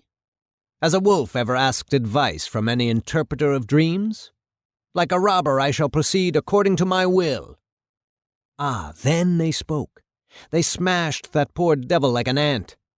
You see the point. You never know when the gods may speak. You never know what your luck is. You can only wait, and if they say act, act. But all this... Exactly. What has all this to do with the ancient Hebrews? A brilliant question. According to the Jews, a man is responsible for obeying laws, performing his duties. According to the Babylonians, the greatest responsibility is to remain absolutely free. Very well. Let us think about that. Take sex. Excuse me, what time is that train due? Were you going somewhere? I was merely thinking. Take sex. In the sexual sphere, from the ancient Babylonian point of view, one must never marry, or else one must maintain one's sexual independence in marriage. To the Jew, of course, that notion seems monstrous. But let us consider it. The Jewish point of view has not been an unmitigated boon after all. You've heard about mad medieval nuns and monks turned rapist. You've heard about queens murdered one after another by husbands with a roving eye. And you know as well as I do the way we live now. The Playboy philosophy, the Ginsburg terror. Perhaps the Babylonians were right. Is their answer possible? Is the sexual revolution you read about, all those West Coast surfers and beatniks and Berkeley students, fornicating 14-year-olds in Los Angeles, or in Syracuse if we dare tell the truth, and in Johnson's Forks, Missouri, and Batavia, New York? Is the sexual revolution a step in the right direction or madness? It's possible, I say. I've no time for details. But in our culture, possible only for superior people. The woman's problem is greater than the man's in one respect. She carries the more than merely cultural shame of menstruation. You don't need that explained. Every animal has some measure of distaste for mess. It tells the lions where one has been, if nothing else. For the male, on the other hand, the central problem is that he can't invariably achieve an erection. When the honeymoon's over, the first storm of infatuation, his potency depends heavily on his feeling of at least equality with his partner, among other things. If intercourse is a job, strictly a familial function, or a pitying gift, or an embarrassment, or a thing of no mystery, then sex is poisoned for the male, and both male and female must contend with the family instinct, by which each seeks to entrap and control the other. You follow all this? Aye. What are the necessary rules, then? Simple, of course. First of all, both male and female must be practically, that is to say functionally, protected from their own weakness by the total culture, at least insofar as possible. It's not enough that males and females understand each other's problems. Through analysis, say. Excessive rationality about sex leads to duty and guilt, and to intuitive sex. The proper place of intellect, then, is to establish the cultural norms. Build the highway, so to speak, down which lovers can unthinkingly speed. Excuse my manner. I was a college professor once. I was saying... yes, now it's back. The superior people, I mentioned then, are not superior intellectually, but superior by natural gift. They are the accidental product of the right homes. And the sexual revolution is a step in the wrong direction, an anti-Puritanism which has only disastrous results. For one thing, a loss of mystery and heightened guilt of a new, strictly psychological kind. Sex is pure kick, a violent kick, at the age of 14. It points not home to itself, but always to new kicks, LSD, murder, suicide. But it remains a possibility that the wrong step, the sexual revolution, might yet be transformed by accident of history to immediate step toward a right step. The revolution leads away from ancient Israel. It does not lead home to Babylon, but it may make Babylon once again a live option. There still remains problems, no one denies it. There's mismatched desire, the familial instinct, the difficulties of the insecure dominant male or female, so on.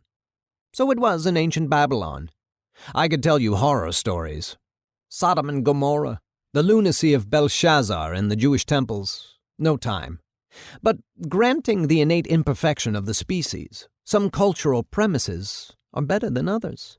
Oh, ponder the end of the man God chose as the last just man on earth, the wine-sot patriarch, fucking his daughters in his tent. Don't be shocked. The story is religious. So this. Babylon is fallen, but so is Israel. Sexual independence remains a high value from which our culture, and every modern culture, seems blocked. Take social and political implications. Here the Babylonian imperative that one remain free raised even more difficult problems, as you can see. Socially, one must at once maintain one's ethnic identity and yet spurn any ethnic identification.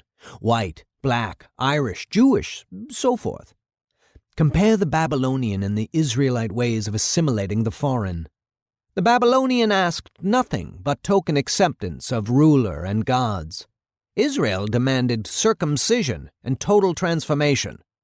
Neither worked, but for special reasons. Rome proved later the wisdom of the ancient Babylonian choice, though Babylon itself was overcome by the furious stubbornness of Jews not yet gone soft, true fire-eaters, if you'll forgive me. As for Israel, the system failed because it had, built into it, a contradiction of the nature of man, an assertion that a man can renounce himself. We cannot love one another, to quote a philosopher, by renouncing self and becoming the other. The only way people can love one another is by simultaneously knowing themselves and coming to personal intuitive knowledge of those who are different. That's impossible now. The population's too large, by now, and our heritage is against it. Armed truce, that is democracy, becomes the only apparent hope. A false hope. Truce has always meant regrouping, ask any general. And so ultimately social problems must be resolved by the annihilation of all minorities. How the annihilation is accomplished is an irrelevant detail, a matter of aesthetics. One answer, the rightest answer, is kill them now. Another is intermarry, an answer which destroys the individual social unit as surely as state religion destroys the citizen. Nevertheless, you will say to me, why should we do what we can, and your theory, Mr. Sunlight, does offer certain hopes. Recognizing the distinction between body and spirit in social affairs, recognizing that the exact nature of the connection between the two is mystical and unimportant, an idle speculation, we might put emphasis on each culture's understanding of itself, an unsentimental understanding of both virtues and defects, and we might minimize concern with the other culture as foil. If individuals want to intermarry, let them. If minority groups want to borrow majority values, even ridiculous values, let them. But let every man know moment by moment who he is. It is true, you would grant, that knowing who you are can sometimes entail hatred of the man who is not you, and whose identity requires a modification of your own. Well, we must simply put up with that, you will say. Stress cultural pride, as modern Irishmen, Jews, or Welshmen in America do. And as for bigotry, the flip side of cultural pride, make laws against it. Ah, yes, I answer. But the gods are indifferent to the beauty of your having been born Czechoslovakian, or French, or Bantu, or Greek. Babylon has fallen, and Troy has fallen, and no trace remains of the work of the greatest of sculptors. Then farewell politics. The waves of Asian history roll toward waves of American history and strike, crash together, and blend and subside to a trough where new waves will crash and merge and subside millennia hence. In the valleys, at the bottom of the sea, layer on layer, sunken treasure ships. Istaru, food of the gods. Can you honestly say you've got no feeling whatever for your country? I have no feeling for anything. I am waiting to act. Exactly. Completely free. Yes, free. Abruptly, rapidly, as if shocked by what he is saying. I'll tell you the truth. I wasn't always free as I am now. I've given myself to many causes. In Albuquerque, New Mexico, I used to put out a newsletter for Krebiozin. I believed in it implicitly, and as an ophthalmologist, you see, my professions slipped out. I knew for certain that the AMA was rotten to the core. I attacked them brutally, brilliantly, in issue after issue. I told about their shocking tactics against Medicare, the banquets for doctors' wives, for instance, where the wives were given a speech that was an absolute tissue of lies, a speech that ended with outrageous rhetoric, more moving than any account of a lynching. And the final line, "Do you want that kind of world for your daughters and sons?" I showed them why the doctors and their wives were hit in separate meetings which took place at the same time, and where each was asked for a family pledge. I specified times and places, named names, and lest any man make the foolish mistake of thinking the question was merely a systematic evil in which the participating doctors had no part, I set down in cold print the facts and figures, the inhuman collusion of doctors and hospital administrations, the kind of collusion which results in thousands of deaths per week throughout this country, Negroes left to die in hospital waiting rooms, indigents not admitted or inadequately treated, Outpatient cases not followed up because of bills unpaid at discharge. Every word I said was true. I'd seen things myself that would make your hair turn white. In Filer, Idaho, there was an Indian family that drove 200 miles to the nearest hospital with a child who had peanuts down her windpipe. The hospital refused to admit them, and the child died. I was there on a fishing trip. I could do nothing. Enough. You've heard such stories. You refuse to believe them, or you think them exceptional. Insanity. You refuse to see what's right there in front of your eyes. Read the magazines. You think they exaggerate? I give you my word as a professional doctor. They hear nothing. They print a mere tenth of the horror. One story in 100. I tell you, read the magazines and tremble. So all I said was true. My attack on the profession was wholly just. My facts and figures unassailable. However, I was wrong about Kriebiosn, and I became a laughingstock. I had another cause later. A student of mine who opposed the war in Vietnam and marched against it was subpoenaed by the House Un-American Activities Committee. Being young and foolish and knowing he was right, he rejected the possibility of taking the Fifth Amendment, or the First and Ninth and 14th, or any other of the usual options, and instead he made a speech. They crucified him, needless to say, and I attacked them masterfully in a series of articles for the Oregonian. I became a target of the rightists. They burned my house and drove my wife from me. Poor child. It turned out in the end that, though I was certainly right, my student was, as it happened, a communist. Another time I fought the professional educationists, the most dangerous, wasteful, and thoroughly ignorant single group in America. They creamed me, of course. I got 27 of them fired before I was through, but in the end, they creamed me. If I'd had time, I'd have gotten them all, every one. But one never has time, finally, and in any case, they weren't really the heart of the matter, I realized later. If the public wants cheap and worthless education, not schooling but a sop for the public conscience, someone will come to provide it. And so I became, at last, an anarchist. In Houston, Texas, I dynamited the FBI building. This was October 1964. I did it at night. Killed only an elderly burglar who was there. I had not yet entered my violent period, you see. But the most spectacular cause in my whole career, I'm telling you the truth, was Muntz TV.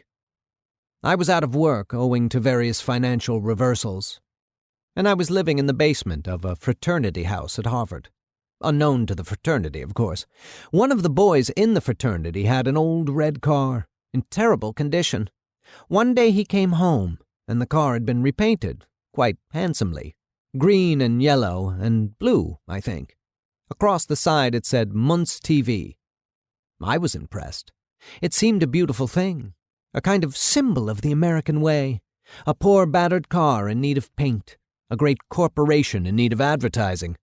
I resolved to work for them, support what was best in our heritage. I went to their main office, the only office they had in Cambridge, Mass., as it turned out. A first-floor office on a scruffy street, I forget the name. An office that had clearly been many things in its time, one fly-by-night outfit after another. Muntz would be different, of course. TV was new at this time, and the Muntz TV, with its miraculous single knob, was destined to make that scruffy street a place of prosperity. I was sure of it. I went in. Everything in the office was on wheels. Desks, chairs, filing cabinets, everything. But of course it didn't occur to me that it was all designed for getaway. I was broken in, taught the virtues of the set and, in short, made a salesman. Then came meetings, daily, sales meetings. Selling Muntz TV was a religion. First we sang the Muntz TV hymns, the Muntz Riders in the Sky, things like that. Then came confession and inspiration. A salesman would stand up, wringing his hands and trembling. He'd lost a sale. He had both the man and the woman convinced. The lady even had her pen out to sign the check. But then the man said, "Lovely, maybe we ought to think this over. Why don't we talk it over and—" The salesman telling the story bowed his head. "I lost the sale." We were silent, shocked and grieved. Then up stood Ace, the bold and swift-tongued Ace. He was our leader, the ace of aces. A little Italian with a smile like a spider's. "Ridiculous mistake," he hissed. "Don't make it again. Now look, the minute the man starts talking, you just say, 'I'm sorry, I don't think I can take a check.' Zap! You got him. You can't take my check? Why, of course you could take my check." Smiles, leers. "Now listen," says Ace. He ducks his head half into his collar and out again and rolls his eyes. "The customer," he says. He squeezes his fists together. "The customer is a fly. He's a mosquito. You push him into the corner little by little and then you squash him." Cheers, applause, blessed be God. Those TVs had a half-life of maybe 2 months. And when your set went pow and you took it to the store, no store. As soon as I found out, I was furious, of course. Betrayed again. I thought about it for 3 days, and I made up my mind. And the next meeting I went to, I took a Browning automatic. I was going to kill every one of them, clean them out. But I was too late. When I got to the meeting, the store was empty. They'd all lit out. Well, needless to say, I didn't give up. It took me 3 years, but one by one I tracked them down and shot them. "You didn't?" "Certainly. Some of them I shot in their beds. Some I shot as they came out their doors, kissing their wives goodbye. One of them I got when he was mailing a letter. A couple of them I shot on the BMT. Caused quite a stir, to tell the truth. It was my last serious encounter with American business." "Listen." "The train?" "Yes." "But aren't you going to—" "No, I'm staying." "For the love of God!" "But you can go. I excuse you." Sound of a train approaching, still a 1/4 mile off. "I can't allow this. I must order you in the name of the law." "There is no law." Boom of a diesel engine whistle, not far off. Clumley shouting. The train seems almost on top of them. "I beg you, come with me." Sunlight loudly, a little pompously. "I care about nothing. Pooh." Clumley. "Then I'm going. Maybe I can stop it yet. I can't be responsible for—" He breaks off. Crunch of cinders as he jumps, holding the tape recorder. Sound of Clumley shouting wildly. The train lurches and shudders near, the engineer trying to stop it in time. Clumley's shouts come through clearly now. "Stop the train! Stop the train!" And now there are other voices too. A young man shouting from the distance, a booming congressional-sounding voice yelling, "Stop! Stop!" Sounds of the train stopping. The voices grow wilder, with hope in them now, and with the train's last shudder a chorus of hysterical cheers, joined by the engineer and firemen. In the foreground, Clumley howling, "Thank God! Thank God!" Voice, "What the devil's going on here?" Clumley, "No time to explain now. There's a madman inside that tent. Stay back, he may be dangerous." Sound of a car pulling up. Rural voice, distant, "What seems to be the trouble, folks?" Several at once, in confusion. Tell 'em what they know. "Well, someone do something. I've got a schedule." Clumley, "You people stay back. I'll try to reason with 'em." Crunch of his footsteps in the gravel. "You in there?" No answer. "Come out. We've got to let this train through." No answer. "All right, Sunlight. I'm coming up. You hear me?" No answer. "Will somebody hold this damn machine?" Background noise. Rural voice, distant. "That's a brave policeman, men. He'll get himself a citation for this. I'll write to the governor myself." Bystanders comment on the policeman's courage. "You up on the bridge, you with the camera, get a picture." "Yes, sir, I'm getting it." "There, he made it. He's got his head and chest in the tent now. He's looking back at us. Looks sick. Is he all right?" Puzzled murmurings from the bystanders. Crunch of Clumley's approaching footsteps. Clumley, too softly to hear clearly. "He's gone." "What?" "He's gone." "Impossible." "Look for yourself." "How do we know he was in there at all?" "Think what you like. I'll take that tape recorder." "Yes, sir, of course." "I'm sorry, officer, but look here, I got my car. Can I take you somewheres?" I'll walk, thanks. I'm parked down this way. Well, ever you say. It's a gall-dong disappointment man can see. Ah. Crunch of Clumley's footsteps. Behind him, silence. The engineer calls his crew and puts them to work, getting the tent out of the way. In the distant, Officer! Clumley stops, waits. Even if it turned out bad after all, I want you to know folks is going to be impressed by your courage. That's the truth. They won't forget it. You know who I am, sir? Clumley waits. A young man, take this over to the officer. Good. Fine boy. Well, I better be getting on. God be with you, friends. Good day. Sound of car starting up, backing away, pulling out onto the road. Footsteps as the young man draws near. Young man. Sir, the man said to give you. Clumley, infinitely weary. Thank you. Young man. What is it, you think? Clumley, absently, sunk in thought. It looks like a box with a chain around it. Switches off the tape. Section 12.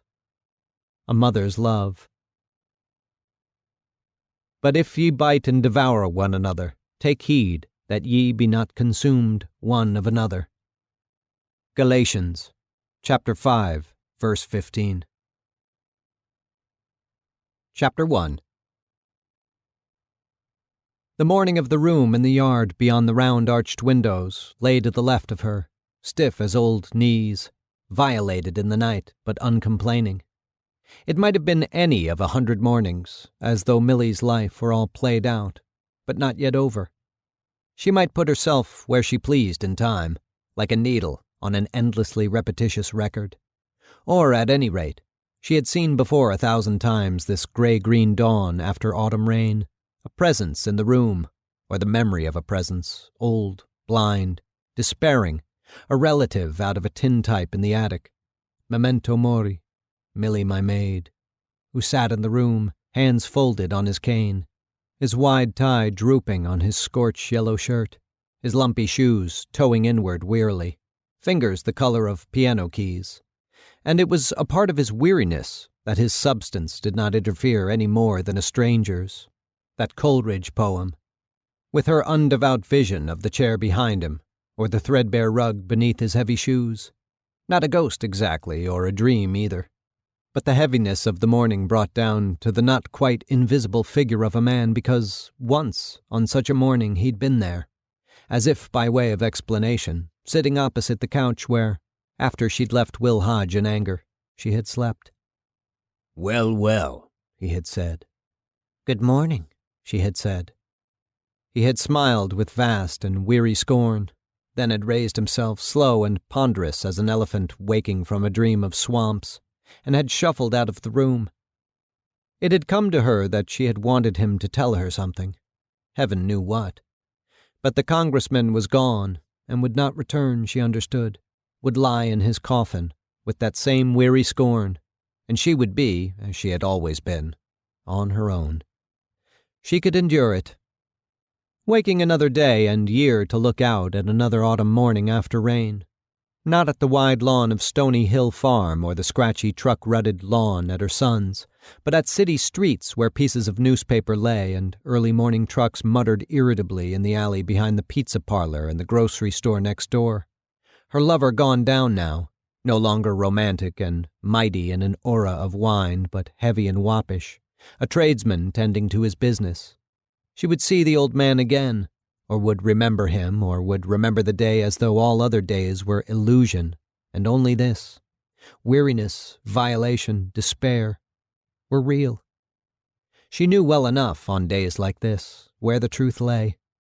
It was the physical pattern in the carpet, where the blue-black lines intersected the brown, and where figures of roses showed their threads, in the broken putty on the window panes, in the angular shadows inside the glass of a doorknob, in the infinite complexity of lines in the bark of trees, in the dust, in the sunbeams, substance calling beyond itself to substance. And coming to life was an act of will, an act of waking up, putting substance to some human use for the moment. Poor Luke. who knew nothing of all this, a saint merely, mad as a hatter. She remembered the sound of their hammering high above her, Will and Ben, balanced on the comb of the barn, stripping off shingles black with age and soft as the dead men embedded in the bottom of the Tonawanda Creek, replacing them with golden-brown cedar richly scented and light as wings. And for all her weariness, she would open her eyes and look up at where they crouched, enormous and light as bumblebees, or walked the comb with a bundle of shingles on one shoulder, solemn as Noah's at work on another antique preposterous ark. She lay still, moving only her eyes, her substance one with the pointless substance of the room and the morning outside. What time was it? Early, she was sure. Not 8. Then, wide awake, she remembered that this morning was dangerous. Luke lay exactly as he'd lain last night, dead-looking, inert body and soul from his heavy drugs. Nick and the bearded stranger were nowhere in sight. It was no dream, she realized, suddenly. He'd had her half naked before she knew what was happening, prattling at her, poking her, tickling her roughly, and like smoke, her blouse and brassiere were gone. But then the lightning struck. She saw again now as clearly as before, the fire-blasted face, the close-set, startled eyes, the arm rising to shield his ugliness. His shadow, black on the lightning-white wall, showed every hair distinct. Poor bastard, she thought, filled with pity and disgust, for she saw now his shame and pain as well as her fear. And then all at once the joy of victory ran through her. She could defeat him, body and soul. His sleight of hand could not make thin air of the pain if, opening her arms to him, she stabbed a knee into his nuts. She could do it. She'd thought of it before, not just once, not just with one man. Had calculated the jab and had resisted, plunging to victory in her mind. Or like the Basque shepherds, she could bite. Or she could defeat him more subtly and terribly, by pain worse than physical pain, pick his bones and snap them in her jaws, destroy him with the image of his own ruined face. She half imagined, half dreamed of getting up, dressing in purple and red, a golden plastic bracelet on her wrist, set with precious-looking stones, and going softly to him with poisoned tea in a golden cup. Her mind cleared, and she was afraid for a moment, then calm again. Yes, she thought. So once in Jeff Peters' apartment in Hartsdale, she'd lain in the blue-white stillness of a January morning, waiting for Jeff to come back. Poor Luke's beloved idol, his history teacher. "How can we do this?" Jeff had said. "It's unthinkable." And they had laughed. And because she had found he had other women, and despite the fact that it did not matter in the least to her, she had lain on top of the covers smiling, planning the terrible vengeance that, in the end, she had not taken. But it was different now, not justice merely, and not merely justice for herself. She felt warm, relaxed. She might seem to them as vulnerable as any bird, defenseless as a swallow, but she could pick the flesh of kings, the belly meat of captains if she chose. She opened her eyes again and saw that it was later. She seemed to have dozed. She sat up as quietly as possible, and still there was no sound. Perhaps they really had left, it came to her. Vanished like nightmares. She rose to her feet and listened. No sound but the steady dripping from the corner of the house. No motion but the pendulum of the clock. Through her stocking feet the carpet felt stiff as the bristles of some animal in a field, long dead. They were gone. She felt mysteriously lucky. It was the way she'd sometimes felt after a night of abandon, when she'd thrown all caution to the winds and made love to some man beneath her husband's nose. In the kitchen once, when Will had gone into his cluttered rabbinical study to work on some papers, and, not caring whether or not she was caught, she had miraculously not been caught. It was as if the universe was in conspiracy with her, which perhaps it was, for there was a law surely against men like Will Hodge, or against the conspiracy of Will and Ben, and all their plotting, wooden-hearted kind. She was, at any rate, No sneaking pleasure thief. She made no bones about it, confronted the world with as much boldness as her lover of the moment allowed her. A natural force, unconstrained, and not merely ignorant either, prepared for the worst, and sometimes it had come, and she had survived. They were the cosmic outlaws, not she. They lurked in shrubbery, spying, and so Will Jr. had told her. Will Sr. pursuing an adultery case for a client who wanted a divorce, and Ben had gone with him, and they'd parked Will's car at the edge of the woods where they could watch the house, and there they'd sat all night, waiting, their eyes shining like the eyes of murderers. Will Jr. had refused to be a party to it. "For Christ's sakes, hire a detective," he said. But no shrubbery for her. No lurking and spying. Her lines and life were free, or as free as was possible, she being a woman. That was what was so dreadful in Luke's stupidity. For him, all doors were open. He might have been anything, a man, not a woman. Yet he chose to cower, to cringe and hiss, to hide under rocks, though he might have struck down the sun if he'd had the heart. He still had not moved, and looking at the awful immobility of his wrist bone, she had a moment's panic. She quickly overcame it. Better off if he was dead, she thought, safely knowing him alive. She strained to hear any faintest intimation of movement that would tell her they were still here, but there was nothing. At last she walked toward the dining room door, still in her stocking feet, and pressed it open.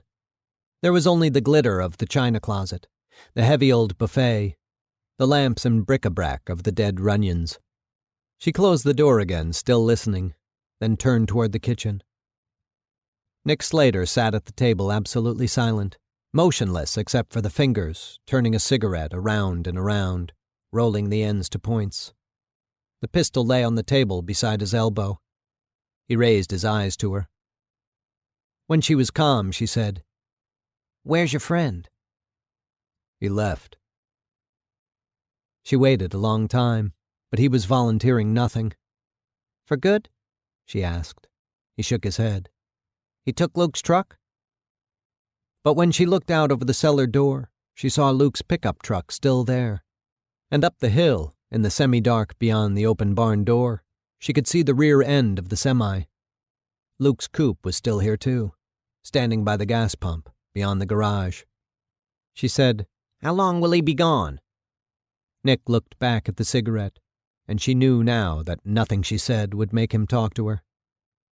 "You should get out of here," she said slyly. "You'd have a better chance alone. A man like that stands out like a sore thumb. Everyone who sees him." She folded her arms to keep her fingers from trembling and looked out toward the road. There were pines where the road and the driveway met, and she had walked there once with her brother Gil, who long after that had killed himself. The best of her brothers. She said abruptly, firmly, "Nick, you must turn yourself in." Nothing. "Nick, listen to me," she said. "I'm going to call the police. I have to, for Luke's sake, and Ben's. I have to. You see that, don't you?" She waited a full minute, or pretended to. Waiting had nothing to do with it. If she moved toward the phone, his hand would move toward the gun, and if she drove him to it, he would kill her. It was incredible. Not terrifying, but quietly beyond understanding. She was not waiting for Nick's reaction, but for insight, a parting of the veil. She asked sharply, "What are you thinking?" He said nothing. "You make the phone call," she said. It came to her that the phone was probably not fixed yet, but she said, "I hear when you give yourself up for your own free will, they go easy on you." He was turning the cigarette again, his eyebrows lowered, so that between the flat of his forehead and the flat of his cheekbones, his eyes were like the slits in a medieval helmet. It came to her that she needed a cigarette terribly, and she turned to open the cupboard over the sink where Luke kept his. Nick said softly, "I killed somebody last night." The voice seemed to come from very close, as if from inside her. She waited, frozen. 3 people that makes," he said. "The first one completely by accident. Lady in the car. Then the next one a little less by accident. I didn't know I would do it. But then when it was done, I knew I did it, so that it was different from the other. I knew I had a choice, but I only knew afterward for sure. Then last night the third one, only just barely by accident. We heard her coming, and I knew I had the gun and maybe I'd kill her, and I knew I better not. It was bad enough already, but I was thinking, what would it feel like? Wondering if I really could do it on purpose. And he said, "You shoot off that gun, boy, and you'll have the whole city on top of us." And I was wrapping it up in the blanket from the bed, and all at once she was there.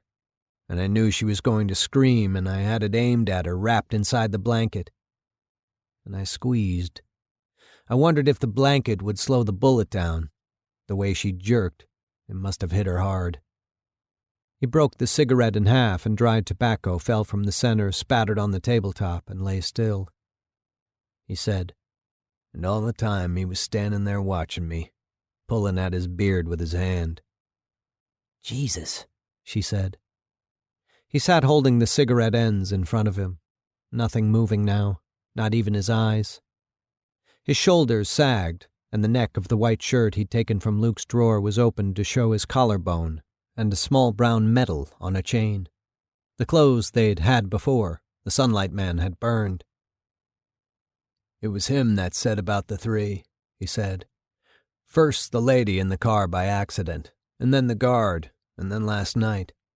We walked out of the house like we owned it and went to where the car was parked." "What car?" she said. "And he got in and didn't say a word, just drove off like nobody would think of stopping us. And when we were in the country, he said about the three." "You've got to get away from him," she said. This time it was no trick. "He'll destroy you." He shook his head. "Call the police," she said. "He'll be back soon. You have to do it now before he comes." Then, "Call Ben. Tell him what happened." But the phone would be dead. If she let herself, she could laugh. "He said he'd come back when they took him out of the jail. I never gave it a thought, but he did." "Because he's crazy," she said. "Would you have done it?" "I don't know if he's crazy." He thought about it. "Ben Hodge would sit and talk with us, tell us all this shit, and we would try to do better for a little while, but he gave up on us. I wouldn't give up on us." "You should call the police." He shook his head again. "Go sit in the living room," he said. He glanced up, almost apologetic, but then his face hardened, took on a sullen, bloated look. "Go on." She turned away. She stood at the window, staring out at the drab, hot morning, waiting for some sound from Nick Slater in the kitchen, waiting for the bearded man to return, waiting for Luke to come too. A strange indifference had come over her. She knew for certain now that the phone was still dead, from the storm last night possibly, or maybe they'd cut the wires. She'd tried it half an hour ago, when Rick ran out in the garage for a moment, startled by some sound there. But the phone was not her only hope. One scheme after another passed idly through her mind, and she watched them pass like images in a dream, but remained aloof from them, abstracted. She was afraid, but it seemed more than mere fear. She felt withdrawn the way schizophrenics are withdrawn, indifferent to how it came out. She imagined herself darting out the living room door and around the house, across the 30 feet of lawn to the locust grove and then up the narrow shaded road to the nearest neighbors. But she was sure she would not make it. She would turn to look back, and the boy would be there, aiming the pistol at her, eyebrows lowered, as if lost in thought, conscious that this time it was on purpose, and to their mutual surprise he would fire, and she would fall, faintly astonished. She imagined herself darting to the semi, to the pickup, to the car. She saw herself hunting for the keys, finding the ignition empty, or turning the ignition on and grinding on the starter to no avail, and he came toward her with his eyebrows lowered, lost in thought, aiming the pistol at her head. She saw herself waiting at the living room door with the flimsy poker from the fireplace, and when he came through, she struck and he fell. But the gun was still in his hand, and he turned up to look at her and raised the pistol slowly, and, as in a nightmare, she could not move. It seemed to her that she'd been through it all before, many times. She remembered standing in her room as a girl, looking out over the porch roof toward the yard in front of the well and the highway beyond, thinking how easy it would be and knowing she would not do it, at least not yet. She could hear the thump of the iron on the ironing board downstairs, and now and then her father's racking cough. Instead, she had said in her mind again and again, "I need to talk to you, Will. It's important, please."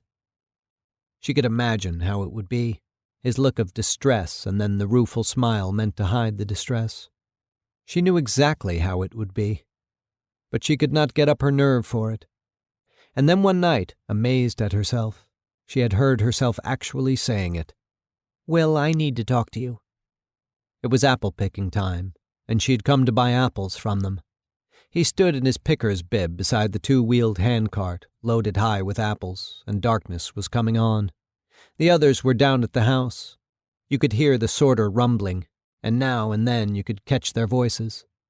The smell of the apples was beautiful, and she had ridden on the cart when she was a child, and her father was here to help with the work, and she too had climbed the pointed ladder and felt its gentle give against the boughs.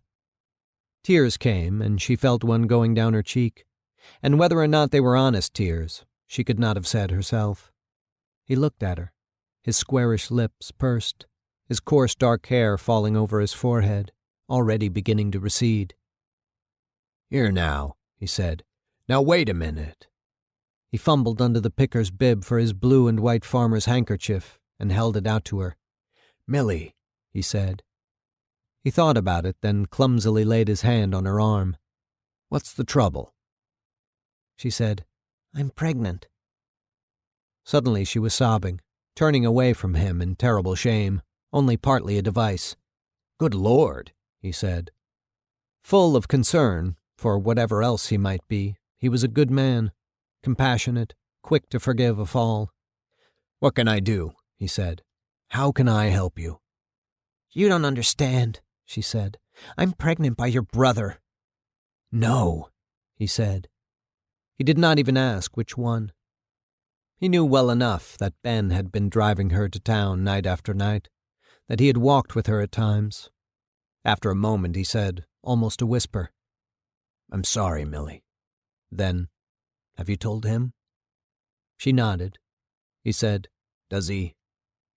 That is, are his intentions?" She shook her head. He stood blunt-faced and miserable, huge hands buried in the picker's bib. "He denies it," she whispered. His face grew stern. She had not judged him wrong. "I'll talk to him," he said. But she took her head. "No, please, I beg you. If he doesn't want me, I don't want to burden him. Please, I'm serious." And then, excitedly, "If I had dreamed you'd take it this way, I mean, think it was your duty to speak to him. Oh, please, please, Will, I beg you." And so he had asked, befuddled. "But then what?" She wiped her eyes and calmed her grief. "I just had to tell someone," she said. "It's such a terrible thing, all alone. And when I saw you here and knew I could say, 'I'm sorry, forgive me,' perhaps someone—" He waited, wringing his hands inside the bib. She sniffed and said, "I can find someone. I'm not ugly, am I?" She looked at him. "Oh, Millie," he said. "Poor dear Millie. Lord knows you're not ugly. If there's anything in the world—" She stood in the bedroom, hers, not her husband's, looking out over the bare branches of the new orchard toward the old one, where it all had started. Gnarled and blasted trees bent like ancient cripples over the snow, icicles like old men's beards hanging from the dying branches, and thought, "I will leave in the spring." But she would not leave, she knew. It was all a stupid play. He sat half dozing beside her, beginning to snore, and she poked him with her elbow and hissed, "Pretend to be amused." He glared. They were so far from the stage, she could barely make out the expressions of the actors. He had said they were lucky to get seats at all, and perhaps it was true. He hadn't the imagination for a lie. Nevertheless, She suspected he'd gotten these seats because he was cheap. "If you'd read the play, you'd be able to follow it," she whispered. "Huh," he said. "I can follow it all right." She cringed and put her finger to her mouth. "Shh." The people in front of them turned to look. She smiled. It was a new play called The Devils, the first New York production, and even if it was not good, it was brilliant, in fact. Anyone else would have been grateful for the chance to see it. Not Hodge. He would rather sit with his Rotary pals, listening to some perfectly asinine speech or play checkers with the judge with the long red nose, staying down the hall from them at the Washington Hotel, another outrage, or talk about Thomas Dewey with some black elevator boy. Afterward, they went to the restaurant Jeff Peters had recommended, a French place, expensive with superb wine, and Hodge ate salad with Thousand Island dressing. She was boiling mad now. Even the dressing seemed a personal affront. "All right," she said. "So you think you followed it? What did you get out of it?" "A lot of yammer," he said. He stared at his plate. "A lot of righteousness." She exploded. "Righteousness? For the love of God, Will. That was the point. The righteousness of those who suppress life." "You talk like a book," he said. "That would naturally bother you." He chewed and held his peace. He ate with his head low, eyelids lowered, as though she had over the years destroyed whatever there might have been in him, just as he had destroyed whatever there might have been in her. His suit coat hung open, and she could see his wide gray and white suspenders. A terrible sorrow welled up in her. She pitied him as much as she hated him, and pitied herself as well. "Well," she said, "it's an interesting play historically." "Ah," he said. She put down her fork. "What do you mean, ha?" "Nothing," he said. "Nothing." "That's largely how it was, you know," she said. She leaned forward. "For centuries, people with stupid theories have been murdering people who try to just live, enjoy life, seize the day and make the most of it. Priests, politicians. Truth is mostly in the sewer. You wouldn't understand, of course." "I understand, all right," he said. She heard her laugh outside her, like crystal ringing. "Really?" she said. "You wouldn't know a cymbal from a cider barrel."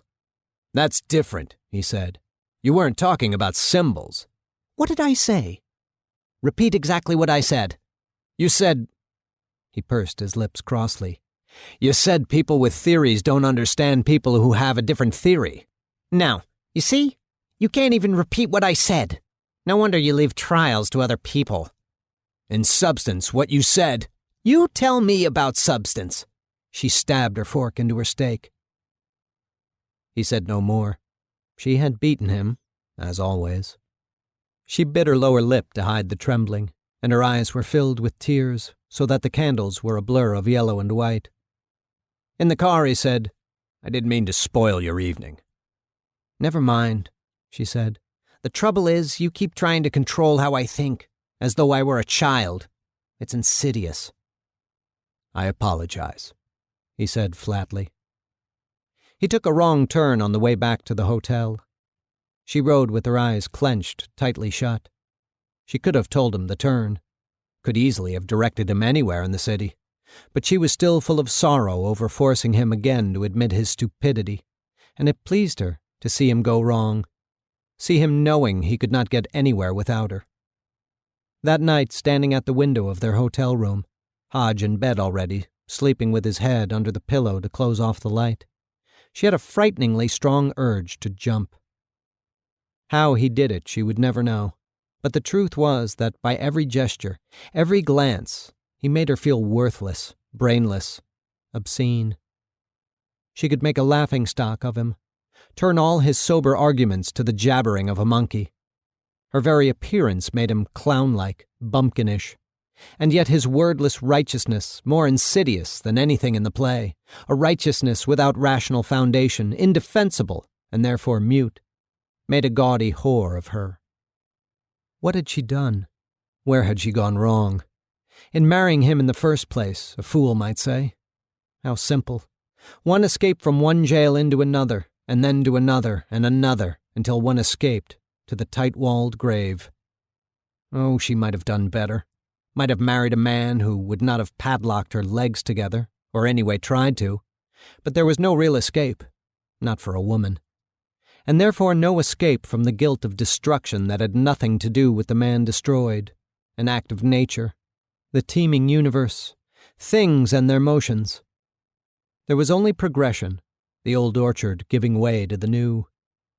And was it sane to call the new orchard a betrayal of the old? Yet how well she understood their feeling.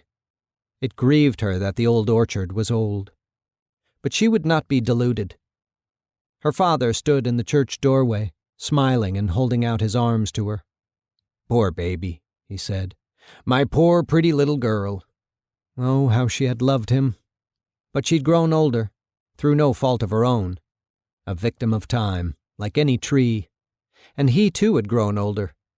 And the vital spirit in him had shrunk, and little by little he had died and had been replaced. And so it had been with Will, too, for whatever they might think, those casual observers so ready to judge. She had loved him with all her heart for a little while, after that night in the orchard. She had schemed to get him, and not for himself, but for his name. Nevertheless, and not ironically, but inevitably, she understood now, she had fallen in love with him.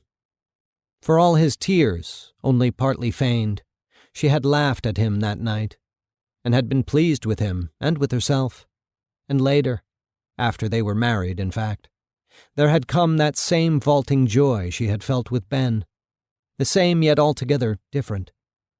She was lying in bed watching his reflection in the mirror as he undressed, and all at once she had found him, framed by the mirror, to be beautiful. It was a discovery more than physical, an entirely new way of seeing the world, as if for the first time in her life, she was seeing with her own eyes, not the eyes of other people. Ben was bronzed from his forehead to the line of his belt, and from the hem of his shorts to the soles of his feet, bronzed like a figure on a poster. But Will was tanned, or reddened, really, as red as new brick, only where his work shirt, overalls, and boots didn't cover him, red of face and neck, but below the red V at his collar, white as grade school paste, and yet not sickly, not at all, because the muscles of his shoulders and arms were square and awesome, and below his wide chest his waist was, in those days, small, and below his belly button the parallel muscles of his abdomen were firm as a boxer's, and each of his thighs was as thick with muscle as the waist of a young girl. His body hair was black as crow's wings and curly and thick, and the hair on his head was brownish, bleached by the sun.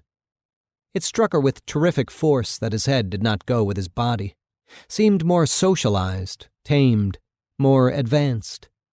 Less her secret property, exactly as his thought belonged to her less than his feelings did, or anyway his feelings as her new loving husband. What he felt on other matters was in those days of no importance. He snapped out the light and came to bed naked, as he always did in those days, and she naked too, put her arms around him and pressed herself to him and said, "Will, I can't believe my luck, getting you for my husband, when I think how close I came." She let it trail off. He lay still, thinking, wondering, she knew, if he could believe her. "I love you very much," he said formally. She laughed and kissed him, delighted that even with his muscular body tight against hers he could be formal. After a long time he said, "Millie, did you ever, with anyone besides—" Her heart beat lightly and quickly, partly from fright, and she moved her hands gently over his body. At last she said, will you hate me if I tell you something?" He waited, and she said, "I was lying to you about Ben. It was you I wanted, right from the beginning." And after another moment, "It's the truth, Will. Can you forgive me?" For all she knew, perhaps it really was the truth. He said nothing for so long she began to be frightened. "Will," she whispered. Then, as if a dam had broken, a great sob came from him. "All along," he bawled. "Oh, Millie, Millie!" They had both loved each other from the first. They clung to each other like children, and wept and rutted half the night, and swore they would always be faithful. And at last they slept. But days passed, seasons, and as Luke, not yet born, would one day howl above the hellfire jangle of his banjo, love grows colder. In her abstracted state, she hardly noticed, at first, the bearded man walking up the driveway out of the shadow of the trees into the sunlight of the yard. When she awakened to his approach, she was struck by something familiar in his walk, strikingly familiar. But when she tried to place it, her mind seemed to shy away from what she knew and she could not explain to herself, the sense of sudden discovery. He came to the door and let himself in. When he saw her, he paused, flustered, but at last nodded to her, the stocking still drawn down over his face, and then, without a glance at the inert Luke, he went upstairs. Chapter 2. He paced. She heard him going back and forth over her head, and she remembered dreams of someone walking on her grave. Luke was awake now, sitting with his head in his hands, his face white, saying nothing. Nick sat on the couch, the gun in his lap, cleaning his fingernails with the greatest possible concentration. She too sat silent and almost motionless, waiting. The footsteps overhead went slowly back and forth, from one end of the house to the other, loud on the hard wood of the hallway over the kitchen, softer when he came to the wide old boards of the bedroom floors or the Runyon's throw rugs. She lit a cigarette, and Nick looked at her. The Sunlight Man had told her not to smoke. She sat with the cigarette hanging between her fingers, waiting for Nick to decide, and finally he looked down. "You want one?" she said. He glanced up, then away again. When he'd thought about it a minute, he nodded, and she reached one toward him, then lit her own and threw him the matches. Then silence again. 2:00. She closed her eyes, thinking nothing in particular, wondering if Luke would be better off if he ate something. And when she opened them again, after nearly an hour, she would have sworn, only 12 minutes had passed. She sighed and closed her eyes again. 7 minutes later, Luke said, "I'm going out." "You can't," Nick said. "That's what you think," Luke said. But when he moved toward the door, Nick leaned forward, half standing, aiming the pistol directly at him, and Luke was afraid. As for Millie, she was terrified. It was as if all her insides had turned to loose pudding. "For the love of God, stop it, Luke," she said. "Nick, put that damn gun down." They obeyed, both of them, instantly grateful to escape the test. She wiped sweat from the bridge of her nose, and again for a long time they all sat silent. The police arrived at 4. As the black and white car turned in at the driveway, the bearded man came down the stairs lightly, the stocking still over his face, his hands in the pockets of his suit coat, and nodded to Nick. "Come with me," he said, and then to Millie, "Don't say a word. Be sensible. Show them whatever they ask to see, and remember." He curled his fingers at her like claws, as though it were all some joke. "I'll be right here beside you, invisible." The police car had gone around to the back now. The Sunlight Man made a quick inspection of the kitchen, then went down the cellar steps, pushing Nick in front of him. The knock came and she breathed deep, trying to think. She heard the cellar door opening again and knew he was somewhere behind her. "Afternoon, Mrs. Hodge," the policeman said. He slid his hat off. It was the one called Miller. "Afternoon," she said. Her voice was very faint, and she was sure she had given it all away. She couldn't tell whether she was glad of it or not. "Everything all right here?" he asked. He was looking at her closely, and she realized she must be pale. She wet her lips. "Oh yes, fine," she said. Then hastily, "Luke's been ill, my son. He has these headaches." The policeman glanced at Luke, and the shorter policeman with him nodded, sympathetic. "It's a hell of a thing, all right," the short one said. "My first wife had headaches, migraine." "These are histamine," Luke said stupidly. Miller said, "Mrs. Hodge, you seen anybody around here? I guess you know—" He let it trail off, and she nodded. "I heard it was terrible. We thought he might head for here." That's what we thought too, she said. I could hardly sleep last night, and that storm on top of it. Her shudder was real enough. He slid his lower lip over his upper and looked at his boots. Would you like to come in, officers? She said. She tried to think of some way of signaling to them. Well, yes, thank you. Luke sat down in the chair by the fireplace and covered his face with his hands. You sure everything's all right? Miller said. She nodded, faint with indecision. You don't mind if we look around? No, of course not. We'd be grateful. He was moving toward the kitchen, his eyebrows lowered, and she had a feeling he was straining his ears, listening. Suppose they found him on their own, and she had nothing to do with it. Would the Sunlight Man blame her in that case?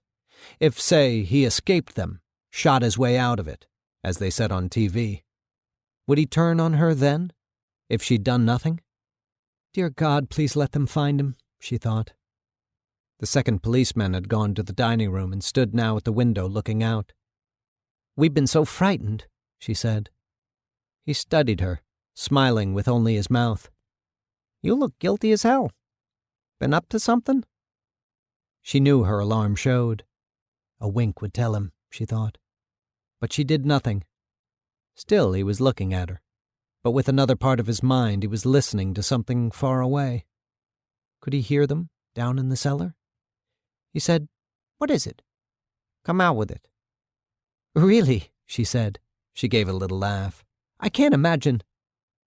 The other policeman had gone into the downstairs bathroom to look there. He came out holding a bottle. Look at this, he said.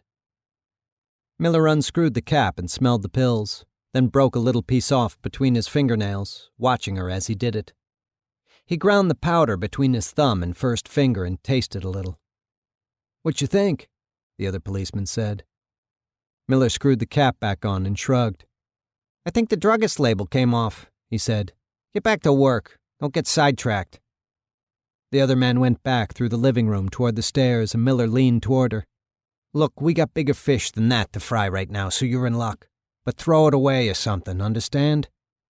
She managed a sickly smile. Miller studied her. What's in here? He said.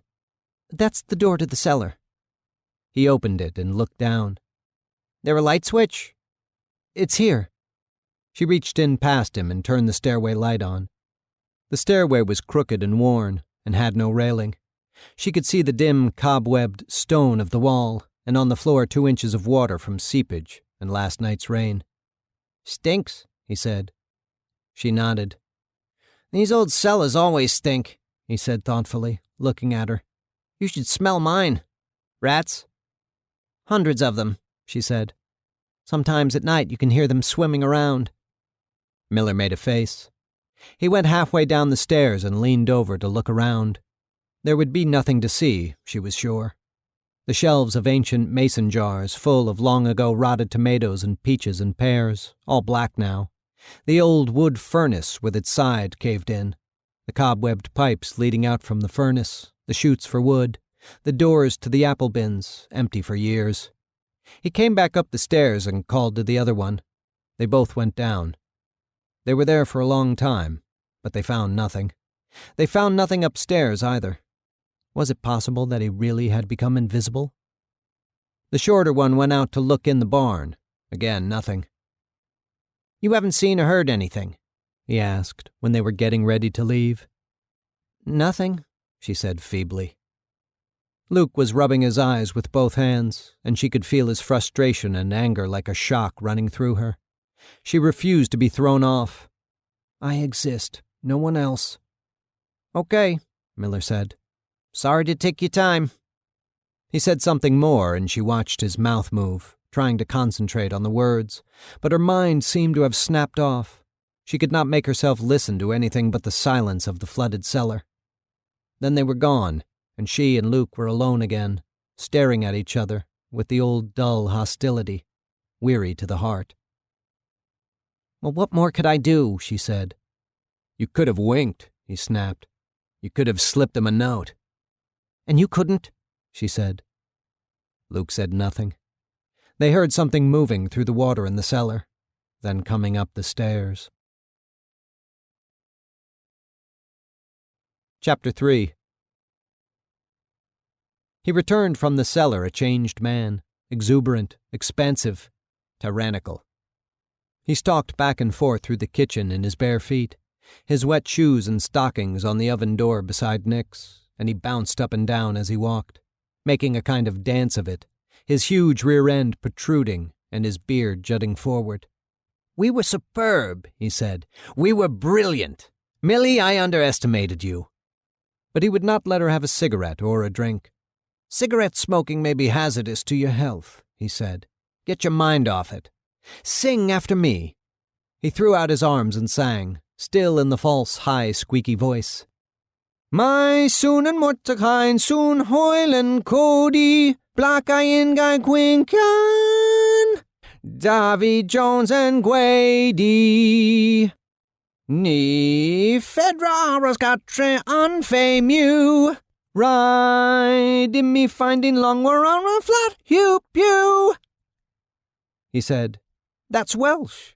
Magnificent language, magnificent song, too, as you can hear. All about Hugh Pugh's boat. Let's do it again, first phrase, all together. My soon and Morton Kylan." He drew himself up and glared at them. "I'll say it just one more time." The pistol appeared in his hand, and he aimed it at Millie. My soon and Morton Kylan. She tried feebly to sing with him. He shook his fist. "What's the matter with you people? You sing along with Mitch, I hear you. You sing along with Lawrence Welk. But I ask you to sing a simple little boat song, the most ridiculous simple little song in the world, and you act like you've gotten a sliver through your tongue." Abruptly he stomped away, curling his toes as he raised his feet. "Forget it," he said. He whirled and pointed his finger at her, the gun in the other hand aimed at the ceiling like a starter's pistol. "The trouble with you is you're rotten," he said. "I see those magazines you read. Horoscope for Weight Watchers. Barbara Walters visits Princess Grace of Monaco. FDR's Secret Affair. How James Bond Destroys My Husband by Mrs. Ian Fleming. Foods Everyone Loves. The Truth About the Bestseller List. Why Teenagers Rebel. Ugh. How can you improve your mind reading tripe like that? Heads stuffed with cotton candy." He bounded closer, like a fencer, and shook his finger under her nose. "Everyone should learn at least one Welsh song, if only for the double L's. The gluttural noises clean out the throat and help to prevent brainless cooing. Now, one more time." He moved the revolver slowly toward her forehead until the metal pressed against her skin. Her heart pounded violently. "Repeat after me," he said. "My soon and Mordecai soon Hoyle and Cody." She repeated it. He smiled. "Good, excellent. We may have discovered an important new educational method." He swung away. "As I've said, my object is to make you a saint. I do what good I can as I pass, you know. After we've learned Flat Hoo Pew, we'll learn the dream of the road in Old English." He looked at his hand as if surprised. The gun was gone. He shrugged. "I understand how you feel," he said. "But we mustn't waste valuable time, simply because we're imprisoned here. Keep the mind alert, I always say. Try to learn something new and significant every day." He tipped his head, crafty. "What do you know about manure?" he said. She waited and became aware that she was wringing her hands. "A well-kept manure heap may be safely taken as one of the surest indications of thrift and success in farming," he said in the voice of a lecturer. He leaned toward her. "Neglect of this resource causes losses which, though little appreciated, are vast in extent. According to recent statistics, or anyway recent in 1906, there are in the United States, in round numbers, 19,500,000 horses, mules, and burros, 61 million cattle, 47 million hogs, and 51,600,000 sheep. Think of it. All of these animals were kept in stalls or pens throughout the year and the manure carefully saved. The approximate value of the fertilizer constituents of the manure produced by each horse or mule annually would be $27, by each head of cattle $20, by each hog $8, and by each sheep $2. 1906 prices, of course. You didn't know that, did you?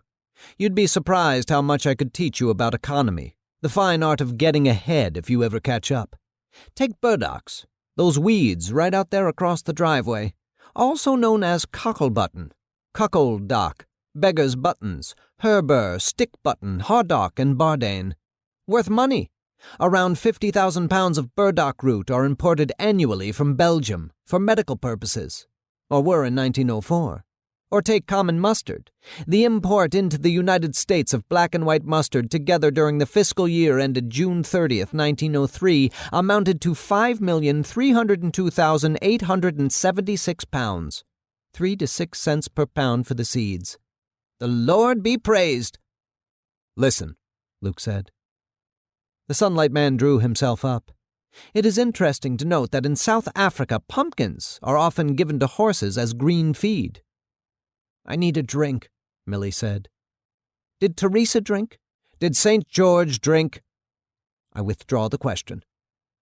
He went on, and whenever any of them tried to leave the room he stopped them and demanded their attention. Exactly at 7 o'clock he bowed from the waist and said, "Students, I bid you good evening. I must go make a phone call." And without another word he went out. They watched him hurry down the driveway toward the road. When he returned half an hour later, he was again completely changed, it seemed to her. He was not wearing the stocking over his face now. He had a wide red hat embroidered in what might once have been white. It had gone through last night's rain, apparently, and dark glasses. His suit coat was stuffed with plants he'd found along the road. He began making supper. "Where did you phone from?" Millie said. "Phone booth," he said. The nearest phone booth was 5 miles away. "That's impossible," she said. "Not at all. There's a special kind of slug you use. The phone company spends millions a year on slug detection. But one little slug they just can't beat. Like this." He drew from his pocket a washer approximately the size of a quarter, with a little piece of tape across it. He winked. "You're a strange man," she said thoughtfully. "Have to live by my wits," he said. He pointed at his temple. He laughed. "But then, don't we all?" "Can I help you with something?" she said. He was leaning over the sink now, washing the roots and leaves he'd brought in. But her mind was far away. He powerfully reminded her of something or of someone, or perhaps simply, in a general way, of her childhood. "Why, yes, thank you," he said. "Get the hamburger out of the refrige." She did so absently, trying to locate the center of her unrest. As she was unwrapping what was left of the hamburger, she said aloud without meaning to, "What happened to us, I wonder?"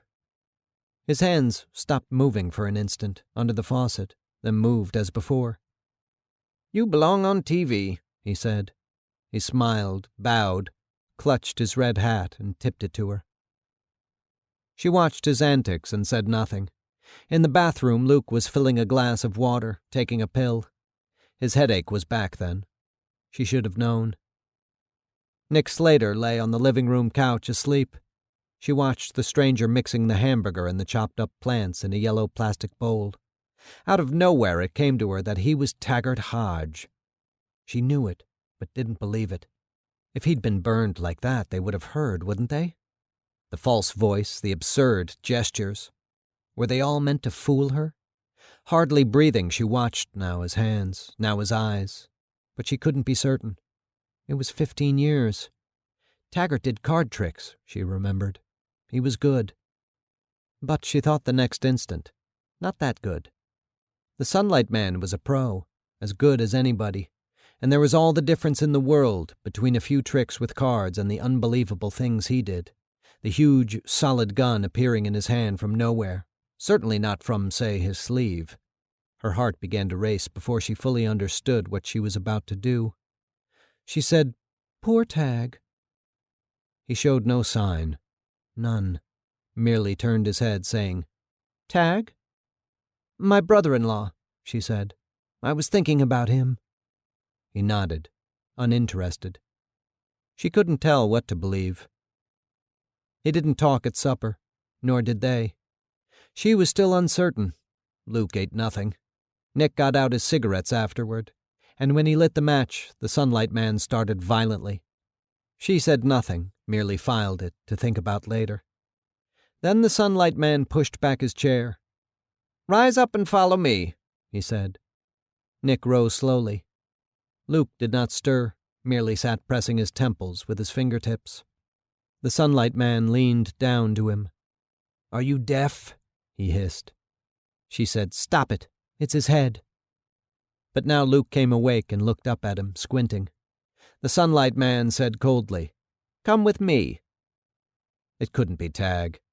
He went toward the cellar door. After a moment, Millie followed.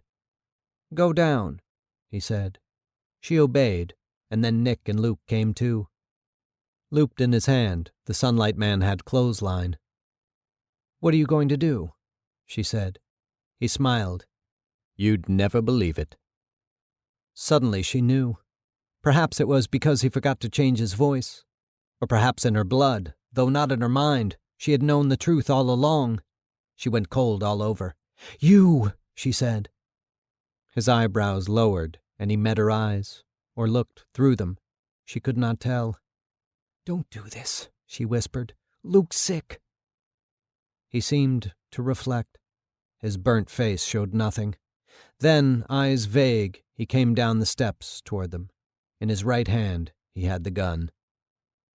"I exist," she said in her heart, "and no one else." She drew back her mind from the pain of the tight bonds on her wrists and ankles and around her waist, from the cold of the water around her feet, and from the gag biting deep into the corners of her mouth. "I understand the reasons for your viciousness, your madness, but they're yours, not mine. I have a life of my own, griefs of my own, and I warn you, I can match all your magic tricks, sleight for sleight. I have no time for complications. I've spent too much already. Let all the rabbits in your hat, and all the false boxes, trick handkerchiefs, come out and save you from the things that are coming upon you." Luke writhed, banging the back of his head on the post he was tied to. She closed her eyes. "What do you want from me? What?" They had found her brother Gil in a pile of straw in the corner of the barn, and he looked as if he were sleeping like a baby, they said, but he had killed himself. At the funeral she'd kept a face of stone. Hadn't she talked with him, stewed with him, done everything in her power to prevent it? But in the end, he had not thanked her for it. He'd grown to hate her. He couldn't get a driver's license because the first time he tried to kill himself, an overdose of sleeping pills. She'd made Will drive him to the hospital, and after that the thing was on his record. But she'd accepted his hatred, had shrugged it off as easily as she shrugged off Luke's hatred, or Will Jr.'s self-preservation. It was all one could find to cling to. It was enough. She could hear him banging his head against the post, exactly as he'd banged his head against his crib when he was a baby. "Die," she thought. "Smash out your brains and die." Then, "No, that's stupid. We'll beat him yet." It came to her that she was shaking from head to foot. She was afraid. She remembered. The first completely by accident, the lady in the car. The next one a little less by accident. Then last night the third one, only just barely by accident. Gil said, "Each time it comes closer, don't it? Each time I come closer to really meaning it, really wanting to be dead. You can see where it's heading." "Be still," she said. "Gil, baby, be still." She closed his eyes with her fingertips. When she said, "Luke's sick, his own nephew," he had looked at her, and he'd thought about it, and after a minute he'd drawn the gun. His eyes weren't human. She understood where it was heading. Section 13. Nah ist und schwer zu fassen der Gott. I only know things seem and are not good. Thomas Kinseca. Chapter 1.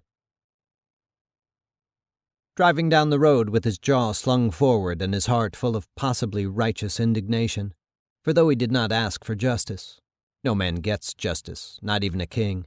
The most powerful tyrant may demand his fair share, but not even God, the Lord of hosts, can force those around him to think of him as he deserves to be thought of. He did ask, at least, that he not be treated as an absolute fool. Will Hodge Sr. grumbled and ground his teeth and said, "All right." He had the accelerator clear to the floor, so that the Plymouth was roaring down the potholed macadam, steering wheel shaking like a house in an earthquake, at 50 miles an hour. It would smash the A-frame. Let it. Something in him, long, idle, unsure of its use, had snapped into gear. For better or worse, he was a new man. All his life he'd been picking up other people's pieces, accepting responsibilities that he knew very well were not his own, his brother's debts, his wife's mistakes, his son's opinions, his own failure to measure up. And always, whatever he did, it was wrong. He was the fool, the clown, the villain. Him, not them. "All right," he said. "Be pragmatic." The word had suddenly come to be full of meaning for him. John Kennedy's genius, he'd read somewhere, was that he worked out one problem at a time. Kennedy knew that each solution might raise 20 new problems, the writer said. Nevertheless, he sought no grand vision, no return to some state of the nation long gone, impossible to recapture. He dealt one by one with the troubles of the sick, the poor, the oppressed, sought not what ought to be, but what to do. All right. So Hodge, too, would work. It was a thing his father, the congressman, would have understood. He would have laughed at them, patching gray barns which time had stripped of use. The slaughter shed and smokehouse, the cider barn, the elegant 3-story chicken house, impossible to heat, impossible to clean, too dark even on a sunny day for proper egg production. It was a glory to the eye, that chicken house. High, narrow windows with small panes. The glass in those days was more brittle than now, and the labor of building such complex sashes and puttying in all those hundreds of panes did not cost then what it would today. On each floor, square, high-ceilinged rooms on either side of a narrow hallway, doors neatly hinged and better constructed than the doors in a modern subdivision house, a veritable hotel for chickens, and comfortable, darkly grandiose as a gentleman's club in the warm, obstructed light of a summer afternoon. But not for its beauty did Will Hodge Sr. preserve that chicken house. It was a fine barn, like the others, worth a small fortune, and not just in cash, but in family memories as well. A man shouldn't let things go. And so, in short, he had patched the barns and had patched up lives, as well as he could. But in the end, his daughter had burned down the chicken house, lighting papers in the incinerator when the wind was wrong, and for all his work, the secret process of ruin that whispered in every leaf, that gnawed inside walls or boldly howled in the woods at night, the process of death, to name its name, had outraced him. And therefore he would live no more by grand visions he couldn't understand, would no more seek the connections of things or grieve that, ignorant of them, he might be more guilty than he knew. "One mouse at a time, like a cat," said Hodge. He wasn't over his indignation at Clumley's refusal to admit what had obviously happened last night at his, Will Hodge's, apartment. He would be grateful, no doubt. Clumley's stubborn blindness gave Taggart a break. Will Hodge wanted his brother to escape, of course. What they would do to a man involved in a policeman's murder was terrible to think of. Not that Taggart should get off scot-free forever. Taggart wouldn't want that himself, if his mind were right. But much as he wanted his brother to escape their hasty violence of pistols and rifles, he could not keep his mind on that. Taggart would never have gotten into jail in the first place, likely, if it weren't for his knowledge that, in a pinch, there was always old Will to haul him out. "They use me," he said aloud. He thought, with scorn. With unspeakable scorn, Chief Clumley had said, "Hooligans. That's what it'll be." And Will Hodge, though he knew it was Taggart he was trapping, if he forced Fred Clumley to the truth, but knowing, too, with the force of dynamite blasting through his veins, the rage of being taken for a fool by a muddled old fool like Clumley, and knowing in his numbed and prickling skin the indifference of Miller, and the other policeman to whom he was merely the apartment owner, a clumsy obstruction to be walked around. But worst of all, the shocking indifference, even scorn, yes, of his own brother, Tag, who had walked out quietly into the night, fallen angel once loved, leaving propped against the wall the horrible corpse of a woman, who, if she wasn't a friend, was anyway someone Will Hodge had known. Will Hodge, burning up like coal, had boomed out, "Hooligan's my hat!"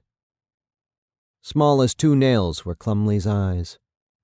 The rain howled down in horror, slammed out of heaven. But what Hodge thought was, tell a man often enough he's dirt, and sooner or later he'll be mud in your eye. He smiled grimly and tightened his 2-fisted grip on the steering wheel. That was not all there was to it. When Will Hodge had awakened at the motel this morning, mind full of fury like hot red light, he was assaulted not only by the image of Clumley struggling to cover his stupidity and the old woman's dead, accusing eyes, but also by painful images of other times and places that were now all one with the hour in the apartment last night. And one image especially, in the yellow-beige motel room, as sterile and gross as a doctor's office, he lived through again the mockery and wrath of the woman in Clumley's office. He understood. Who wouldn't be distraught, hearing of the murder of her son, seeing his shattered face in the morgue? He forgave her. With anger and forgiveness mingling in him like 2 writhing seas, he had resolved to go see her and tell her in no uncertain terms that whatever he could do, he would do, to the limit of his ability, and, needless to say, at no cost to herself. He had dressed carefully, had even taken pains to cut the hairs in his nose. "Obscene," his wife used to say. "Not even pigs have hairs coming out of their noses." And had cleaned his battered, chipped fingernails and polished his crooked shoes and checked his tie for stains, and had gone to the house. It was dark green, cardboard in a 2nd-story window. You expected Negroes in the houses next door, but this street was still Italian. Mostly new Italian, though, just off the boat. He rang the doorbell several times, then realized that perhaps it didn't work, and so he knocked. Even now no one came. He glanced at his watch. 7:30. He felt a blush prickling up through his neck and was tempted to step out of sight before anyone came. But he stayed. There wasn't a sound from inside the house, and he went on waiting, gazing down the street toward the corner grocery store. Only 7:30. In the same way, once when he was a child of 10, he had agreed to ride to school on his wooden-wheeled bicycle with a group of friends from neighboring farms, and he'd gotten up and gone to their houses one after another, and had waited, and finally had left without them, baffled and wounded by their cruel betrayal. He had found when he got to the school that he was hours ahead of his time.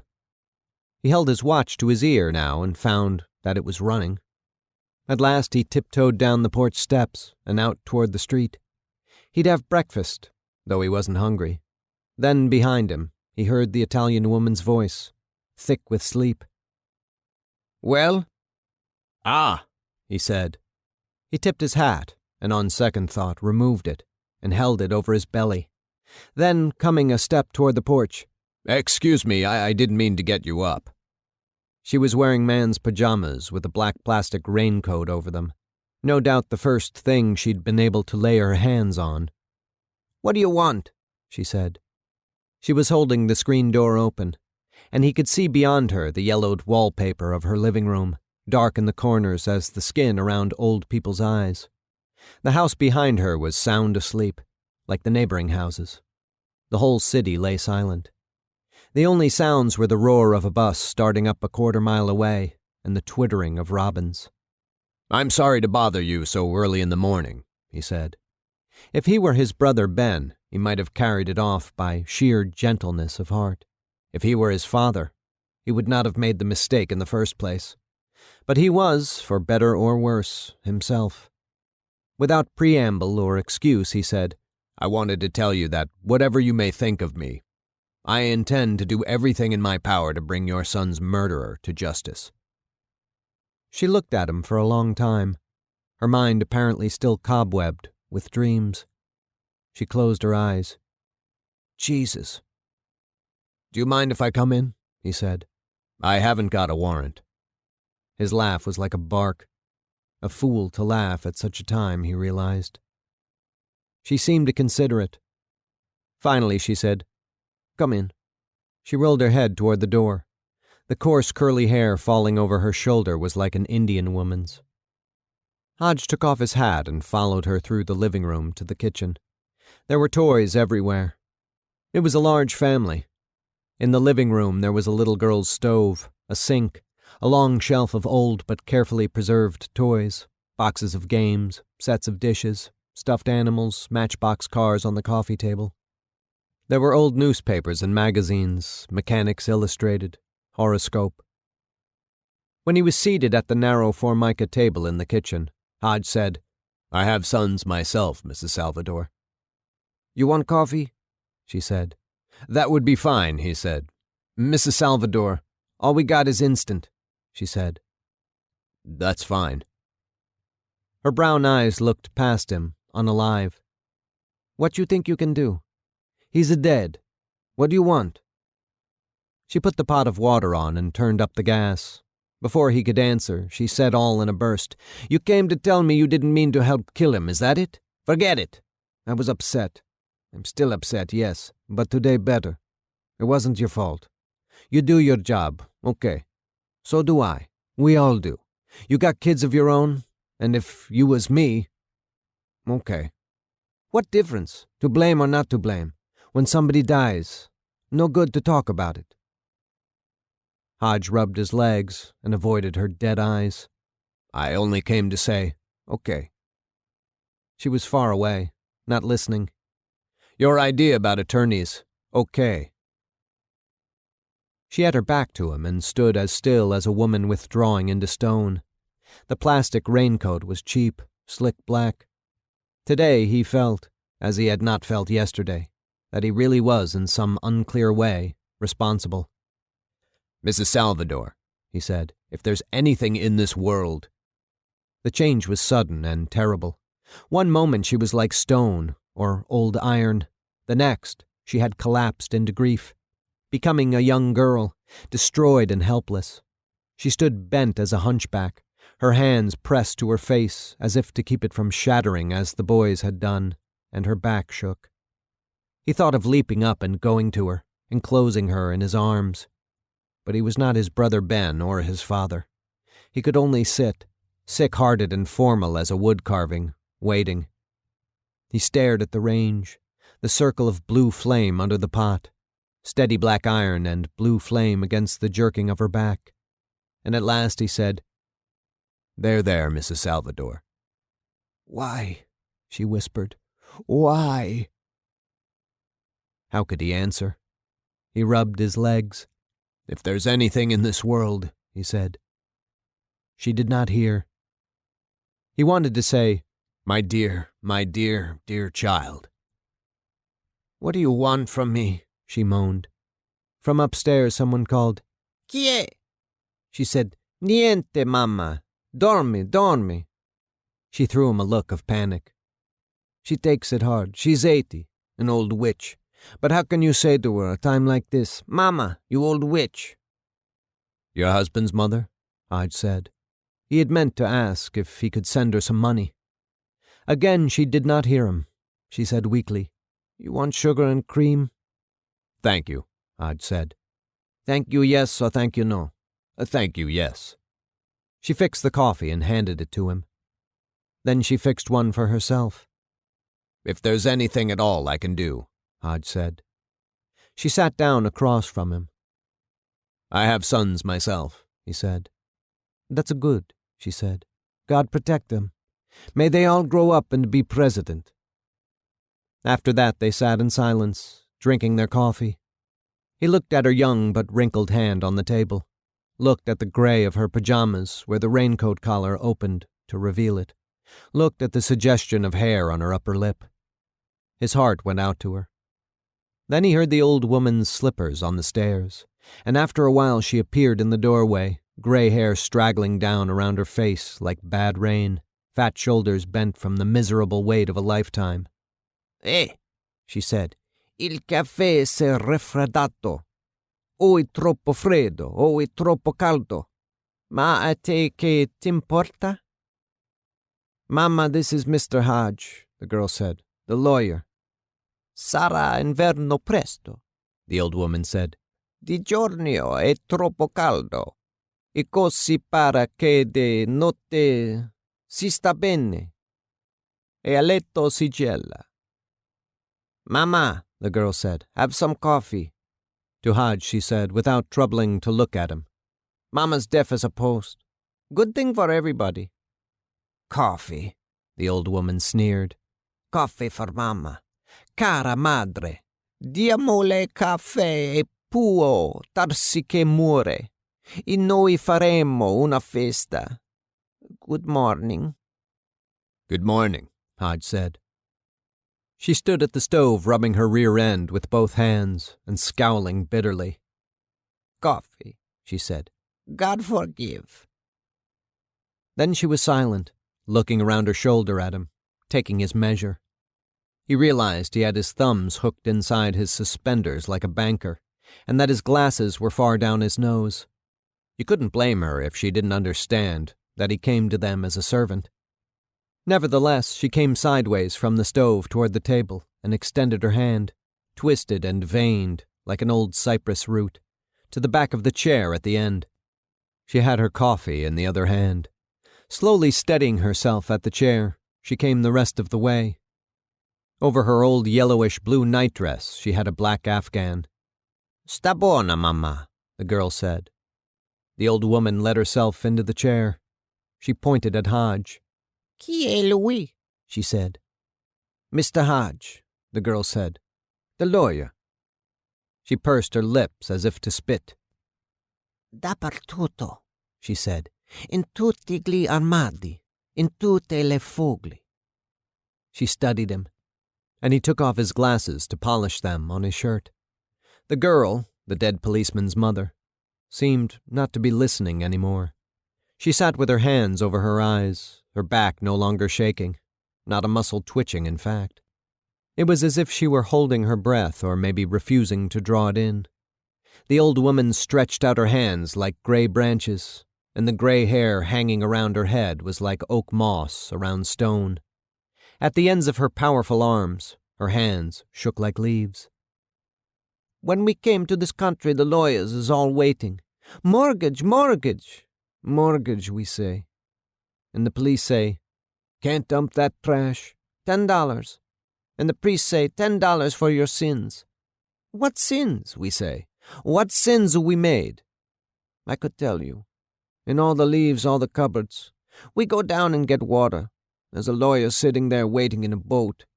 We get cold by the tracks. It's almost dark.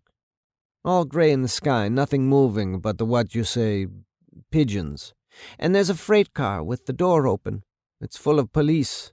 Madonna mia. At night in the house we are looking out at the window and there's priests. All over the yard. Little priests all bones and black cloth and eyes like fish. I could tell you. Mama, the girl said, sta buona. You think crazy, old woman?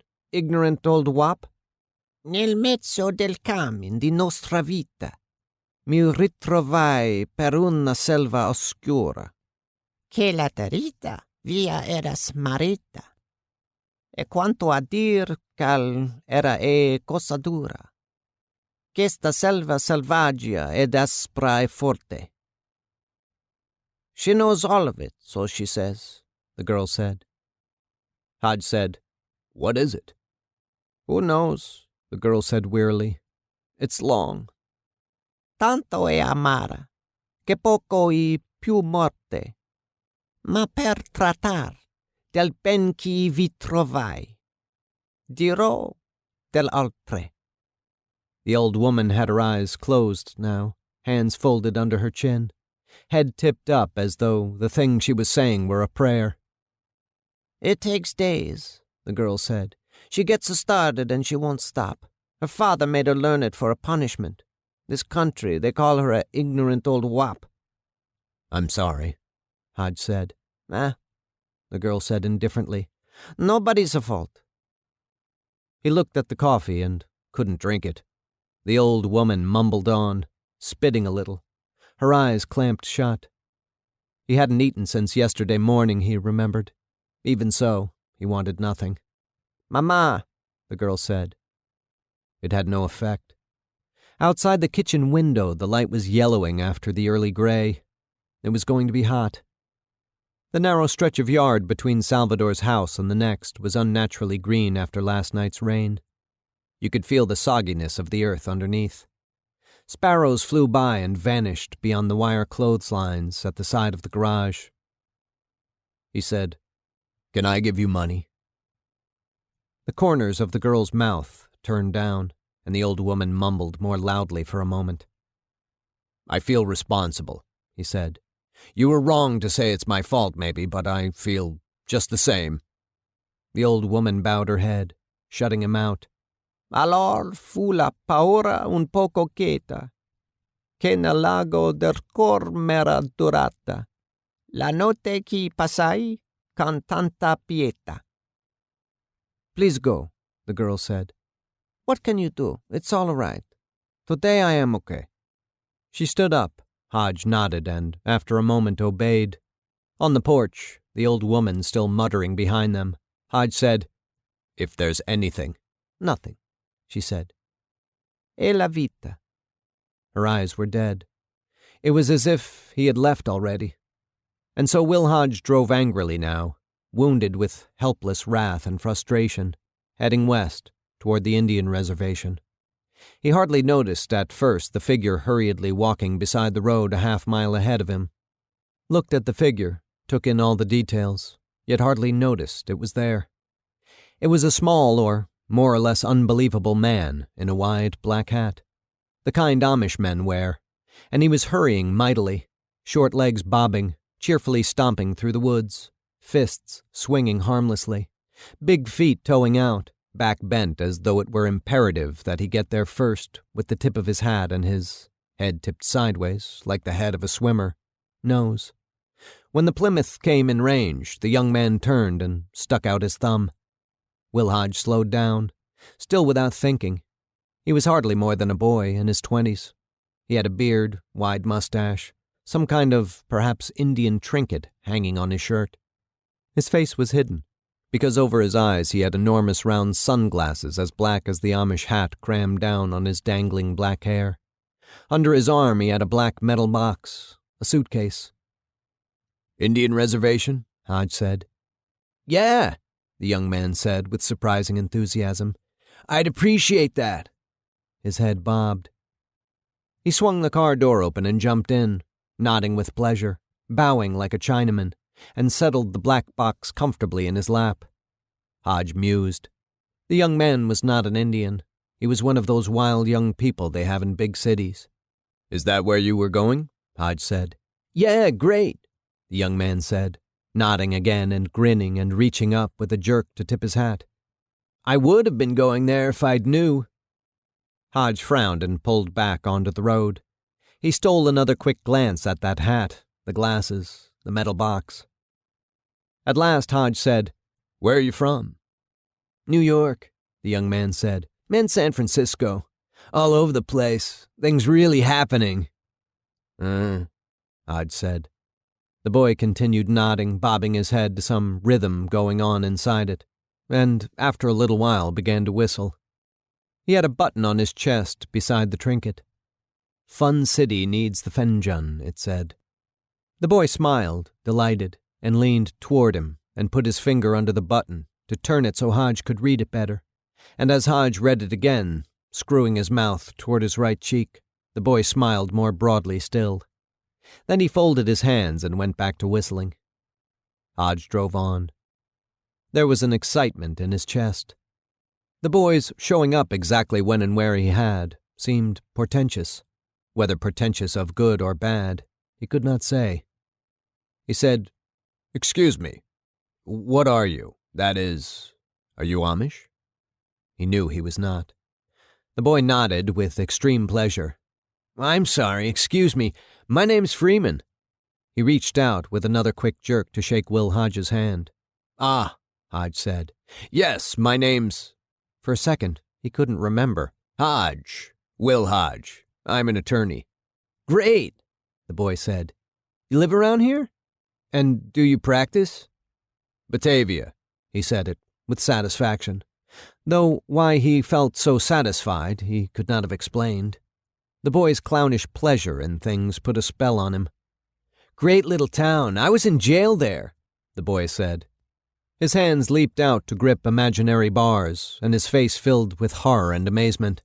Then he smiled. He bobbed his head again, and now he was singing. "Indian reservation," he said abruptly. "Great! A visit? Or is that where you do, your thing?"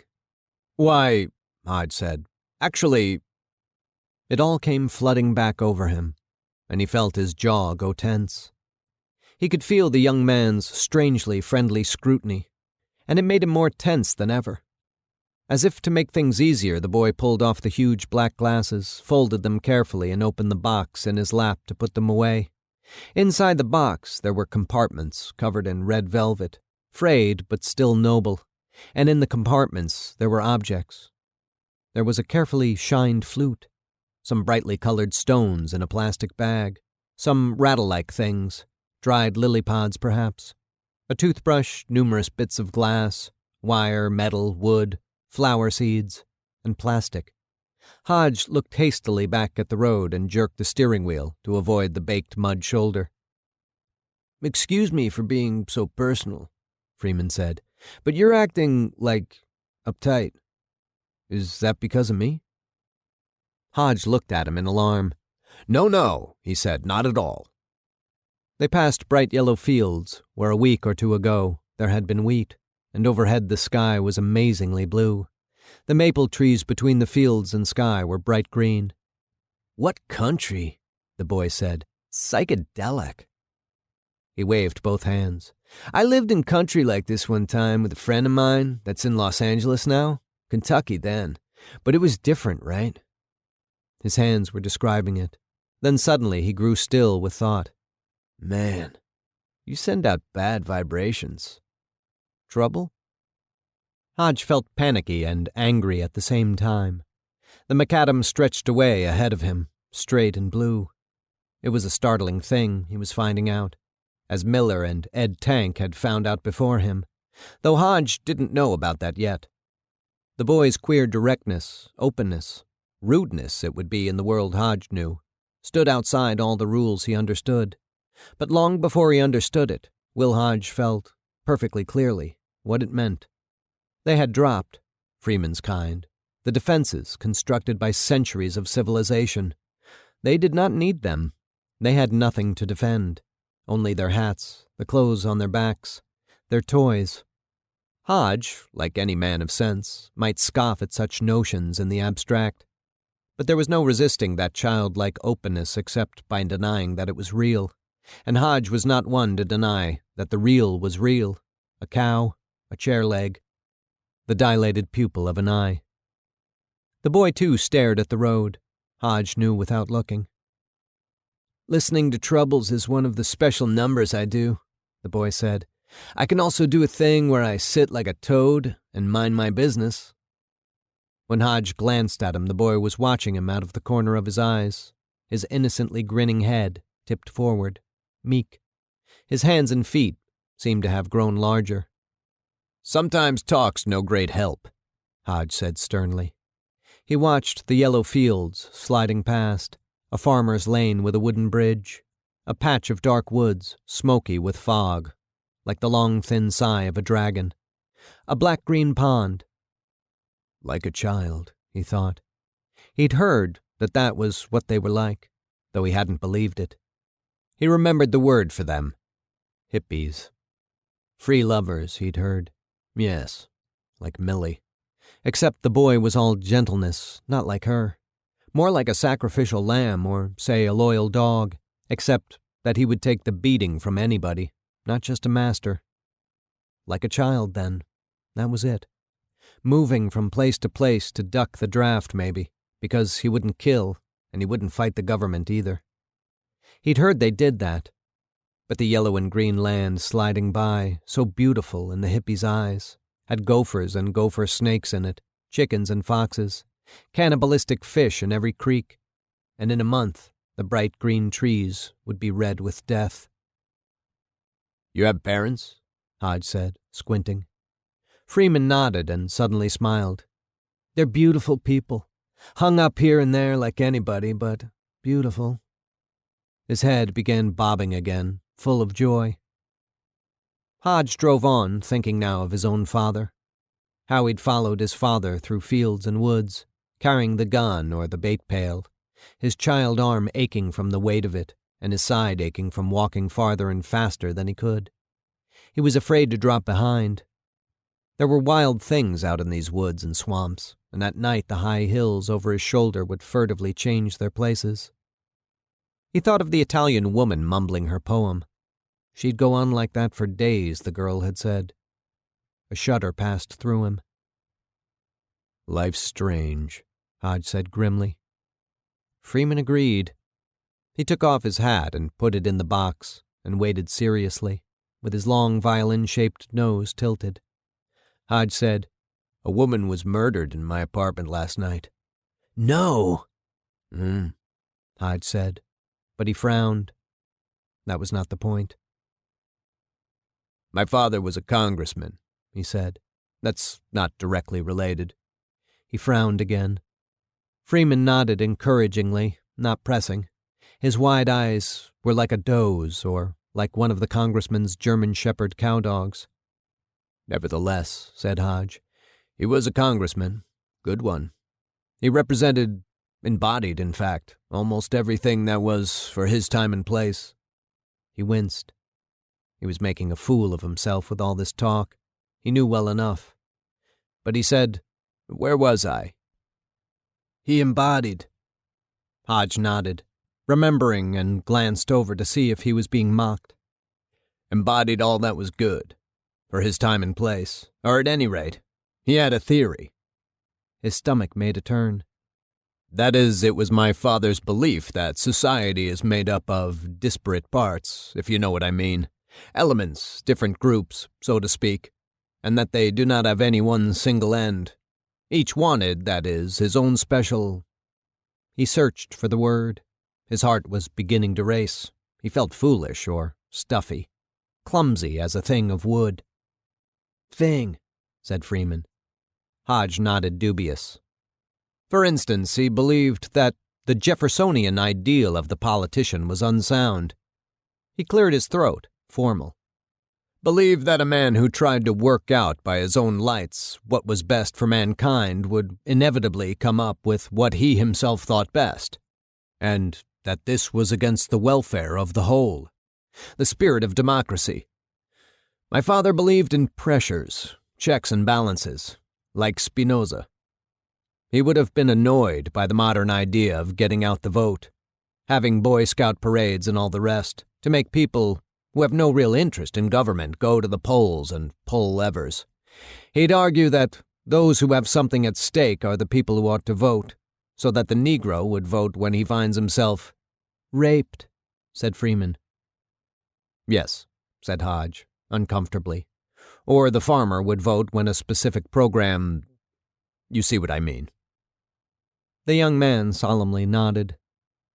I'm boring you, Hodge said, and he knew it was true, or ought to be. Millie, at any rate, would be bored, and rightly.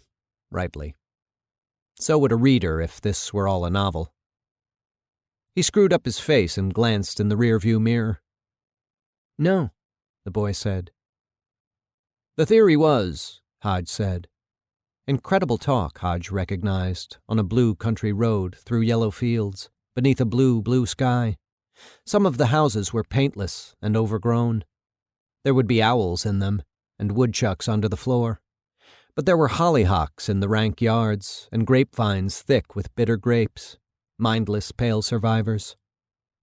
The ideal politician, from this point of view, was not a man with some special insight into justice, but simply a man, talented at sensing, dispassionately, the specific desires of the people around him, experienced enough to guess what people from somewhere else would think about that specific desire, what roadblocks their representatives would throw up, and finally, most important of all, shrewd enough to guess what would happen to the whole fabric if that desire were met. That was the theory. Yeah, great. He nodded enthusiastically. But he was paying attention not to the words, but to something else. To Hodge. Hodge had a feeling. Well, straying from the point, I have a son. He's been active in all this. That's why it's on my mind. He's an attorney too, like me. I think I said. Point is, my father's theory is not as comforting as it used to be. Not that I disavow it.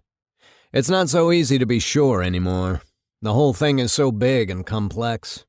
I read in the paper about how youth is following a man named Ginsberg. Who is Ginsberg? How was a man to keep up? Ginsberg, said Freeman. He tipped up the hat and scratched in through his hair. But that's not it, Hodge said thoughtfully. He saw again the dead woman in his bedroom. The idea of pressures, order establishing itself that way, as if society were a pond in a field, where natural balance comes about by itself. So many tadpoles, so many water bugs, so many thises, so many that's. That is to say... He paused, searching. Things kill each other, he said at last. You look at a pond and you think, how calm? But things are eating things all the time. Take my father's family. He was a talented man. Everything he did as if he was born to it.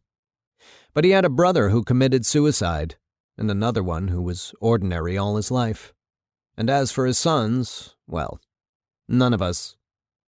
He reflected on Ben's falling barns. Hodge had missed his turn.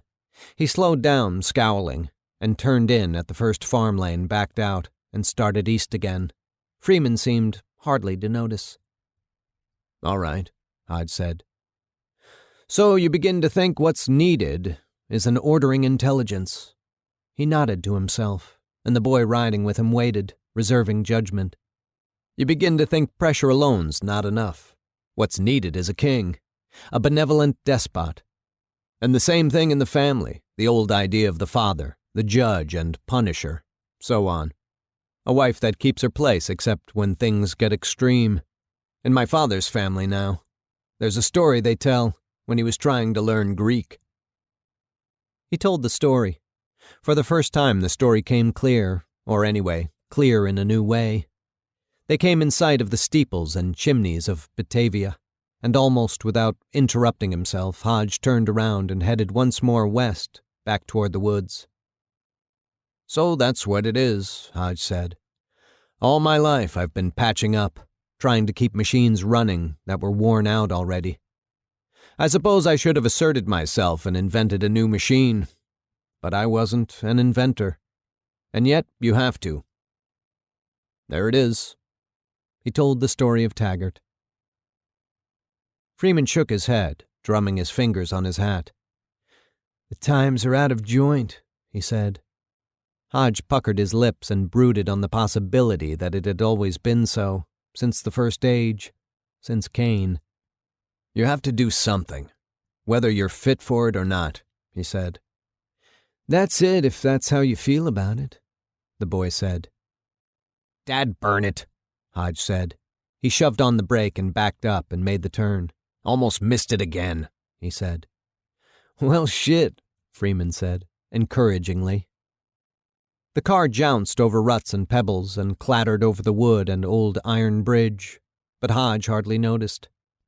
Well, all right, he said, collecting his thoughts. You have to be an ordering intelligence, whether you're fit for it or not, whether or not you can see any kind of order. Right, said Freeman. Could be. Vietnam now. People say we shouldn't be there. All over the world there are people that say that. Well, maybe we shouldn't. I've heard the arguments. But somebody has to be responsible. And who's more fit for that than the United States? Freeman scratched his chin through the beard. Huh, he said. He had a guilty look. We've exhausted every honorable alternative, isn't that so? Freeman said. They had begun to pass Indian houses now. You could tell by the names on the mailboxes. Steep Rock, Blue Eyes, Black. It was hilly country, and the houses were like houses anywhere, but odd. Some were far back from the road, indifferent to winter. set on the crowns of hills above driveways that would be impassable after the 1st of December. Some were log cabins with elaborate extensions, new sections of tar paper or asbestos shingles. One was no bigger than a large doghouse, a scale model of a real house, but in fact a toy, like the houses set up on the blind school lawns at Christmas. But there were people inside, and a man sitting on a rocker on the porch, his bent head scraping the porch ceiling as he rocked. Hodge drove on, and when he came out of the woods, he was in sight of the Longhouse, where the meetings were, and beyond that stood the U.S. Government Activities Center, just off Indian land, where the troopers could get at it. He pulled up in front of the Activities Center and parked under the willows. He was still talking. There was a man in a felt hat with a hole in it, sitting on the porch in front. Hodge's rider leaned toward the windshield to look the place over, but he was still listening, nodding from time to time, shaking his head. "All right," Hodge said. "It's not my fault that it's part of my profession to give the criminal the full benefit of the law. And it's not my fault that the chief of police is a half-senile old coot who's got no more business in his job than a scarecrow's got in church. My hands are clean of the whole thing. But it's got to be somebody's fault." The Indian had put down his comic book and was coming over toward them, shirt-tail hanging out, long, thin shoes untied. He had a face that looked run over. "Don't think I'm doing all this because I like it," Hodge was saying. "If the police would do their job, there's nobody would be happier about it than me. Just the same, it's a fact that the boy's got something to do with me, because of Ben, that is. Ben, my brother, the one on the farm." Freeman nodded. "And because of my boy, Luke. They washed their hands of him, the Indian, I mean, Nick. And there he is, out roaming the countryside with a gun in his possession. What am I supposed to do?" The Indian tipped back the hat and put his hand on the fender and looked at them. "How'd do?" he said. Freeman tipped the hat and smiled. "Good morning." "Help you people?" the Indian said. He had a wrinkled cigarette between the first two fingers of the hand he leaned on. "My son Luke, now." Hodge stared past his fists on the steering wheel. He mused. The Indian said, "You looking for somebody?" He took a drag on the cigarette. Behind him the sky was sharply blue. One of the willows was dead. "We want to see somebody?" Freeman said. Hodge leaned toward the window. "You seen any sign of Nick Slater?" he said. The Indian showed nothing. "Slater?" "You know him?" Hodge said. "A young fellow, thin." He tried to think how to describe him, but he was thinking of Luke. The Indian scratched his stomach. "There'd be a bearded man with him," Hodge said. The Indian drew his mouth down, then slowly shook his head. Hodge looked toward the willows. At last he said, "Chief around?" "Lives in the woods," the Indian said. He frowned. "You mean Nicodemus?" "Who's chief?" Hodge said. "Two chiefs," the Indian said. "Nicodemus is the chief according to him. According to the old woman, Son on the Water's the chief." "Well, whichever you think," Hodge said. Freeman nodded, satisfied. "Son on the Water's in the woods," the Indian said. "Well," Hodge said. He waited. The Indian thought about it. After a minute he said, "Wait here." He walked slowly back toward the porch. As he opened the screen door he glanced back, sharp-eyed. Hodge turned off the motor and spoke of his sons. After a long time, not long to Hodge, the screen door of the activity center opened, and a boy came out, a lanky Indian in jeans and glasses and a red shirt. He came to the car. "Hi," he said. "Welcome." He bowed. Hodge nodded. "This is the activity center," the boy said. "We have many exhibits." Freeman said, "It's nice." Again the boy bowed. "You're looking for Nick Slater, I understand. The chief will be glad to help, I'm sure. So, therefore, follow me, and I'll take you to our leader." A second too late, he grinned. Freeman laughed. Hodge pretended to smile. "Concerning Chief Son on the Water, there are many stories," the boy said. "If you prefer, I will tell you some as we walk to where he is." "Great!" Freeman said. Hodge felt the door handle and took a deep breath, preparing to get out and walk. Inside the woods of the old part, it was dark and still musty from last night's rain. The woods were full of brush, and there were young saplings everywhere, pushing against each other, struggling upward. In the old days, the boy said, the Indians used to burn out the brush and leaves every year. But no one bothered any more. No one lived here now except Son on the Water and some of the old women. The others lived in the new houses toward the edge of the reservation, where they could get out to the gypsum mines and the tannery when they wanted to. The children went to school in Akron now, and when they were through, a lot of them left the reservation. The older girls went to colleges, and the older boys got jobs down south, toward Olean, or moved to Idaho. Nobody spoke the old language anymore. Some of them could if they had to, but they never did. The trail was so narrow they had to walk single file, and Hodge was now too far back to hear more than a phrase now and then. It was just as well. The heat of his indignation at Clumley had passed, and had left behind it a gloom like the gloom of the woods, a memory of pleasant times so long gone he could no longer believe in them, memories of hopes proved years ago to be ashes in the wind. He saw again in his mind the performance Chief Clumley had put on last night, trying to distract them from the truth. One could see well enough what he was up to. Before you knew it, he would be saying there had been no escape at all, maybe even believing it. Yet a good man once. He'd spoken to the Lions Club sometimes, and it was a pleasure to hear him. But now you could never be sure he would even remember to come. And if he came, you could not be sure he would have his speech ready, or if the speech was ready, whether the facts would be even approximately right. Hodge felt more and more depressed. Let Miller worry about it, he thought. But Miller had pretended to go along with it, standing there nodding like a puppet. And who could blame him? Ordering intelligence, he thought. One of Will Jr.'s phrases, something he'd picked up in college. He sighed. His shoes squished in the mud. The sticks across the path seemed to have lain here for years. They were soft as bread. But he could see the greenish light of a clearing ahead of them, and as they came closer he saw what appeared to be a cabin. The boy was saying, "He never comes out anymore. They even have to cart his whiskey into him. Old woman lives with him. Some say it's his sister.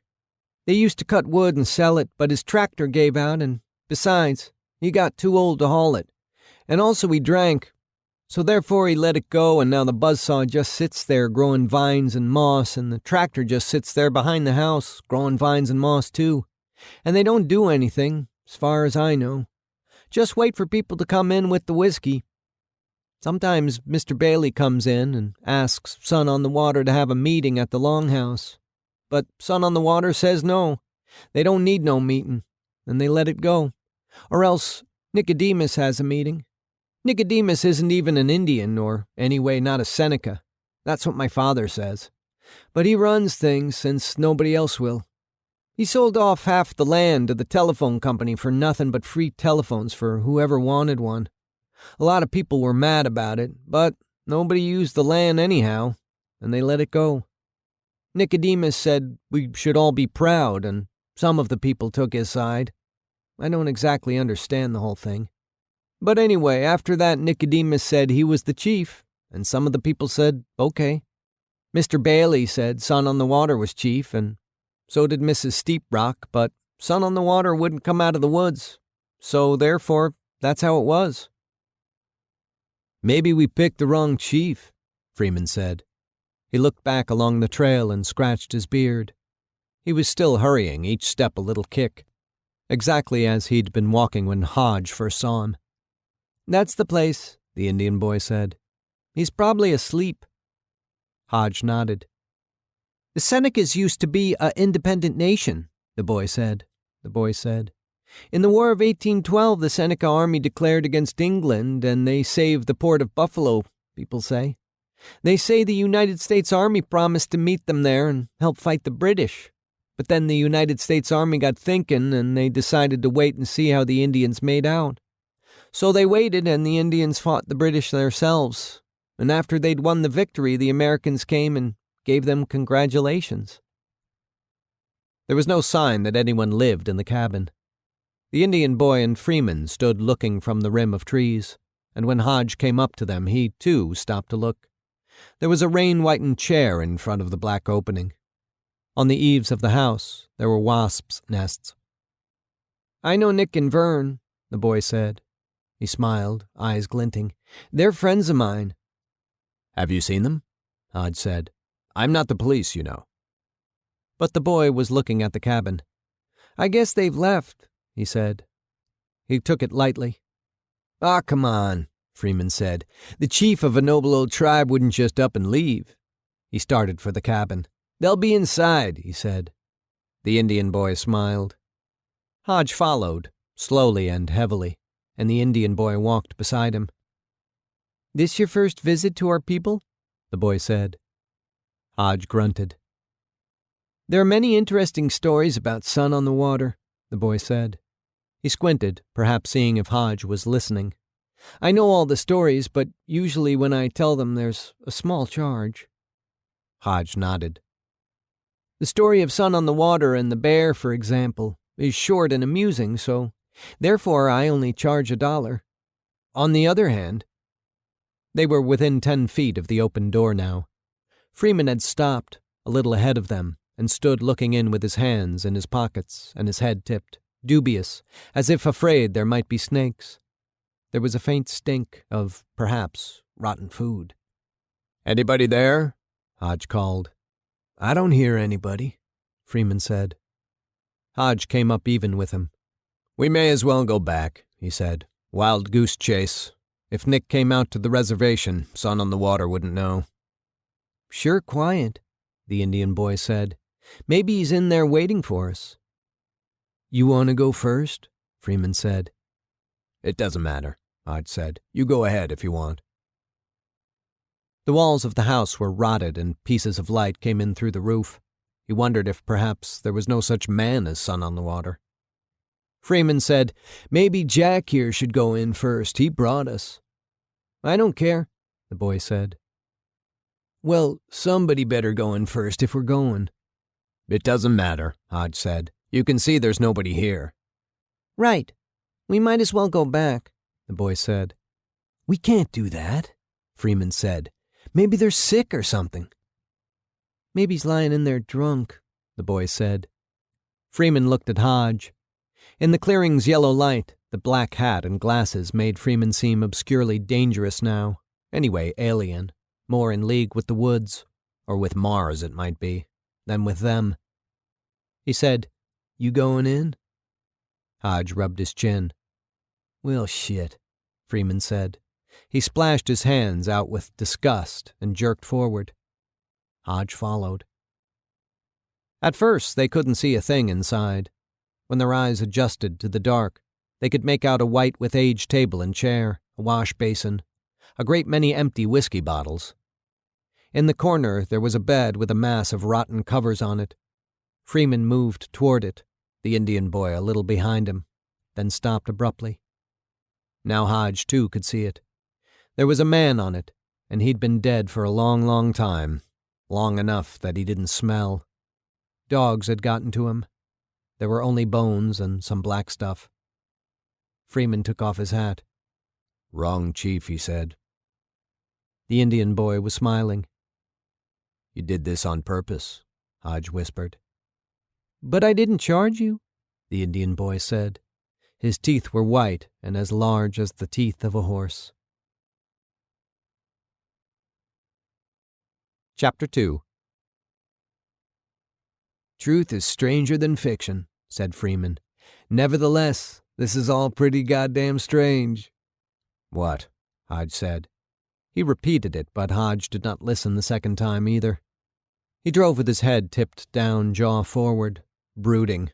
He, of all people, trapped in an allegory. "Thing is," Freeman said, "you got it all uptight, you know. They kid around with you, so, okay, that's their thing. Go along with it. That's the way you gotta do. But no, you get all uptight and you want to go bam, bam, pow, zook." He made motions like a fighter. "Phew," he said. He shook his head. I guess that's where it is. Hodge drove. Man, I was there, you know what I mean? Freeman said. I was this student, see?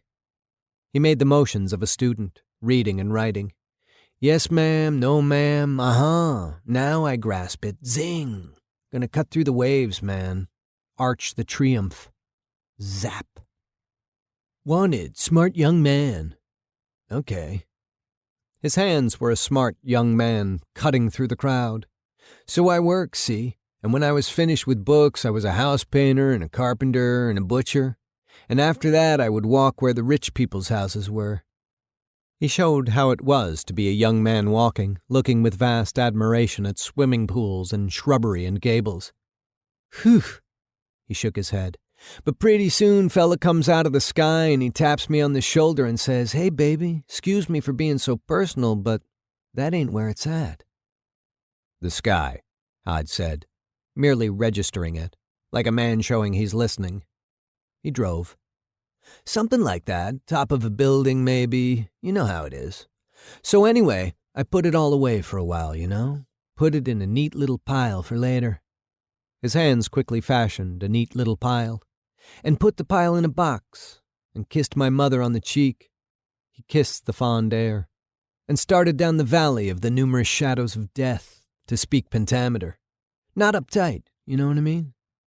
Not uptight, Hodge mused. In other words, you decided to reject. No, not reject. That's the other guy. He pointed behind them, and Hodge looked back, then scowled. I'm for all of it, understand? I kiss the sunset wherever it's pretty, even setting over swimming pools and the topless towers of Indianapolis. I pat the world. Good dog. Good cow. Good bush. Good trombone. You see what I mean? I'm the encourager.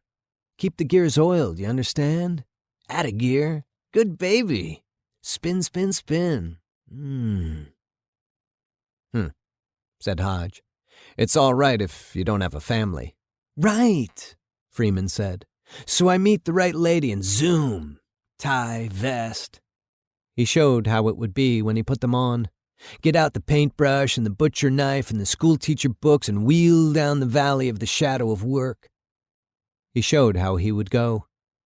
Hodge, after he'd thought about it, sighed. They'd reached Batavia now. Hodge said suddenly, I never asked you where you wanted to go. Just my mind. He let it trail off. Do you want to get out somewhere? Me? Freeman said. Well, that is, Hodge said. If you had any plans. Oh, no, I'm not in a hurry. I'll stick around and help you. Well, actually, Hodge said. Don't think twice. He grandly waved away all petty considerations. I'll just straighten things out for you, good as I can, and then psst, like air from a tire. Ha, Hodge said. Freeman came alert. He hurriedly put on the hat and glasses and bent his nose close to the windshield and sniffed. Then he turned to Hodge and smiled, pointed slyly. Hodge saw it too now. Clumley and another policeman coming out of a store. Clumley riding on a pad, looking grim and as crafty as the devil. That's him, Freeman said. Hodge nodded. Hold up, Freeman said. I'll see what's on. Hodge had hardly slowed down before Freeman was out, sneaking along the line of parked cars, darting, clownish, from bumper to bumper, impossible to notice, until he was opposite the store from which Clumley and the other policeman had just emerged. They went into the next door, the Palace of Sweets. Freeman darted in behind them, and at a moment later, darted out again, and came ostentatiously sneaking, smiling joyfully, back to Hodge. They're investigating, he whispered. There was no reason he should whisper. What? Hodge said. It was queerly pleasurable, this stalking, and this lunatic was, for mysterious reasons, good company, at least for the moment. Investigating, he said again. They're showing pictures of the Sunlight Man and asking the storekeepers if they know him. Are they? He nodded, then seemed unsure, then decisively nodded again. How the devil you find out? Freeman looked slyly. My eyes and ears, he said. He studied Hodge thoughtfully. Pull your shoulders back, he said. Pull your stomach in. Do what? Hodge said.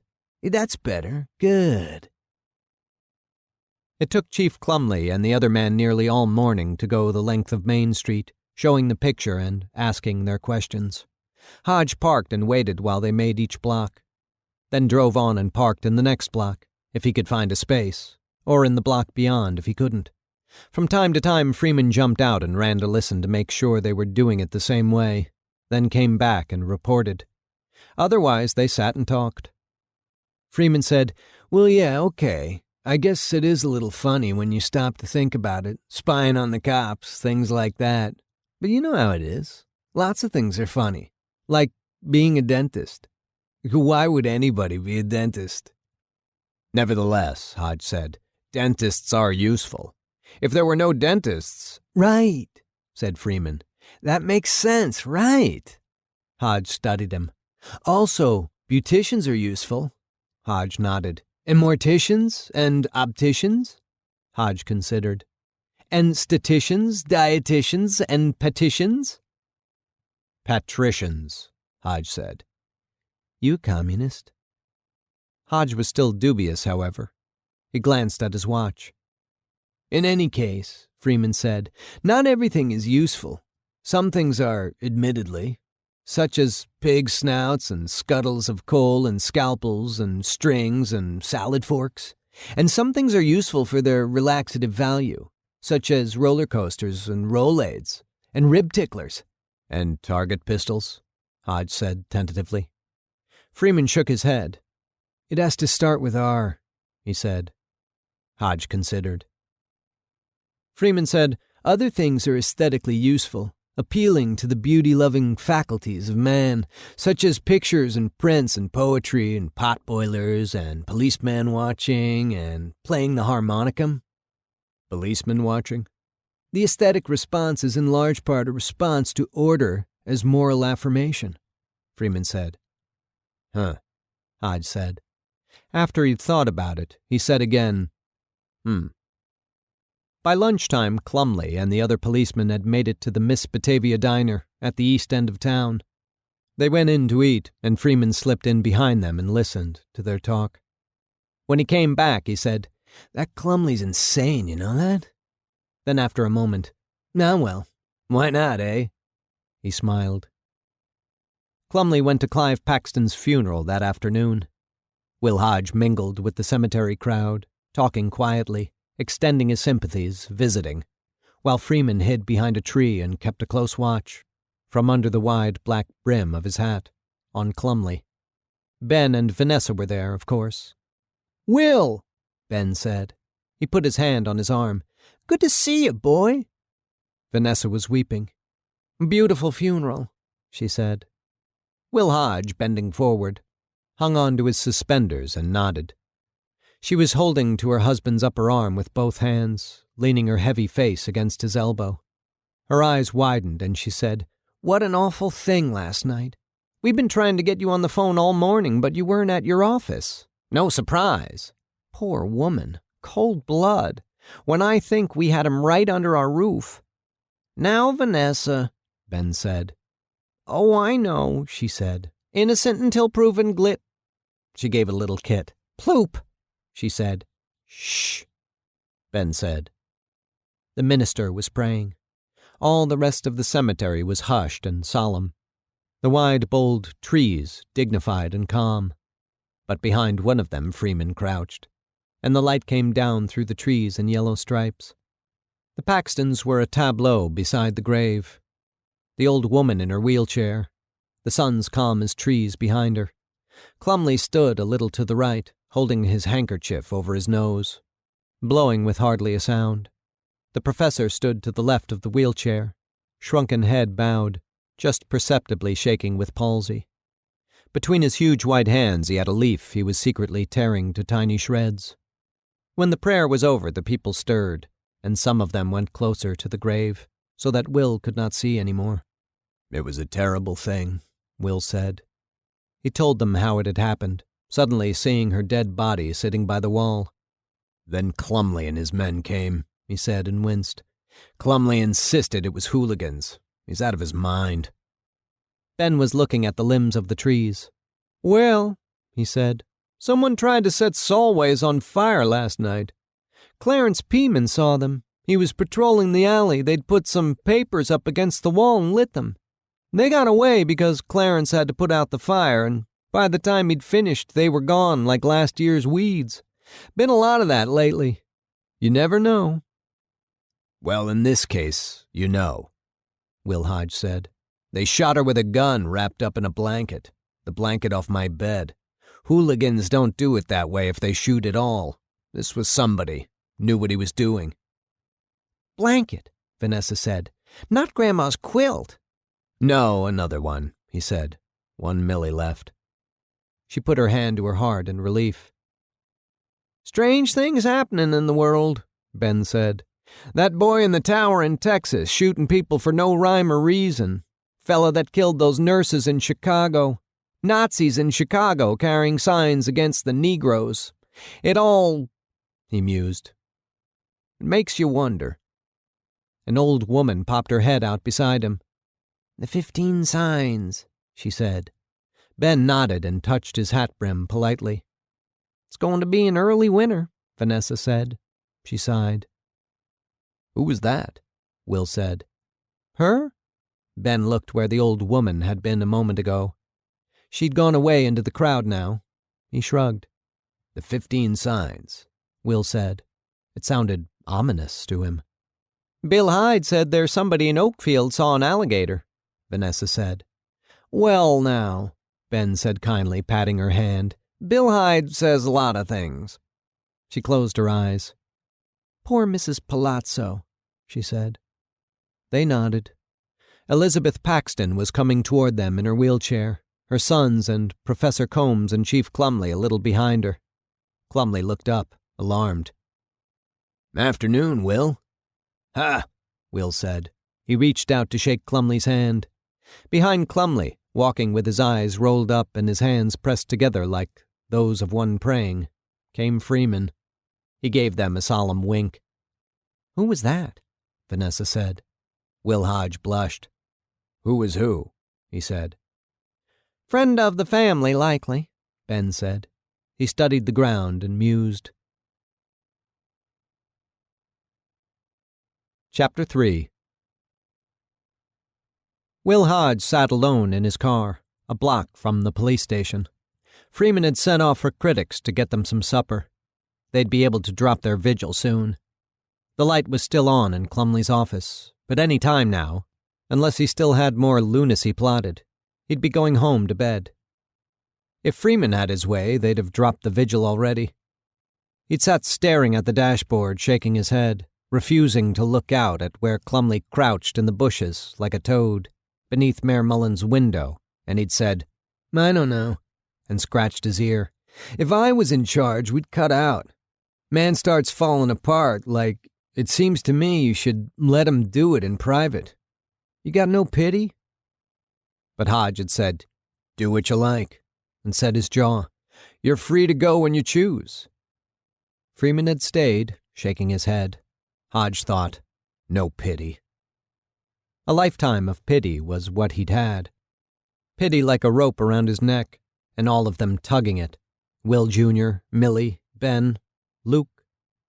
What would you know, a mere child, about pity? It was dark now. Main Street was stinging with neon. There was a crowd in front of the Dipson Theater, the late show about to start. The Russians are coming. The traffic light over the middle of the street a little ahead of where Will Hodge was parked went mindlessly from red to green again and again, and in his memory of its changes time became as palpable as the shiny-topped cars passing under it or the dark upper stories of the buildings on each side of the street. On the sidewalk to the right of his parked car, people walked past, saying words to one another that Hodge couldn't catch. Their heels clicked sharply for a time in the darkness, and then grew faint, drawing away toward that cheerfully lighted firehouse with its dark red trucks, where there were firemen sitting on the sidewalk in front, on wooden folding chairs. Chief Uphill was there, standing with his hands folded in back of him, chin thrust forward, gazing toward the police station. Beyond him, a tractor-trailer came onto Main Street. Off the Walnut Street Bridge, brakes whooshing, motor growling at the stoplight like a tiger. On the door, Hodge saw a white word he recognized without being near enough to read it. Paxton. No pity. He who had watched their world falling apart, board by board, who had patched, toggled, wheedled, bullied, wept in secret, cursed, had pay through the nose and gotten nothing. No pity. He was a man who had understood too much, if anything, though not in Millie's ways, or, for that matter, his father's. Not in words, not in myths, but by common sense, and by that eldest brother love and justice that ran in his veins instead of blood. He deserved nothing as far as he could know, and therefore he could not fight for his rights. They too deserved nothing, as far as he could know, but he loved them, so he must fight for them, raise them up when they fell, eternally forgive. He had gone to Paxton full of wrath, knowing Paxton no more in the wrong than Taggart, but undaunted by that because Taggart was his brother, and not even Millie's predictable conviction that she'd forced him to go there could keep him from it. She'd be wrong, clear as it might seem to her. Her scorn at his failure to go earlier had not driven him to it, but had merely made it occur to him for the first time that he could go, and had stood in old Paxton's office like a boulder, jaw slung forward, thumbs in his suspenders. "I'm bringing suit against you, Mr. Paxton," he said. Clive Paxton, seated at his desk, still clean and efficient as an axe at 61, showed only the faintest trace of irritation. The window to his right was bright with the snow's reflection. He did not bother to ask what Hodge was suing him for. "You'll have to talk to my lawyer." Hodge nodded. "I will. I also plan to ask for an injunction to keep your trucks off State Street Road after 5 p.m. Paxton's white eyebrows lowered slightly. "You'll never get it." Again Hodge nodded. "Maybe, but you'll have to fight. And one thing more. I'm suing your wife for libel, and that one I'll win for sure." Elizabeth Paxton had told a woman named Briggs that all the Hodges were crazy, something congenital, and the Briggs woman had told half the people in the Presbyterian church. "I'll have you tied up in the courts for the rest of your life," Hodge said. He waited. Paxton leaned back in his chair slowly and turned his head a little to look out the window. A view of big Quonset huts, red and white gas pumps, a stack of old tires half hidden in snow, flatbed trucks, big tractor-trailers, dirty green oil drums with snow mounded on the tops. And even now he showed no anger, except that he was pale. It was sign enough. Will Hodge knew where he stood. He grew calm and ready as a switchblade fighter, or so he imagined in his overconfidence. He'd say this for Millie. Live with that woman for 5-10 years and you could take on God himself. But Paxton knew that he was ready. Whatever else, private sorrows, weariness, righteous indignation, might be stirring behind that iron mask. And at last he said, "What are you after, Hodge?" "Nothing but justice," he said, and forced a rueful grin. "You trying to make me look like an extortionist?" All right, he said, and now his anger rang clearly in his voice. He was tighter than new stretched fence. "It's no joke," Hodge said. "My complaints are legitimate. They'll stand 'em at court. You'll see. That's all I came to say." He turned then, abruptly, as if to leave. Without hurry, Paxton stood up. "But you'll settle out of court." Not a question, a statement. The old man understood the game. He'd played it all his life, both fair and foul. If he was lucky, he might get away without paying Will Hodge a red cent, and old Paxton would rather pay blood than money. His mediocre fortune was his love and his chilly God. But win or lose, he would pay through the nose for the battle. He could afford it all right, and Hodge could too, as his own lawyer. Paxton could choose to fight if he wanted, for righteousness' sake. But when he'd won, he'd have new fights to face, for law is never spent, and when a man has decided to tie up your life in court contention, he will kill you in the end, though he may perhaps kill himself as well. If the man means business, enough to devote a lifetime to it, you have only 3 choices: to settle, to murder, or to commit yourself to a tedious and unendable war of attrition. Paxton would not murder, though possibly he might have once, in the days when he was hiring scabs or trucking black market hogs.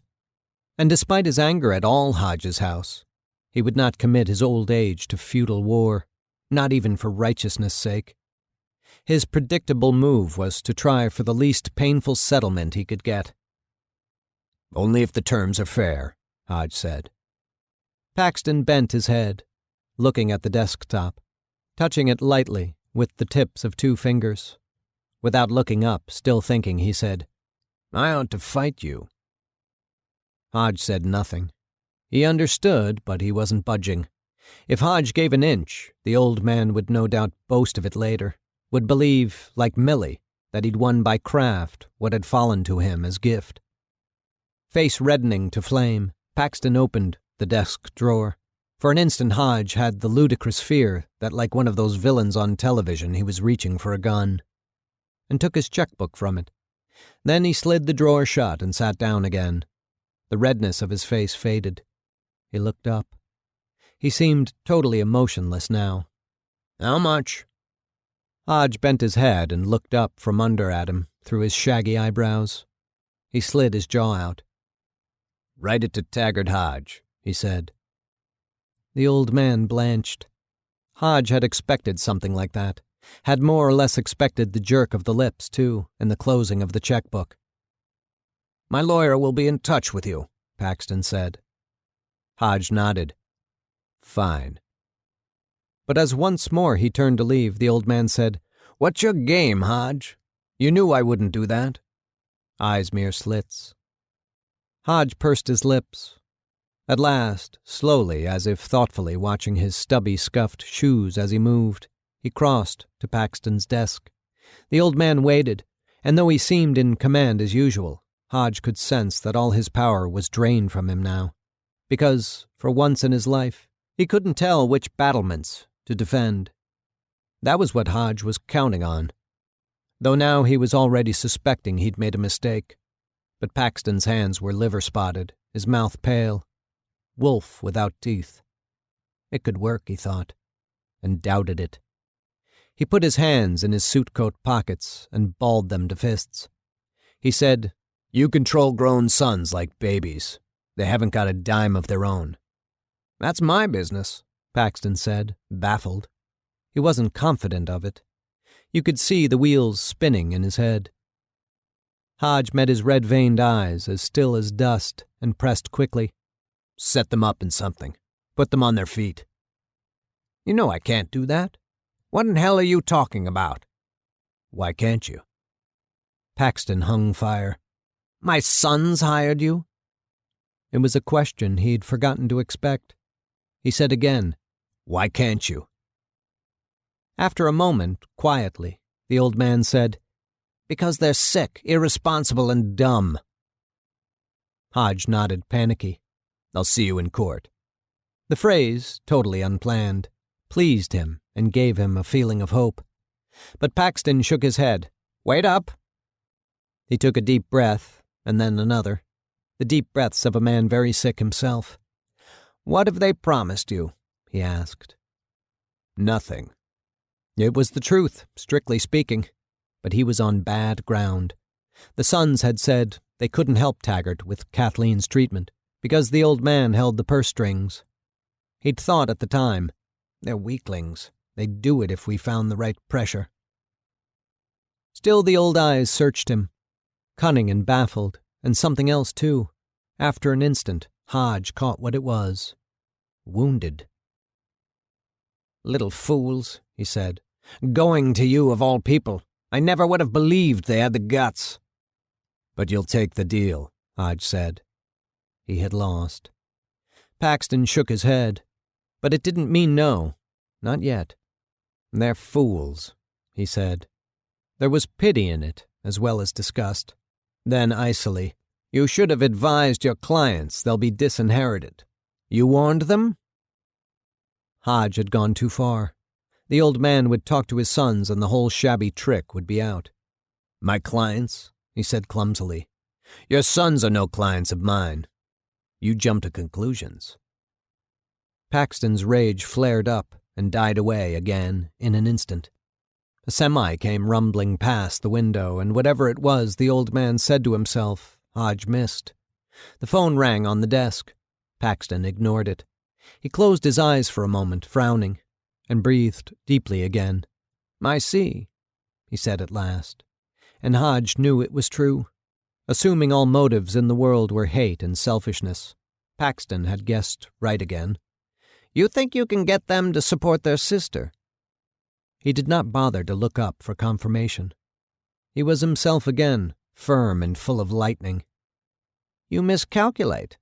They'll be bankrupt inside 6 months." He remembered the checkbook. As if in terrible weariness or worse, he opened the desk drawer with his right hand and with his left slid the checkbook over and let it fall in. He got up and went to the window to look without interest at his track barns. "You all think I'm wrong," he said. "All of you. Even her." Hodge couldn't tell if he meant Kathleen or his wife. The old man's office was cold. Hodge lowered his chin to his chest and waited for it to be over. But then something happened inside Paxton's mind. Hodge would never know what, though he had his guesses. Without turning from the window, Paxton said, "All right."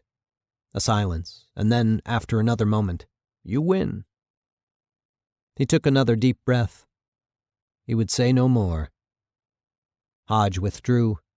He had succeeded. He had not won, but he'd gone there. At least he'd done that. It was in April, 2 months later, that Paxton went into the hospital with the first of his heart attacks. Hodge understood. Now he frowned. Stores were closing, the lights of the city dying out.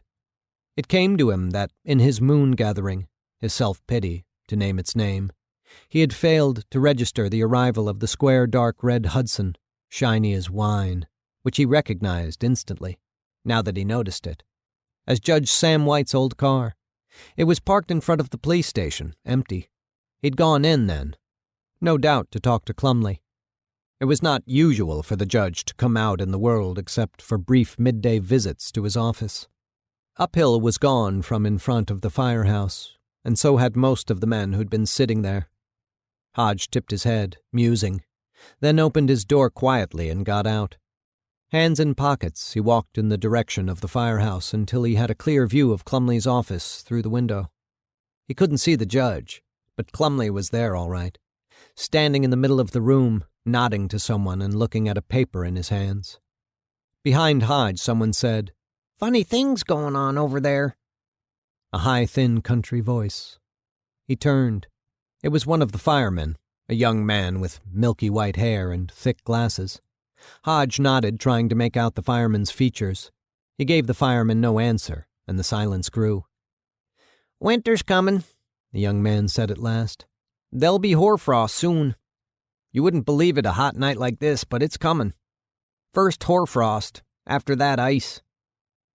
"It's hot, all right," Hodge said. "Not a breath stirring." Clumley was there, nodding at the paper in his hands. "The horses have long coats," the fireman said. "Happened early last year, too. Storms coming, bad ones. We'll be fighting fires, and there'll be ice on our boots. I don't like it." Hodge looked at him. Still he could make out no features, only the whiteness of the young man's face and hair against the darkness of the firehouse wall. The glasses glittered with pinpoints of light. At last Hodge grunted as a sign of agreement and moved away toward his car. "You believe in omens?" the man called after him. Hodge sucked his upper lip under his lower and was silent. 10 minutes later, Hodge seated in his car again, the judge came out, walking slowly, as if not from age and drunkenness, but by laborious choice, and climbed tortuously into his car, and ground on the starter, with the key off, perhaps, and at last got the motor going. Oil fumes billowed up. The square car started very smoothly and inched down the street, solemn and oblivious, like an old phaeton carriage from another time and place, unhurried, dire of purpose. Then Clumley's office light went off, and the same instant, not by coincidence, Hodge had a feeling. The bearded Freeman appeared beside the Plymouth, opening the door. "You brought food?" Hodge said, though even now, after all this time, he wasn't hungry. "I forgot," Freeman said lightly and shrugged, like a minstrel show Negro. He was watching the police station. Clumley came down the steps, glancing left and right. He came hurrying, bent forward at the waist, but he did not go around the side to the garage, but continued walking, out to the Main Street sidewalk and then to the left, toward the center of town. It must be after 11 by now. Hodge watched him hurrying along, bent and suspicious, and not until he was nearly out of sight, beyond the darkened theater marquee, and beyond the blue light that fell across the sidewalk from the clock in Brenner's jewelry store window, did Hodge start up his car. He pulled over again and switched off the headlights in front of Fargo's Dairy Bar. Dark, except for the nightlight. Clumley hurried on, his head down, his mind far, far away. Hodge started up the car again, then realized that the old man was turning toward the Presbyterian church. He switched off the ignition. "We'll walk it from here," he said. Sadly, Freeman shook his head. "You could stay, you understand," Hodge said. "I'll come," the young man said. "Shoot." They started out. When they reached the corner, Clumley was standing on the church steps, smoking his cigar. Hodge stepped back out of sight, drawing Freeman with him. Again, sadly, Freeman shook his head. When Hodge peeked around the corner, Clumley had vanished. "You went in," Freeman said. "How you know?" Freeman shrugged, infinitely sad. Hodge nodded grimly and murmured, "Let's go." And so they sat in the muggy darkness, peeking down out of the balcony, squinting unbelieving as spectators at a witch's dance. Will Hodge sucked deep for air as Paxton had done 15 years ago and, like Paxton, could not get it. "They're both stark raving mad," he whispered. The boy's face was frozen to a wince. Again Hodge sucked for air, but he was drowning. The church walls rang with Taggart's voice, as they would to a tolling of bells. Hodge had been grief-stricken enough at sight of the police photograph. But that had been, all the same, abstract. He had not recalled until this moment his brother's rich voice ringing sweetly and terribly in the darkness of the church, the unbearable pain of love.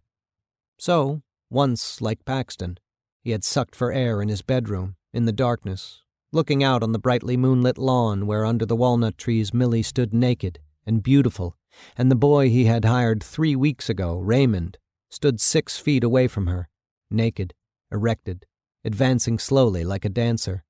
A boy he too had known from the start to be gentle and wise in a boy's way, graceful, not eager to cause him pain, whom Hodge had for 3 weeks watched her seducing, gently, or he'd watched the boy seducing her. For who could say where the blame belonged, since each of them was playing the game by rules not clearly understood, playing it toward an outcome neither of them anticipated except in secret, an end they no doubt imagined would never come, not in life, could come only in books, so that only he, Will Hodge, had known the whole deadly process with certainty. But the nodding of his belly, and he'd done nothing, hadn't known what to do. Had barked Millie, once when she overleaped all the bounds of decorum, but overleaped only in play, of course, play. And had once said, "Millie, stop teasing the boy." But she'd said, "Why not? Good God, I'm old enough to be his mother." Which wasn't true, strictly. And he'd said so, and had been made a fool of, as usual, because she was wrong by only bald-headed Jesus, she said. 3 years.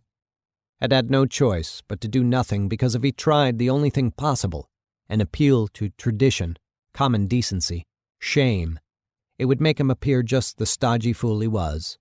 It was only play. When Raymond went to the movies after work, set off with some pretty harmless girl from some neighbor's farm, Millie would say lightly, "Give us a hug, good boy Ray." And laughing, playing, he would hug her. Then he would come over blushing and would soberly, fondly, grip Will Hodge's hand. Hodge stood at the window, his stomach gone lead, his chest so light he felt he was falling endlessly, and he knew himself helpless and moreover guilty and foul. He could shoot them, he thought ruefully, and he would have smiled if it weren't for the pain at his heart, and wondered if there were really men so stupid and vicious as to shoot their unfaithful wives and their wives' lovers.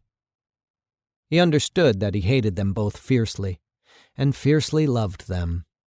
He was overcome with sobbing. They clung to each other. Hodge stood watching the blurred white image, and then gently, went down on the grass. He said nothing afterward. She grew more loving and tender than before, and he thought that it had been good for her. His own puritanical ideas were wrong and pernicious. Sometimes after that, she would go walking with Raymond, or would ride into town with Raymond when he went for feed.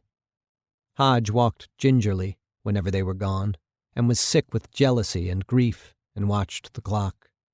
At supper, Willie and Raymond would joke, their quick wits leaping, their eyes bright as stars, and Hodge would feel dizzy with love and joy that would fall away later like a stone down a well when he awakened in the middle of the night and found her gone.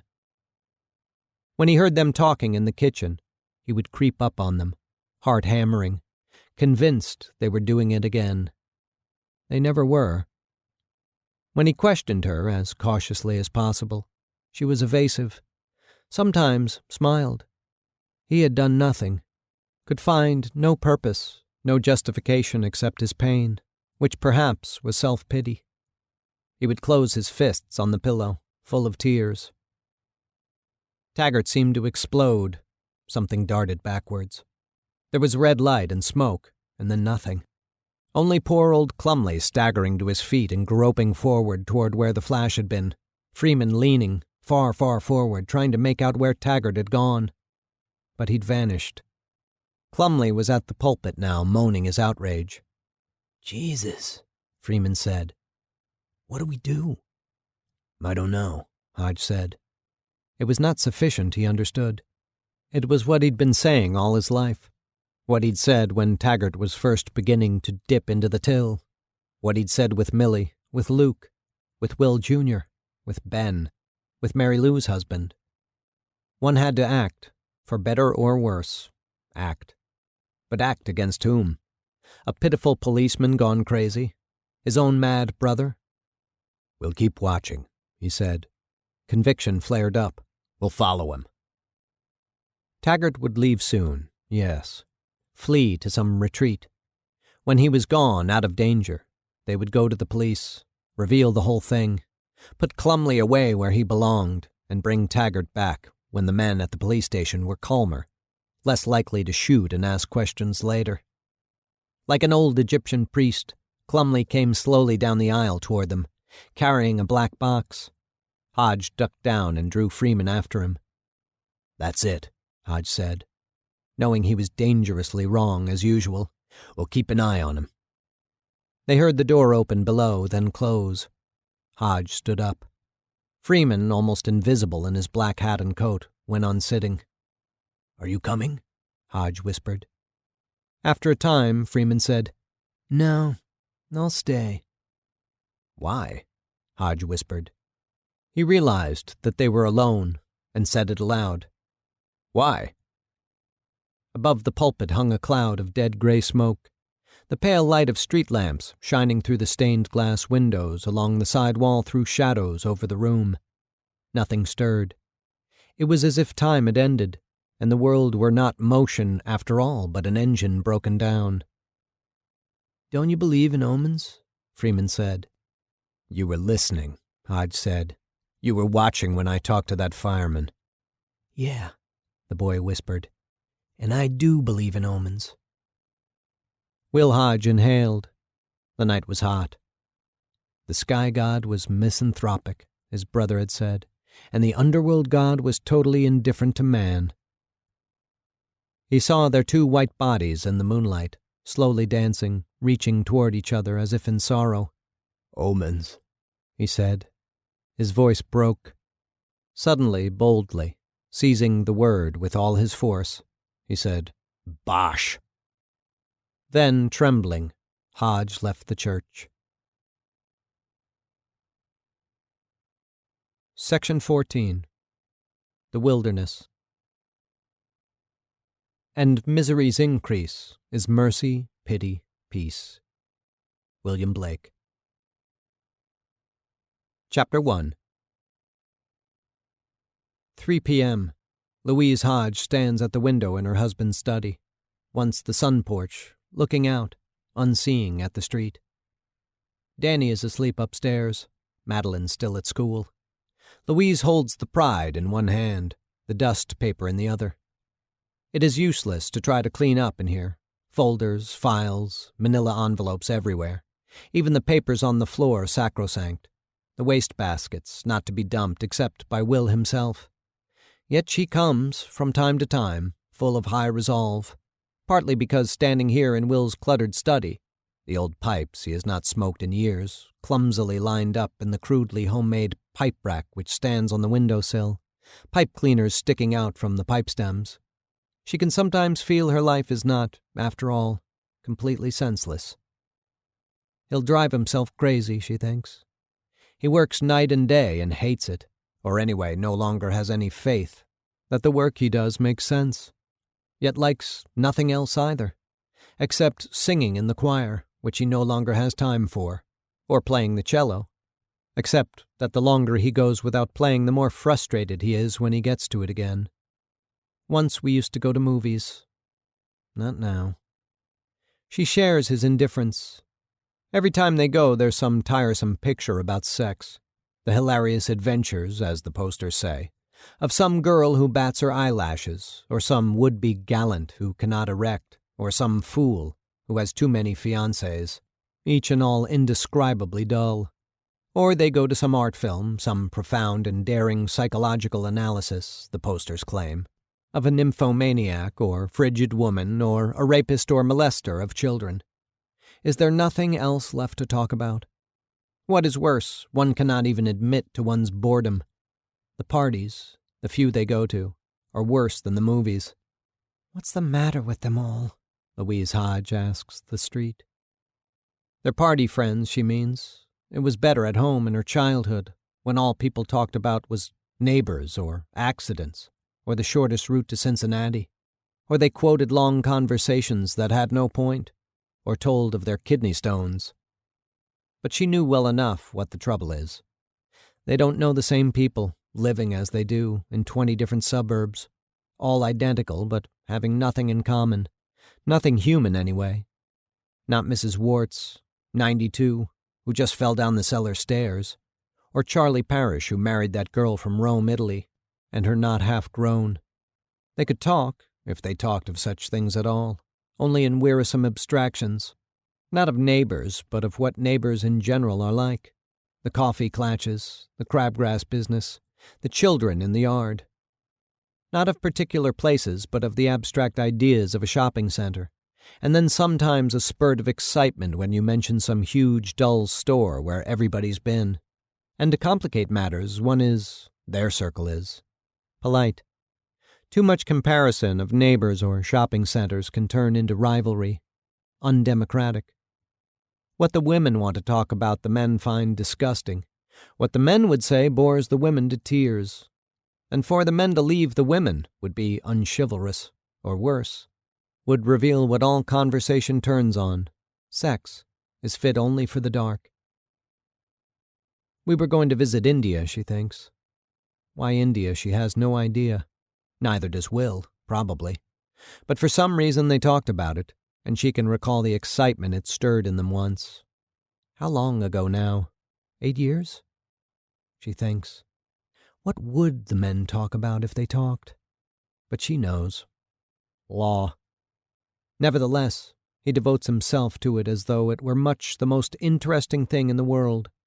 He scoffs at it at the dinner table, talks pipe dreams of going into teaching, dropping the rat race, yet after dessert goes into his study, on the days he comes home for supper, and opens fat books, and fills one long yellow tablet after another, and won't go to bed.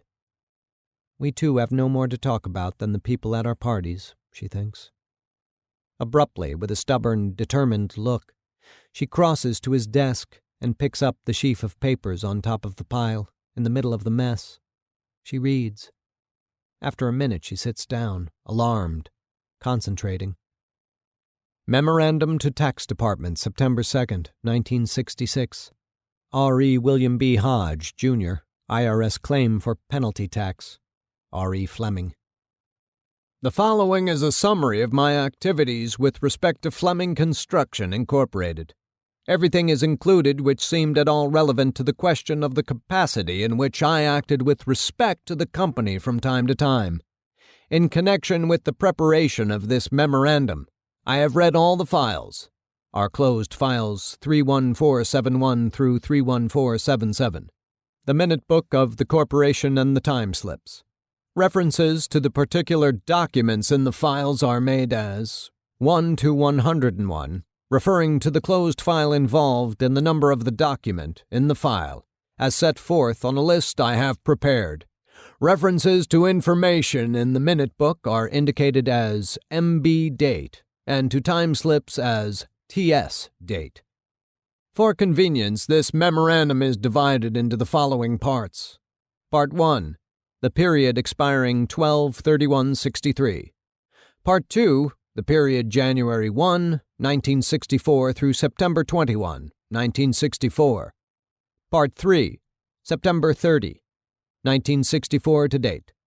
Part 4. Summary. Paragraph 1. Date 5/2/61. Certificate of Incorporation filed. Standard bylaws, subsequently adopted. MB with Article 4, Section 5. Specifying duty of Secretary and Assistant Secretary. Part 1. The period expiring December 31st, 1963. The Secretary shall issue notices of all members of stockholders and directors, where notices of such meetings are required by law or these bylaws. He shall attend all meetings of stockholders and the board of directors and keep the minutes thereof. He shall affix the corporate seal to and sign his signature, and shall perform such other duties as usually pertain to his office or as are properly required of him by the board of directors. Empty language, insanity, she thinks, but she reads on. There are 21 pages, typed, single-spaced, and she knows, though she doesn't know what it's for. He spent months on it. He has a keen mind, she knows for sure, because sometimes Will has turned it against her. Nevertheless, the idea continues to molest her thought, destroying her concentration. It's all empty, insane. 57, 9/30/64. At about 5 o'clock. Finsker asked me to come with him so we could talk a moment. We went to Mr. Evans' office. Finsker advised me that he did not believe that Calk could carry out the agreement he was making with Sand because of the severe financial position of the company, and advised me then, for the first time, that the company had not paid its federal taxes for a month. He said the balance was about $30,000. I advised him strongly of the consequences of this, and asked him to say nothing until we could talk to Calk later. We rejoined Calk as the meeting at Porter's office was breaking up, and went to supper with him at the Hotel Buffalo. I advised them then of the situation as I understood it, and the possible civil and criminal consequences. I said that from this point on, no money remaining in the company could be paid for any purpose other than taxes, and that they would have to issue a check for the balance available payable to IRS. After this, pages of unpaid bills. Increasingly desperate attempts to keep Fleming Construction afloat. Then this. Fleming. In correspondence, I did not always carefully speak in the third person, referring to our client, etc., but sometimes merely used the collective we, with respect to Fleming. See, for example, letter to Milford, 5/17/65, page 3. Worst yet is an occasional use of the first-person singular in such a way as to suggest that I might have control. E.g., letter to Milford, 12/17/64. Fact is, however, the FCI had already decided to sign anything Louis wanted it to, so that when I said I would see that everything was done just so, I was trying to prod Louis merely to say what he wanted. I doubt that the pronouns should create any substantial problem. Like the cluttered room, the immense mass of facts, items, in Will's attempt to defend himself, that much she understood clearly, drains her of strength. Underneath the sheaf of paper, a letter. Dear Mr. Hart, my client informs me that your check number 651, dated September 1, 1966, in the amount of $151.13, has again been returned by your bank because of insufficient funds. Frankly, Mr. Hart, my client is getting rather fed up in the way you are handling your account. I therefore notify you in my client's behalf that he demands the balance of $1,526.42 by return mail in the enclosed envelope. M&T does not wish to carry your account any farther, nor have any further business dealings with you. Sincerely yours, W. Hodge, Attorney at Law. Carefully, she replaces the papers, then rests her forehead on her fists. She feels momentarily nauseous, involved in what she has called the insanity of it all, and terrified by pronouns. Outside the study window, she knows without looking, the afternoon is unnaturally bright, teeming with grass and leaves and the infinite webwork of bark on trees, and the air is full of noise. Children, an air hammer 6 blocks away, the whisper of creatures in motion, destroying and building, crawling through the grass. Chapter 2. Will Hodge Jr.'s trip to Chicago was a total waste. Klepman's man was just ahead of him as usual and had liquidated his stocks that very morning. It gave Will the feeling, standing at the file in the oppressive Chicago First National Office, reviewing the figures a 4th time as though repetition might change the result, that everyone around him was in on the deal. They looked as if they might be. The man called Fleet, with the reddish-purple face and eyes starting out of his head like eyes on a drowned man, or one with bubonic plague, his collar too tight but elegant, silk, his tie silk too, on his fat red fingers an enormous set of rings. And what kind of wife do you go home to, Fleet? Fat legs filling the ridiculous pinstripe funeral parlor trousers. The other called Attila to Will, huge, solemn man with a red mustache, slightly luminous, like a child's hair on a summer day, his spectacles low and loose on his nose, and behind them glazed gray eyes like a lunatic's. "No luck?" he asked, softly. He could bellow like a bull if he wanted to. But he spoke as though the deep blue carpeted room were the public library. Will shook his head. "Ah," said Attila, "those people." He bent forward slightly, ominous, turned away. He could get a plane out at 10:40, be back in Buffalo a little after midnight, or he could wait for the one at 7 or so in the morning. He lowered his eyebrows and swung his jaw out, trying to decide, still gazing at the figures as if expecting from them some sign. His return was urgent. He must reach some decision. If they knew who their so-called sunlight man was, their attitude might be substantially changed. That was possible. Moreover, as long as he kept what he knew to himself, there was the danger of his father's getting foolishly involved. Not a practical man, he was easily confused or put off by his bungling feelings. But one could phone them, of course. Why not? Not Clumley, no. But one might get hold of the other one, Officer Miller. Will scowled. It made sense, yet something he could not put his finger on made him resist. Buzz Merchant was here in Chicago, old Worcester friend. It was a long time since Will had seen him, and for certain reasons. This wasn't the first time he'd thought of Buzz. All day the idea of calling him when he reached Chicago had been nagging at the back of his mind. What harm? But he knew what harm and toyed with it in the back of his mind, and hung now undecided, closing the folder deliberately, as if with satisfaction. "I wonder," he said, "do you mind if I use your phone?" He could not make up his mind to phone Batavia. He would think about it. He phoned his friend Buzz.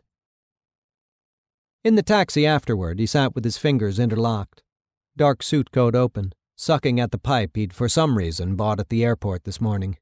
It was bitter as alum. He'd never yet had a pipe that wasn't, and the taste made his stomach knot tighter than usual. When he'd searched his pockets a minute ago, he'd found he had only a half roll of Tums remaining. Have to stop at a drugstore, he'd thought. But despite the rage of his stomach, he'd forgotten it already. A BBB, one of the best pipes in England, according to the man at the counter. The band sterling silver. A steal, pure highway robbery, at $14. Nevertheless, he felt like an attorney, sitting with that pipe in his mouth. So, long ago, this subtly disguised, he had felt like an attorney. It came to him that his Uncle Tag had had a pipe. It was never out of his mouth. An oral fixation, possibly? Was that the secret? Deprived too early of sweet mother love. Snatched too quickly from her soft breast. It was hard to imagine. She was old when Will knew her. And hurled into the old man's grand, unalive, uncommunicating study? But that was not his uncle's life, he knew. It was his own. And the breast, though he couldn't remember it, was probably not soft. Nor was anything ever snatched rudely from that tit. For her sake, too, it came to him. He must get his call through to Miller. God knew what his mother might get in her head when she learned it was dear old Tag. For a moment he closed his eyes. He seemed to think nothing whatever now, looking out the window, experiencing an indifferent, vaguely disturbing wash of half-ideas and sensations. He could not shake his feeling that the cab was being followed. They were driving under the elevated railroad, a long tunnel of darkness with startling daylight on either side, clear as welding light by contrast, as if it were no mere Chicago day, but a day in San Diego or Hawaii. Every second or so they sped through slits of light from above.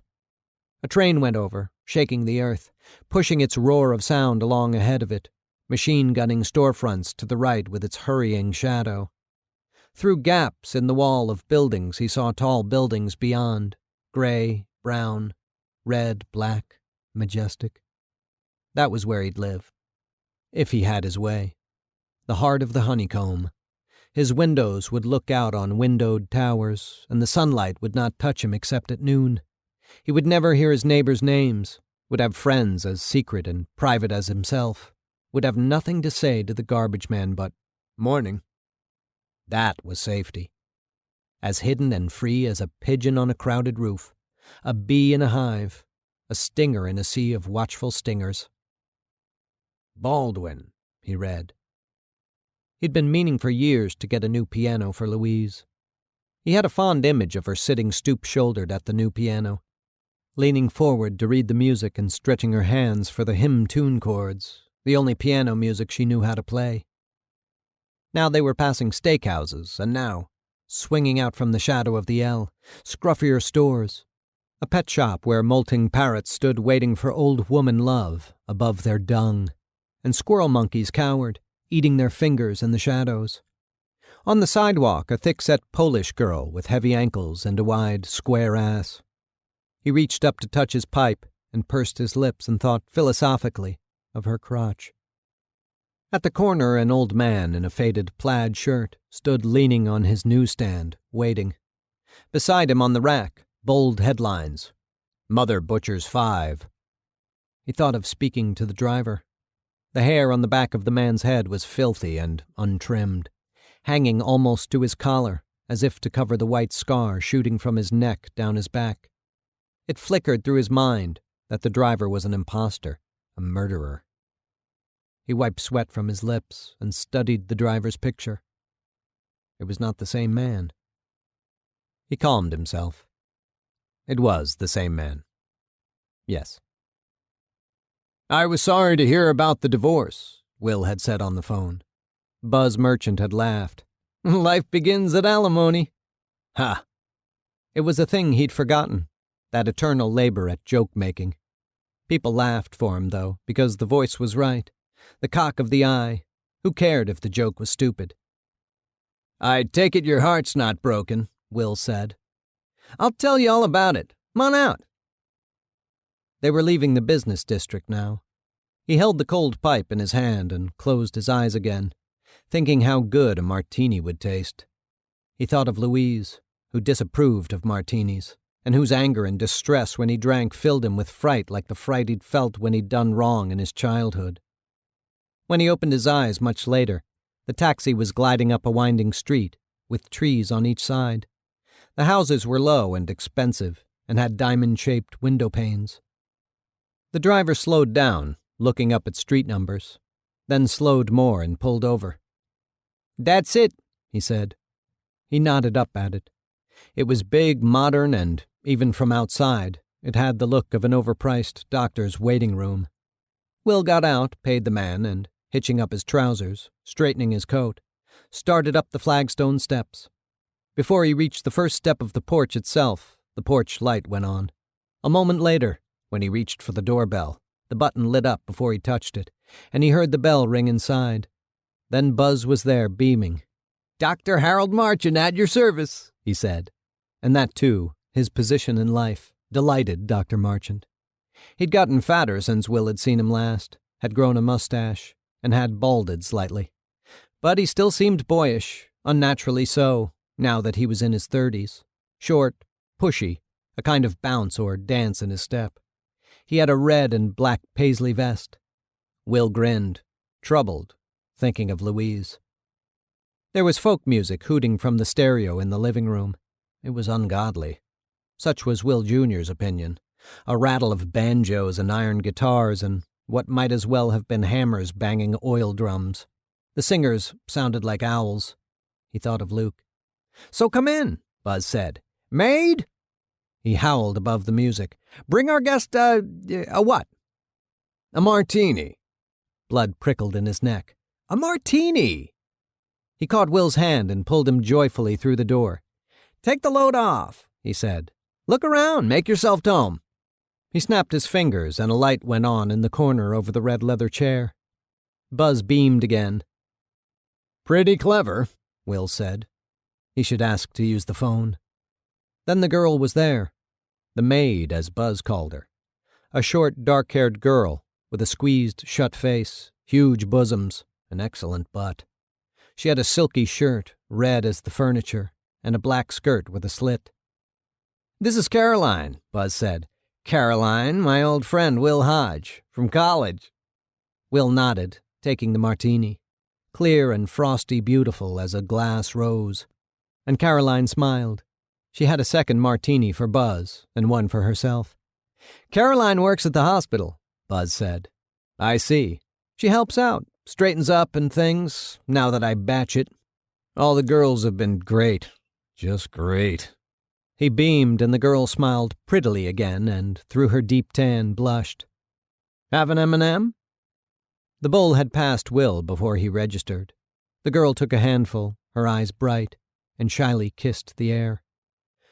"Well, well, well," Will said heartily, terrified. His blood more than his brain remembered. So his mother had kissed the air in the direction of her lover once, old friend of the family, and his father had stared like a donkey at the door. As soon as the memory came, it shot away again, like a light glimpsed through the window of a hurtling train. He forced a sardonic grin. If Mama Louise could only see him now. "Hey," Buzz said, "you gotta see the bedroom." The girl blushed and smiled again, and then, as if because she too could find nothing to say, gave Will a wink.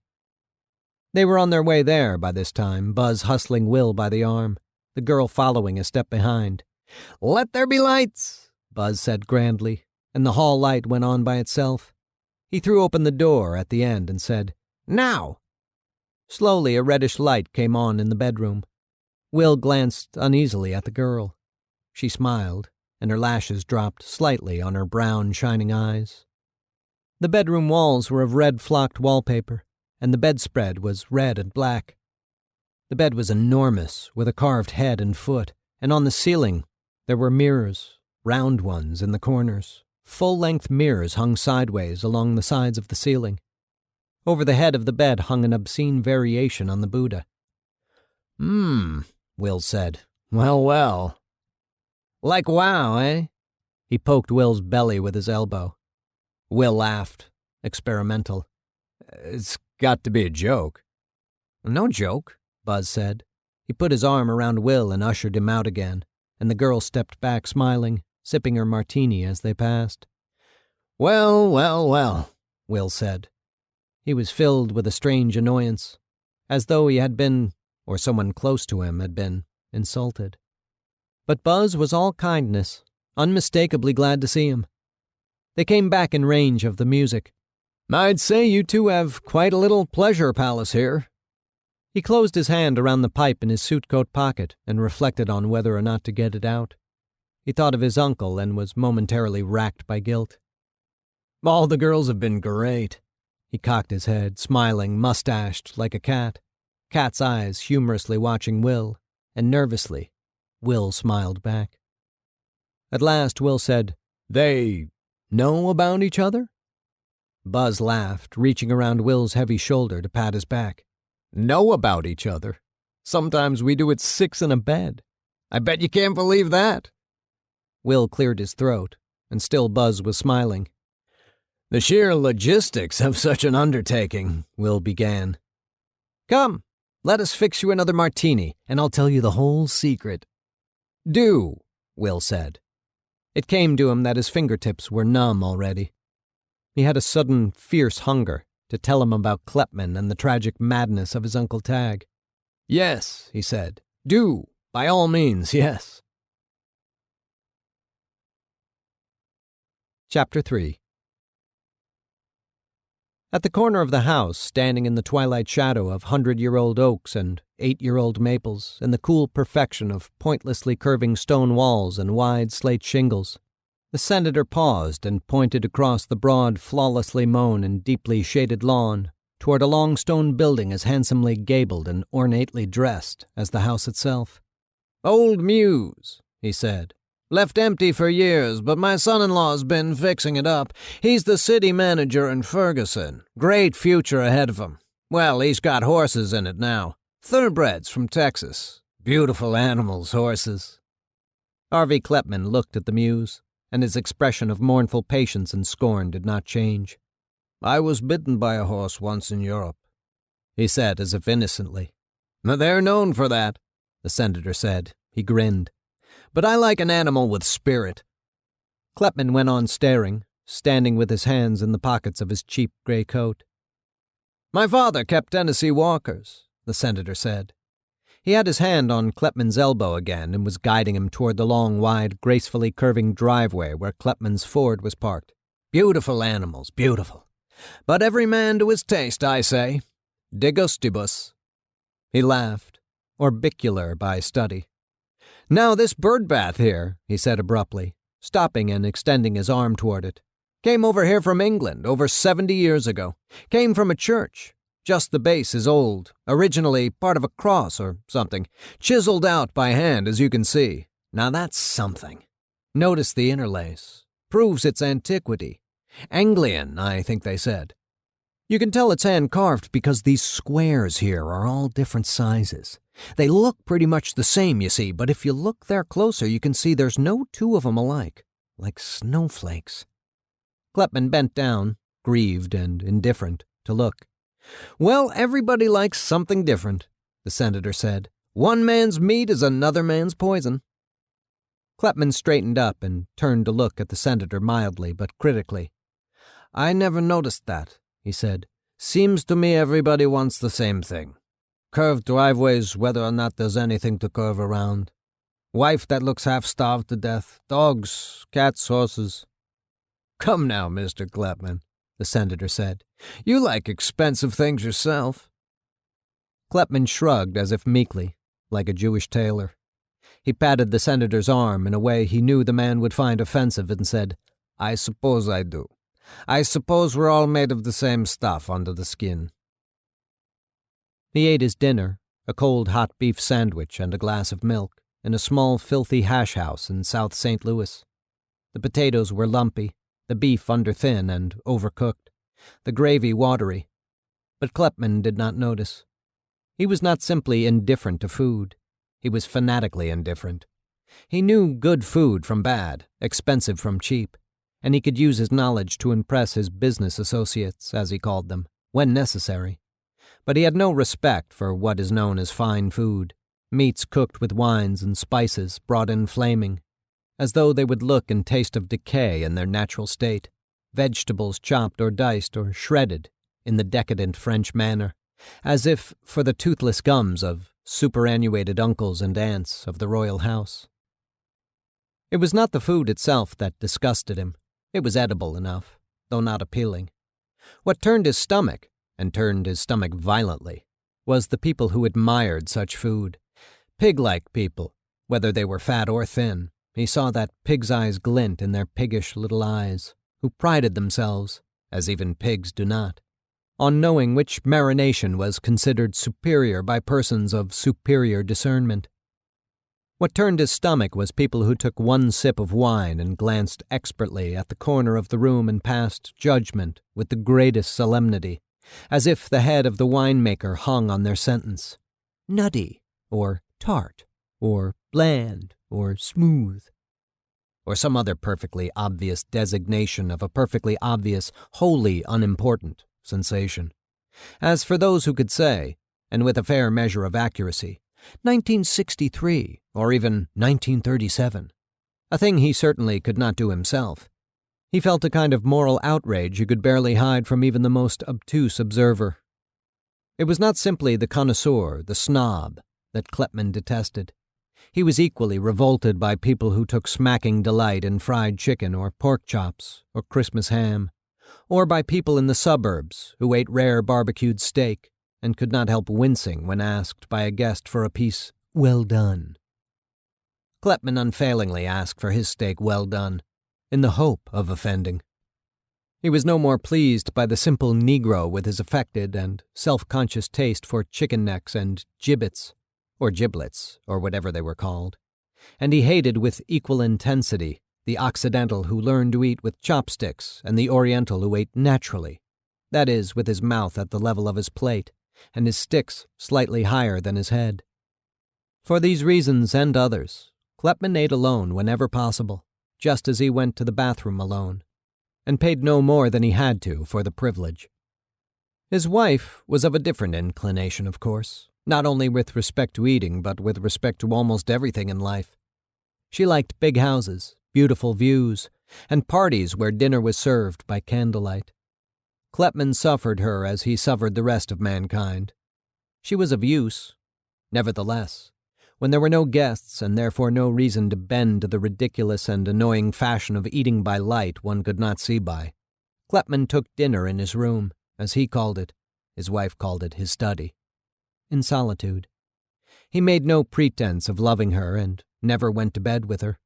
It was a business arrangement, by no means mutually satisfactory or, for that matter, more than tolerable on either side. She loved luxury and had so little taste that he could pawn off on her the most disgusting baubles. As for Kleppmann, he liked making fools of people, though he did not like that or anything else in this world very much, and his wife not only provided a willing subject, as quick to sit up and beg as any fawning, stinking lapdog, but also helped him to make fools of other people. The diner was alone when he entered it. He might not have entered it otherwise, but when he was halfway through his clammy hot beef sandwich, 2 teenage girls came in. One had blue pockmarks, the other was tanned and pretty, except for a suspicious, slow-witted cow-like look, a slightly affected pout, and large, square ankles. Kleppmann wiped his mouth on the paper napkin and pushed his plate away. Leaving no tip, he never left tips except to impress, he carried his restaurant check to the ornate, ostentatiously large black cash register, long obsolete but still very grand, counted out the exact change, and went out to the street without a word. He walked to his car, unlocked it, and got in. A freight train stood on the siding across the street, and Kleppmann shuddered, went pale, averted his eyes. At home, among other messages awaiting him, he found this. WBH has a tax claim against him, an amount of $40,000. Own firm has advised him to buy them off. Case too chancy. Kleppmann nodded. He crossed to the window, picked up his Barron's Weekly, and sat down on the stiff, plain wooden chair he always used for serious reading. A chair fit for a monk. Chapter 4. What happened was obscure to Will afterward. He had, strange to say, no particular regrets. It was all hardly more real than a dream, and though he would never have imagined that he would feel that way, he found that it scarcely occurred to him to feel guilty. It was as if, taking a wrong turn of no particular consequence, he had found himself in a sweet shop, where the air was heavy with the scent of candies, and display cases were piled high with pink and yellow and white things and chocolate things and things in fancy wrappings. They stood in the kitchen, he remembered, the music howling in at them from the living room, the girl perhaps in bed somewhere. He'd lost track of her. And Buzz was saying, holding up the martini pitcher to watch the level, pouring in gin, "Say what you like, there's nothing in this world more fantastically beautiful than each of your hands on a different girl's breasts, and your legs wrapped around two more sets of breasts, and one of them sucking and another one giving you a kiss with a taste of gin." He cackled with pleasure. Will watched the martini turning round and round in the pitcher.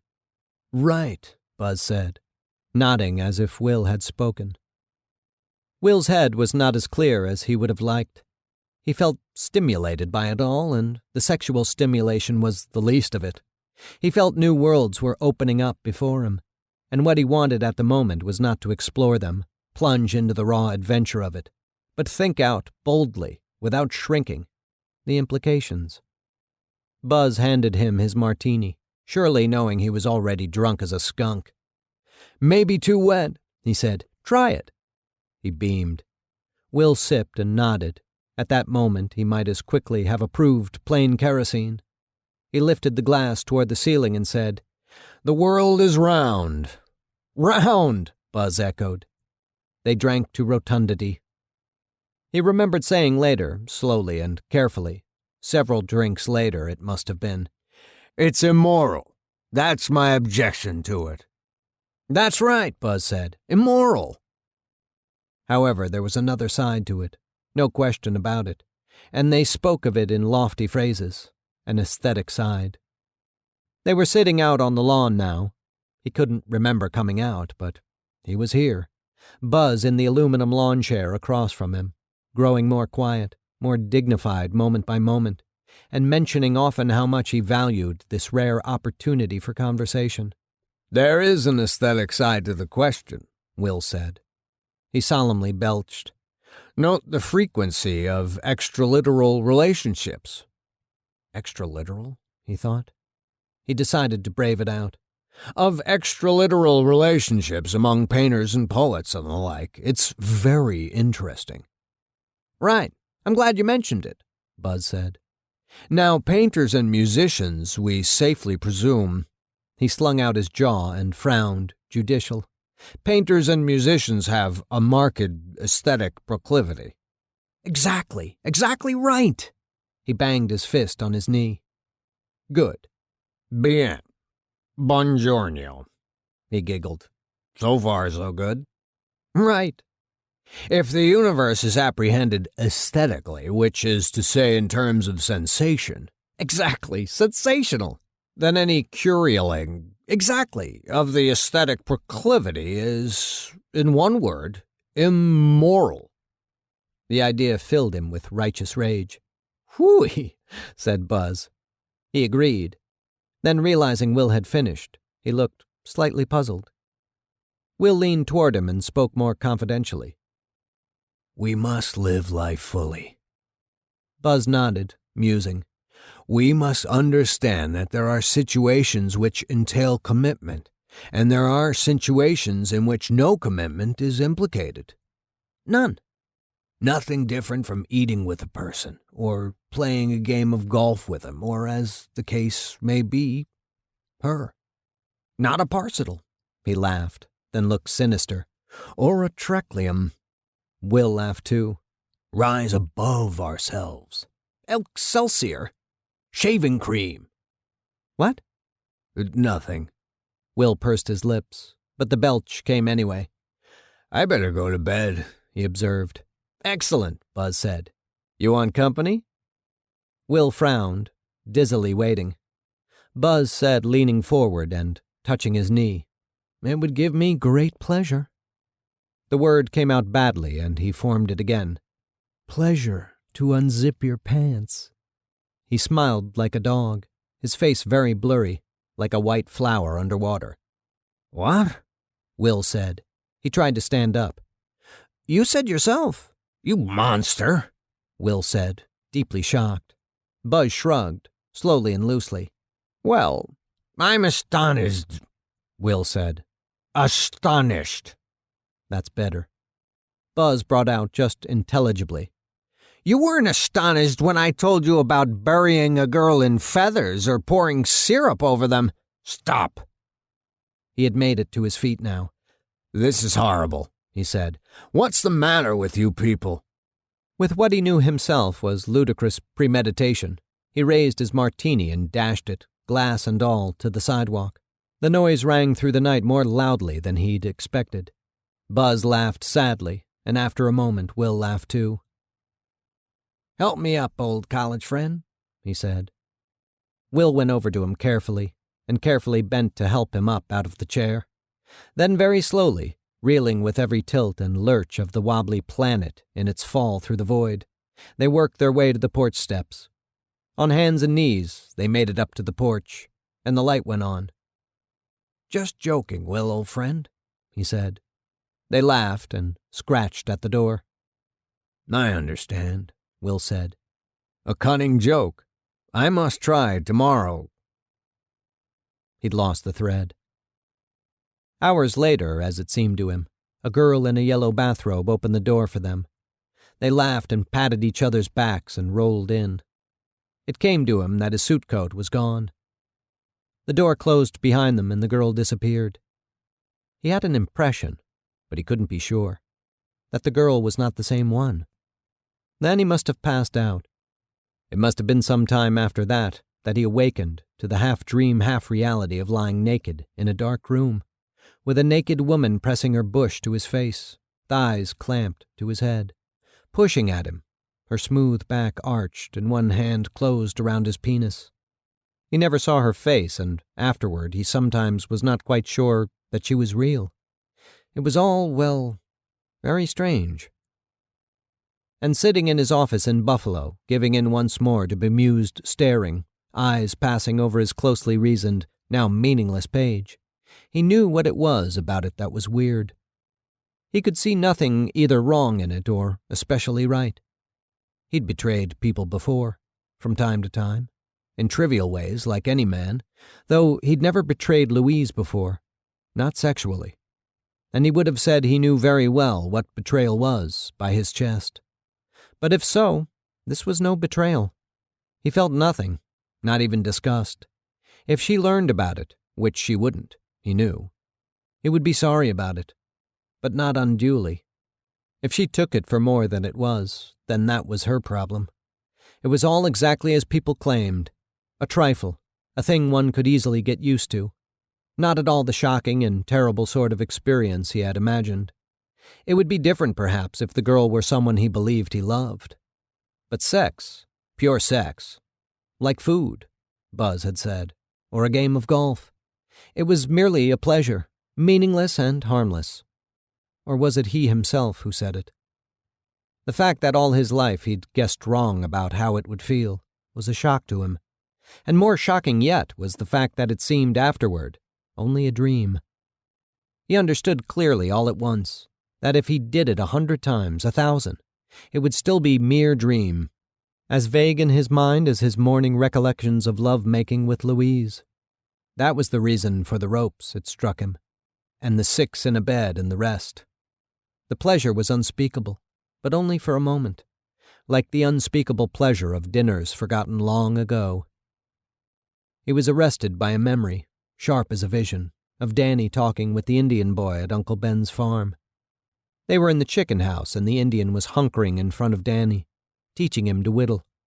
The world was musical on the Indian boy's tongue, and Will had remembered, as if all the time between had vanished in smoke, how the word had sounded when he himself was a child and someone, Uncle Ben, or maybe his grandfather, or some hired man at Stony Hill, he couldn't remember any more, had bent down to show him how. Danny took the knife in one hand, carefully, the stick in the other. And Will kept in his uneasiness about a 4-year-old's handling a jackknife. He watched the small face, haloed in light from the chicken house window, furrowed with concentration, tongue between teeth. The knife blade cut in and moved slowly, jerkily, down the point of the whittling stick. I was whittling willow, he remembered with a start. I was going to make a whistle. It was Uncle Ben. He kept his hand on my arm, and not to steady me, but because he wanted to. And now, fists clenched, remembering the pistol in his briefcase, Will thought, what makes it die?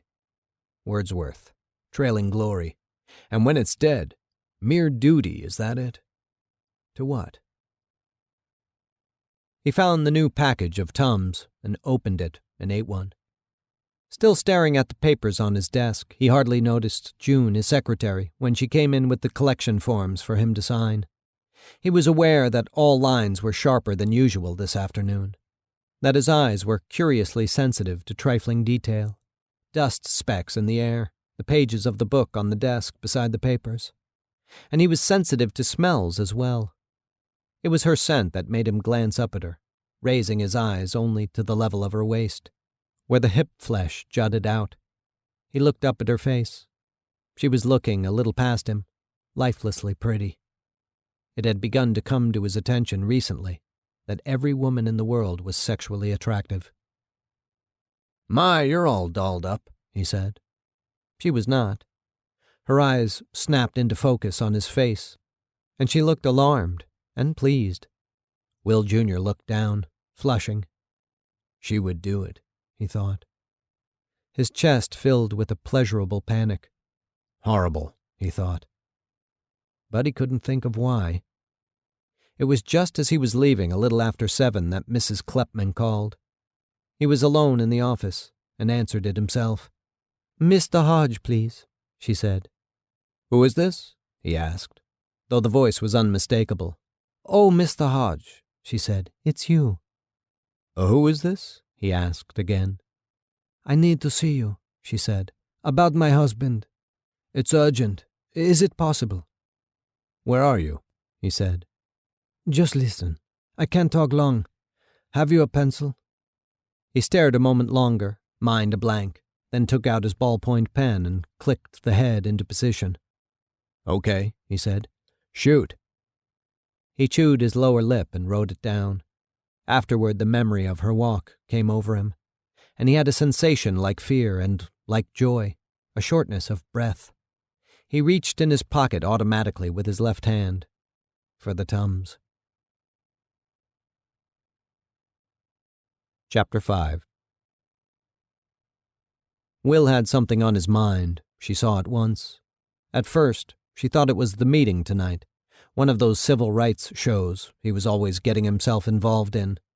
But when she mentioned it at the supper table, she discovered he'd forgotten that. "Aren't you going then, Willie?" she said. "You don't have to," she said. "Plenty of people don't, you know. If you don't see any sense in it—" "Not the point," he said. A piece of spaghetti dropped from his lip, and he tried to catch it with his fork, missed it, and spattered his tie a little. "Damn," he said. "Christ's sakes," Danny said, smiling. Will glanced at him, then down again at his plate. "You're really in a mood," Louise said. "You're real fun, a million laughs." "I'll lay off, will you?"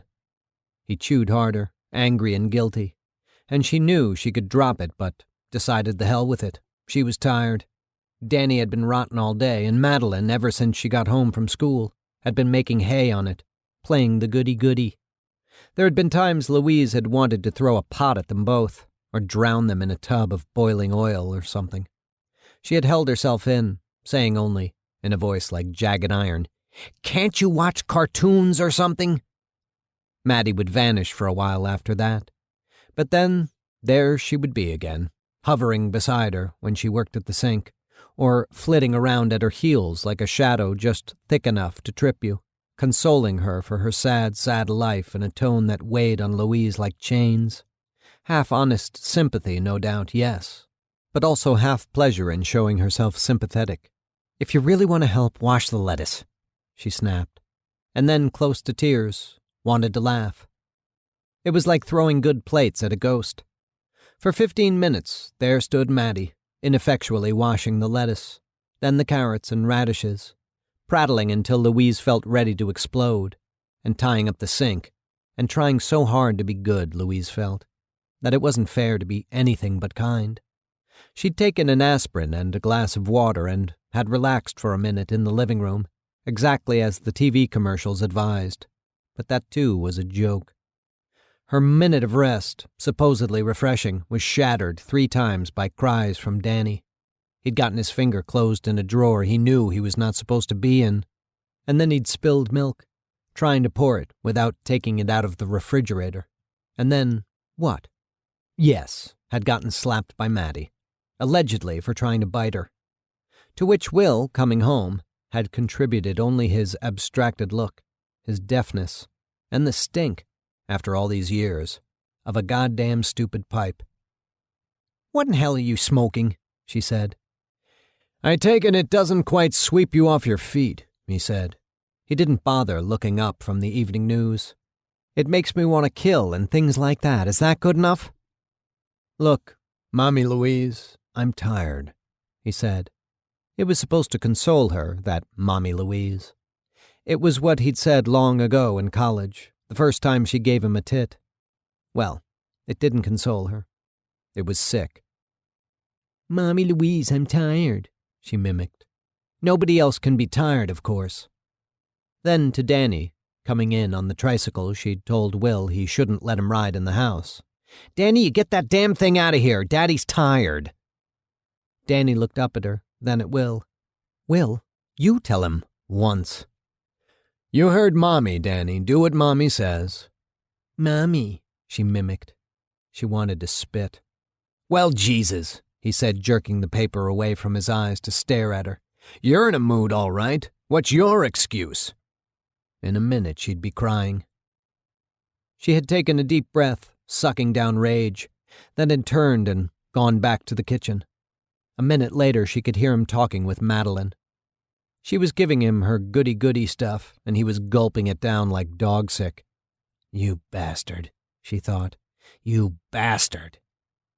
But she had controlled herself then, had calmed down and had come out of the kitchen smiling, or more or less smiling, talking lightly of the antiquing kit that had come this morning from Sears. She was meaning to fix the chest of drawers and the dresser in the master bedroom. And even when he'd ignored all she said, she'd managed to keep her spirits up, though God knew what the point was. Now, suddenly, with his growl wrecking dinner, turning the food sour in her stomach, she felt herself letting go, relaxing into rage. "Lay off," he says. "Why should I? So I can leave you alone to never look at your family or play with them or tell them a story or so much as give them a spanking? So you can stay out every night till God knows when with June or Lagoon or whatever her name is and never come to bed with me? As if I was a leper or some fat old whore that the muscle's all gone out of? For Christ's sake, Louise, the children!" "What children? What children?" "Now tears, you fucking bitch," she thought. But she was crying just the same. Poor babies, she thought, sobbing into her hands. That bastard not stirring. They sat white-faced and far away as they always did when explosions came, and she wept, terribly, stupidly, with a feeling like mountains giving way. Danny began sobbing too. "Shh," Will said, white, his fingers trembling so the fork shook. "Now stop blubbering, Danny, and eat your nice potatoes." The room went blindingly white, and she leaped from her chair with a whoop and ran to the living room to hurl herself like a cannonball at the couch. She lay clutching her mouth, gasping, and suddenly was rigid, as if something had locked in her mind and everything had stopped. When she could think again, he was sitting beside her, rubbing her back, and his eyes were remote, objective. She'd slept a long time, perhaps. She was calmer. "I love you," he said, with the kindness of a priest. "Love," she said. But she caught his hand and said, "I'm sorry." "It's all right," he said. "I'm sorry, too." Objective, cold as shit. Where are you, Will? She thought. Come back. I don't know what happened, she said, and for an instant knew she would sob again, but hung on. I'm sorry. It's all right, he said again. He put his arms around her. Cold. The lights were off in the dining room. He'd sent the children upstairs. Can I get you something, Mommy? She shook her head. Maybe sleep would help. She felt a flicker of anger, a last weak flitting of lightning after the storm is over, then felt it die into indifference. If he wanted to get rid of her, put her in bed as though she were merely a cross, unreasonable child, it was fair. She was.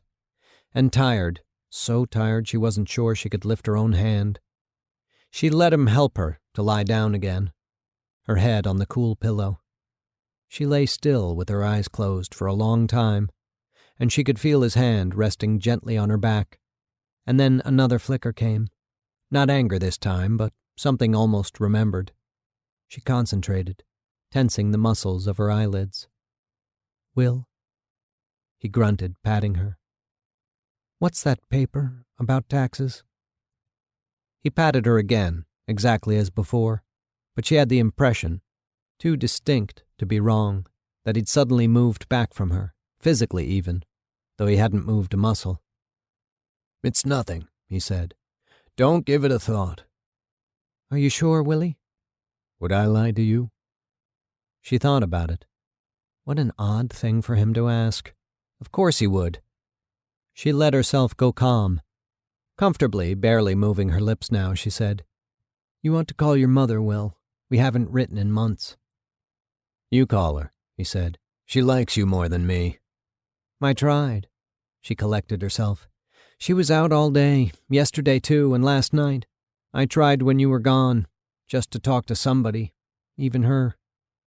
With Luke? She shrugged, just the flick of a muscle or two. She was going to say, I tried that too. But it didn't seem worth the effort. It was unbelievable how limp and relaxed she felt. We must try and have more scenes, she thought, and laughed mournfully inside her mind. Will was stroking the fleshy insides of her legs, pulling her feet apart a little. When she awakened next, the whole downstairs was dark as a coal bin, and she was chilly. The record was still turning on the record player, and in the sleeping house the whisper of the needle in its barren track was frightening. Kst, kst, kst. Then she remembered where he was. He'd gone to his civil rights thing. Us, Will? She thought without hope. Could you march for us? Section 15. The Dialogue of the Dead. Vite, éveille-toi. This lemme est immortel. Paul Verlaine. Chapter 1. Ben, Vanessa Hodge said when he came in for supper, you've got to do something. I still can't get a hold of Millie. No one's seen her, and I can't get Will either. He hasn't been into the office since Sunday. I can't even get a hold of Luke. Something must have happened. One look at her face, and he knew what it was she thought had happened. Her skin was sweat-streaked and puffy, and around the eyes dark. He hadn't seen her look so bad since the boy was killed in the war. A wave of sorrow swept over him. Now, he said gently. He went to her, put his big arms around her, and, laying his crusted sunburnt hand around the back of her head, pressed the side of her face lightly to his chest. I'll go look up right after chores, Vanessa. He looked past her, out the kitchen window. It was 6 o'clock, but you'd have thought it was mid-afternoon. He would be finished with his chores by 8 if he hurried supper. There was a smell of boiled potatoes and applesauce and meatloaf. Probably the last of old Ellabelle, slaughtered a year ago November. She'd kicked him. It would be darkening by 8 and beginning to cool, a beautiful time for riding the motorcycle. Maybe I'll go on the bike, he said. And leave me here? She drew back her head. Now, Vanessa, he said. Sometimes I think you're just not in this world at all, she said. I'd be petrified here all alone. Why, Vanessa, I've been plowing till way after midnight the whole time this thing's been going on. You never said a thing about that. Well, that's different, she said. She drew away from him, feeling she had something urgent to do, and turned to the sink and put her fist to her chin, trying to think what she was after. The applesauce was there, cooling on the drain board, and she ran her finger around the edge absent-mindedly, having a taste.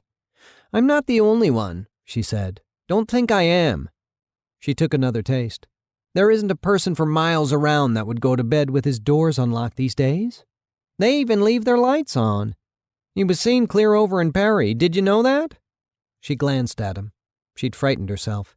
He was seen on the same afternoon in Bergen and Brockport. I heard it on TV. Hodge carried the pan of potatoes to the sink and drained them, his eyes vague, then dumped them into a green plastic bowl. He set it on a clear space on the table and turned back for dishes and, with a big, lead-colored spoon, dished up the meatloaf. He stepped into the bathroom then and pushed his sleeves up and filled the sink with cold water. There was no hot. Washed, still staring at nothing, rinsed his face, and dried himself hard with the gray-blue scratchy towel. All the while Vanessa went on talking, frightening herself with rumors. What would she say, he wondered, if he were to tell her it was Tag?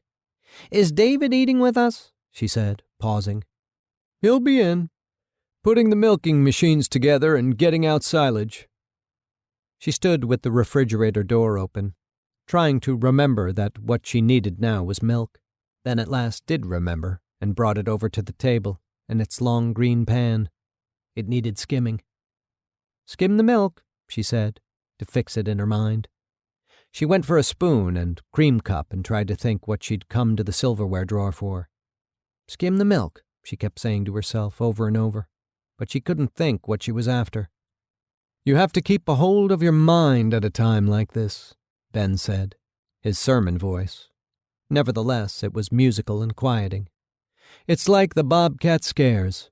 Somebody sees one or thinks he sees one, and pretty soon everybody's seeing them. There may be something to it at the bottom, but you can count on it. It's 9/10 imagination. Everything is. It made her feel calmer. His solidity alone, the way he would stand, childlike, with his arms crossed and his head tipped on his brick-red bull neck, had a way of making her calmer. He was looking out the window now, wondering what was keeping David, or looking beyond the milk house and barn toward the valley and the woods, golden green in the afternoon slant of the sun.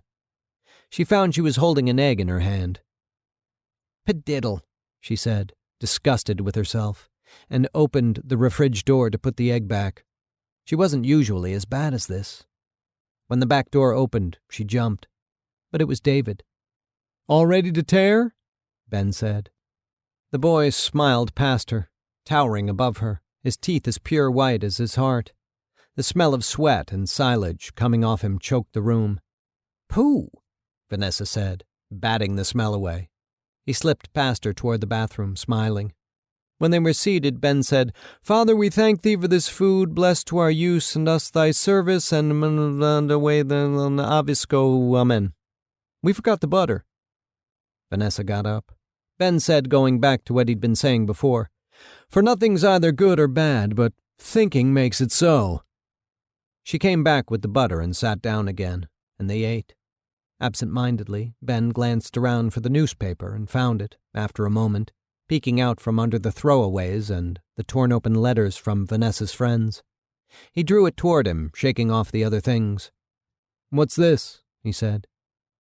Fred Clumley scowled at him from page 1, his white wolfish face a mass of wrinkles, a long black smudge on his cheek. "Police Chief corners madman." "Good Lord, they got him," Ben Hodge said. But the first line of the article told him he was wrong. It said, "The escaped prisoner known to police only as the Sunlight Man narrowly escaped capture this morning. In a daring single-handed maneuver, Batavia Chief of Police Fred Clumley tracked the escaped man, officially described as armed and dangerous, to a tent-like structure suspended from a railroad underpass near here." He went back to the beginning and read the whole thing aloud to Vanessa and the boy. On page 9A there were more pictures. The stopped train, tent dangling just in front of it, train workers holding up the tent for the cameraman, showing the symbols on it, Fred Clumley peering over his shoulder as though he were the one who was crazy. Plumley himself had, he told reporters, no comment at this time. Armed and dangerous, Vanessa said. Yuck! Oh, anyone that's got a gun is called armed and dangerous, honey. It's just to be on the safe side. After all those murders? She said. She decided to try Millie again, but he said, let it go, Vanessa. You're stewing. Working yourself up. Just let it go, and I'll drive on over later. I'll leave David here with you. She did not insist on going. He was in luck. The motorcycle hummed under him and roared when he accelerated, and popped and crackled when he cut back the spark of a sharp curve or the crest of a hill.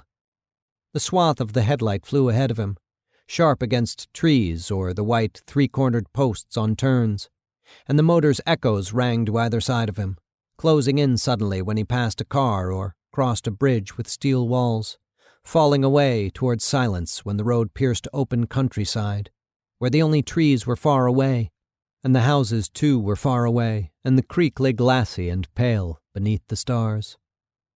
He would rather ride than almost anything he knew. Wind in the sleeves of his old sheepskin coat beating at his helmet, whipping away his voice if he happened to sing, which tonight he did not. He was alone on the road. He might have been the last man left in the world. And he was so much at peace with the dark hills, the trees, the lighted farmhouses, cow barns gray in the hazy glow of their security lamps, that he could almost imagine he was the world, the scenery around him, a projection of his mind. He came in view of the prison's glow, and a little later the prison itself, opening out below him as he rounded a turn overlooking the entire valley.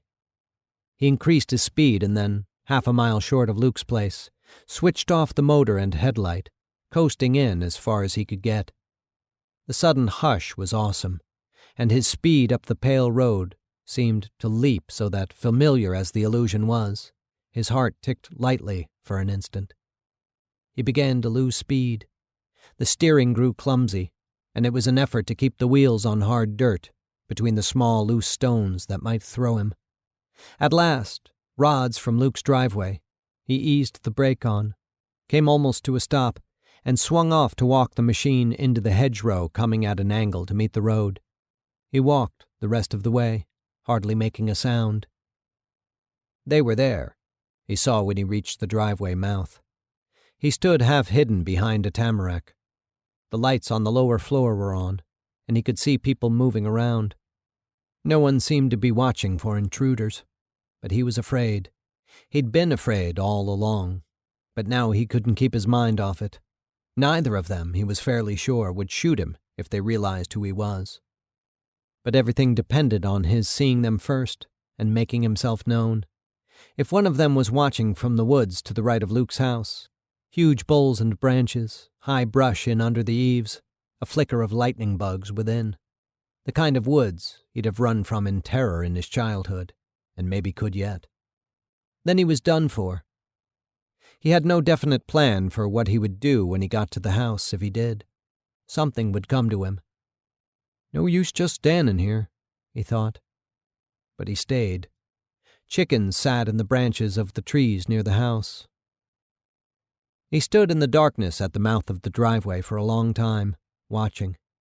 If there was someone in the woods keeping lookout, sooner or later, the one there would reveal himself. That was partly why he stayed where he was, Ben told himself. But there were other reasons, too, and he began to face them. Who was in there, after all? Luke, Millie, the Indian, Tag, possibly Will. They were his flesh and blood, all but Nick. And it was true, he wouldn't want harm to come to them. But surely neither Nick nor Tag would harm Luke. He'd be sick from the stress of all this, sure as day, and they wouldn't hurt a boy half out of his mind with pain. And it was unthinkable that Tag would let any harm come to the brother who'd been his favorite. So that it was for Millie that Ben Hodge must go up to them, if he went. He merely stared at the recognition for a moment, then got down on one knee, squinting. Maybe it had seemed to him that he loved her, once. It was so long ago now, and he'd been so young then, that he couldn't tell for sure. He remembered standing in the horse barn, combing his father's old sorrel mare, his riding horse. One moment he was working alone, the light soft on the mare's shiny coat, her smell and the smell of hay and molasses rich in his nostrils. And the next he had a feeling he was not. By the stirring of his blood he knew it was Millie. But he didn't turn. He heard her come nearer. Her hands came onto his shoulders, and he grew still, not moving the comb, in fact, not breathing. After a long time she kissed him, light as a feather, on the back of his neck. Then he turned. "Don't, Millie." Her eyes shone, and because she was beautiful, or because of his shame at what he'd almost done to her in the quarry that night, his heart raced. She smiled and flashed the dimple. "Why so petulant, lover?" "I'm not your lover, Mill," he said too softly, blushing. "But petulant you are," she said. "Well, cheer up. I bring good news." "What?" he said. She turned away, coy, and walked around the back of the mare, running her hand lightly over its rump. "You'll get your ass kicked," he said. "Ooh, shame on you," she said, "and to a lady." Ben said nothing. As always, his mind turned on him and filled him with bitter remorse. It was not her fault that he tried to seduce her, or even that he might have succeeded, and not her fault that he was ashamed of himself, whether because he'd gone that far or because he hadn't gone all the way, he couldn't tell. And not her fault that he was wounded now by the sight of her. It was perhaps true that she loved him. He believed it. It might even be that she was the one he would love finally, if he could get his feelings straightened out. But it was happening too fast, and he had meant it to be clean and beautiful. Not like this. Yet her mockery showed pain. She teased him exactly the way Ruth would do when her feelings were hurt, and she was damned if she would show it. He said, "I'm sorry, Millie." She waved it off lightly.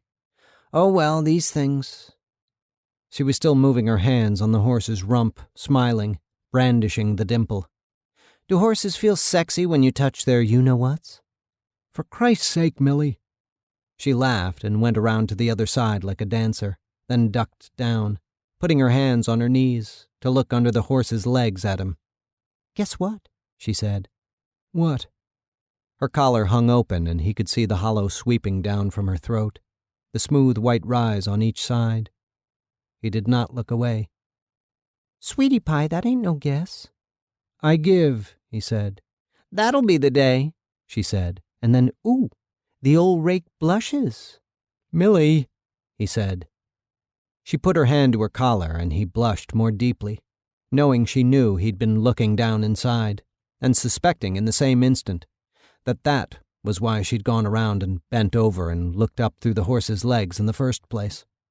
She'd been planning it for days. She was a whore, a bitch. God only knew what diseases he might have gotten. But he knew he was lying. It was his own fault, all of it. The next instant she was coming under the horse to him, knowing very well that the sorrel was skittish.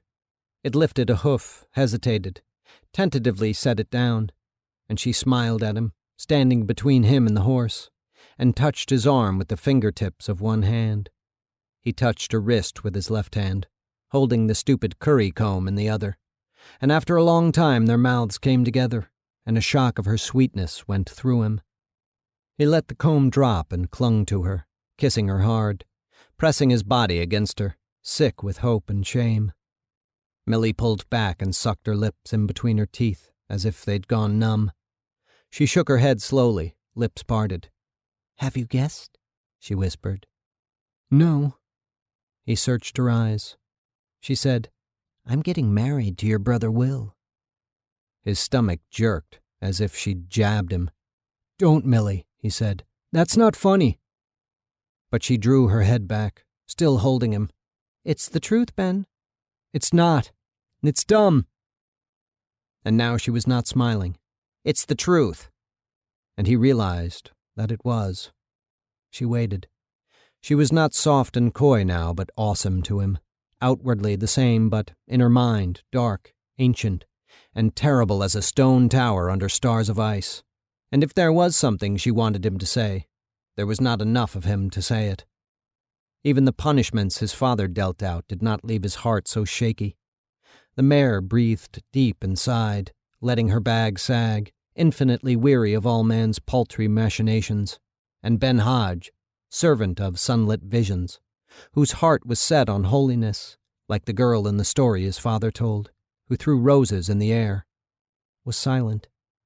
She looked down, smiling again, though her eyes had gone wrong, then turned, went back slowly through the tack room, as she'd come, lightly trailing her fingertips over the leather of the saddles on the row of wooden frames. At the other end of the barn at the foot of the stairs leading up to the haymow, Art Jr. stood in the shadows, watching with his arms folded. He came out now. Ben had no idea how long he'd been there, and stood by the old sorrel's head. Art Jr. was constructed all of squares, square face, square chest, square fists, square feet, and his mind was a diagram. He said, "She wanted you to fight her."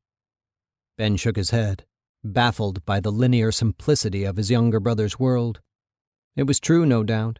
About the relations between A and B, he was never wrong. Ben said, "How could I?" And Art Jr. said, "I wouldn't know." As if that was that. And so Will and Millie had gotten married, and Ben had held out, had matched later, with another worldly gentleness and eyes turned inward passivity like his own, pale light unto pale light. They had lived in peace, a haven for Will's sharp scapegoat pain, looking on from a distance at Millie's resounding destructions. And he had thought sometimes that they were there, Will and Millie, as a foil to his life, a shadow that made him clear. There was no need, no use for such rage and pain as they suffered, except that it made his serenity distinct. But Vanessa said once, for she was just and merciful, though sometimes jealous, "She might have been different with you, though, Ben. That's possible." To which he'd replied, "I'd as soon have married my dad." He was not sure how much Vanessa knew. In any case, whether or not he had ever felt real love for Millie, he would not have his life any way but as it was. It was to Ben and Vanessa that their children came, Will Jr., Luke, Mary Lou, for a chance to grow up whole, or nearly whole. To Ben, not to the eldest of the sons, that their mother had come in her last months to die. Vanessa would read to her hour after hour, the same passages over and over, for her intelligence was gone, or Ben would sit up with her, hearing her ramble through past and present, now that all times had collapsed to one. Once sitting in the dark beside her bed, at peace with himself, just as she was once again at peace, the green nightlight close to the floor throwing her terrible features on the wall. He had remembered vividly that when she was young she was beautiful. She had red auburn hair that she wore piled high on her head, and her flesh was white and soft. He'd lain in bed, pretending to be asleep, watching. They were going out, and so he'd cried, and though his father roared, she'd brought him here to her room, where she could be with him a little longer. She had on only her undergarments, as she called them, and now his father stood beside her, fully dressed, elegant, huge and dangerous and beautiful, to Ben's child eyes, and fearsome beside that gentleness and softness. But he stretched out his hand toward her, as if timidly, and touched her shoulder, looking over her head into the mirror at her, and after an instant, she turned her head gracefully, bending forward slightly, the way a blooded mare would turn its head to a groomsman's touch, relinquishing nothing, though submissive, and she brushed his hand with the side of her face. "I think I'll move Ben to his own room," his father said. She smiled. "Do," she said. Her permission and command. That's what it all means, he'd thought that night long afterward, remembering and now understanding as he gazed at the terrible shadow of her profile, a silhouette of barren mountains, a bombed city. In peace like that in her own house once, she had died.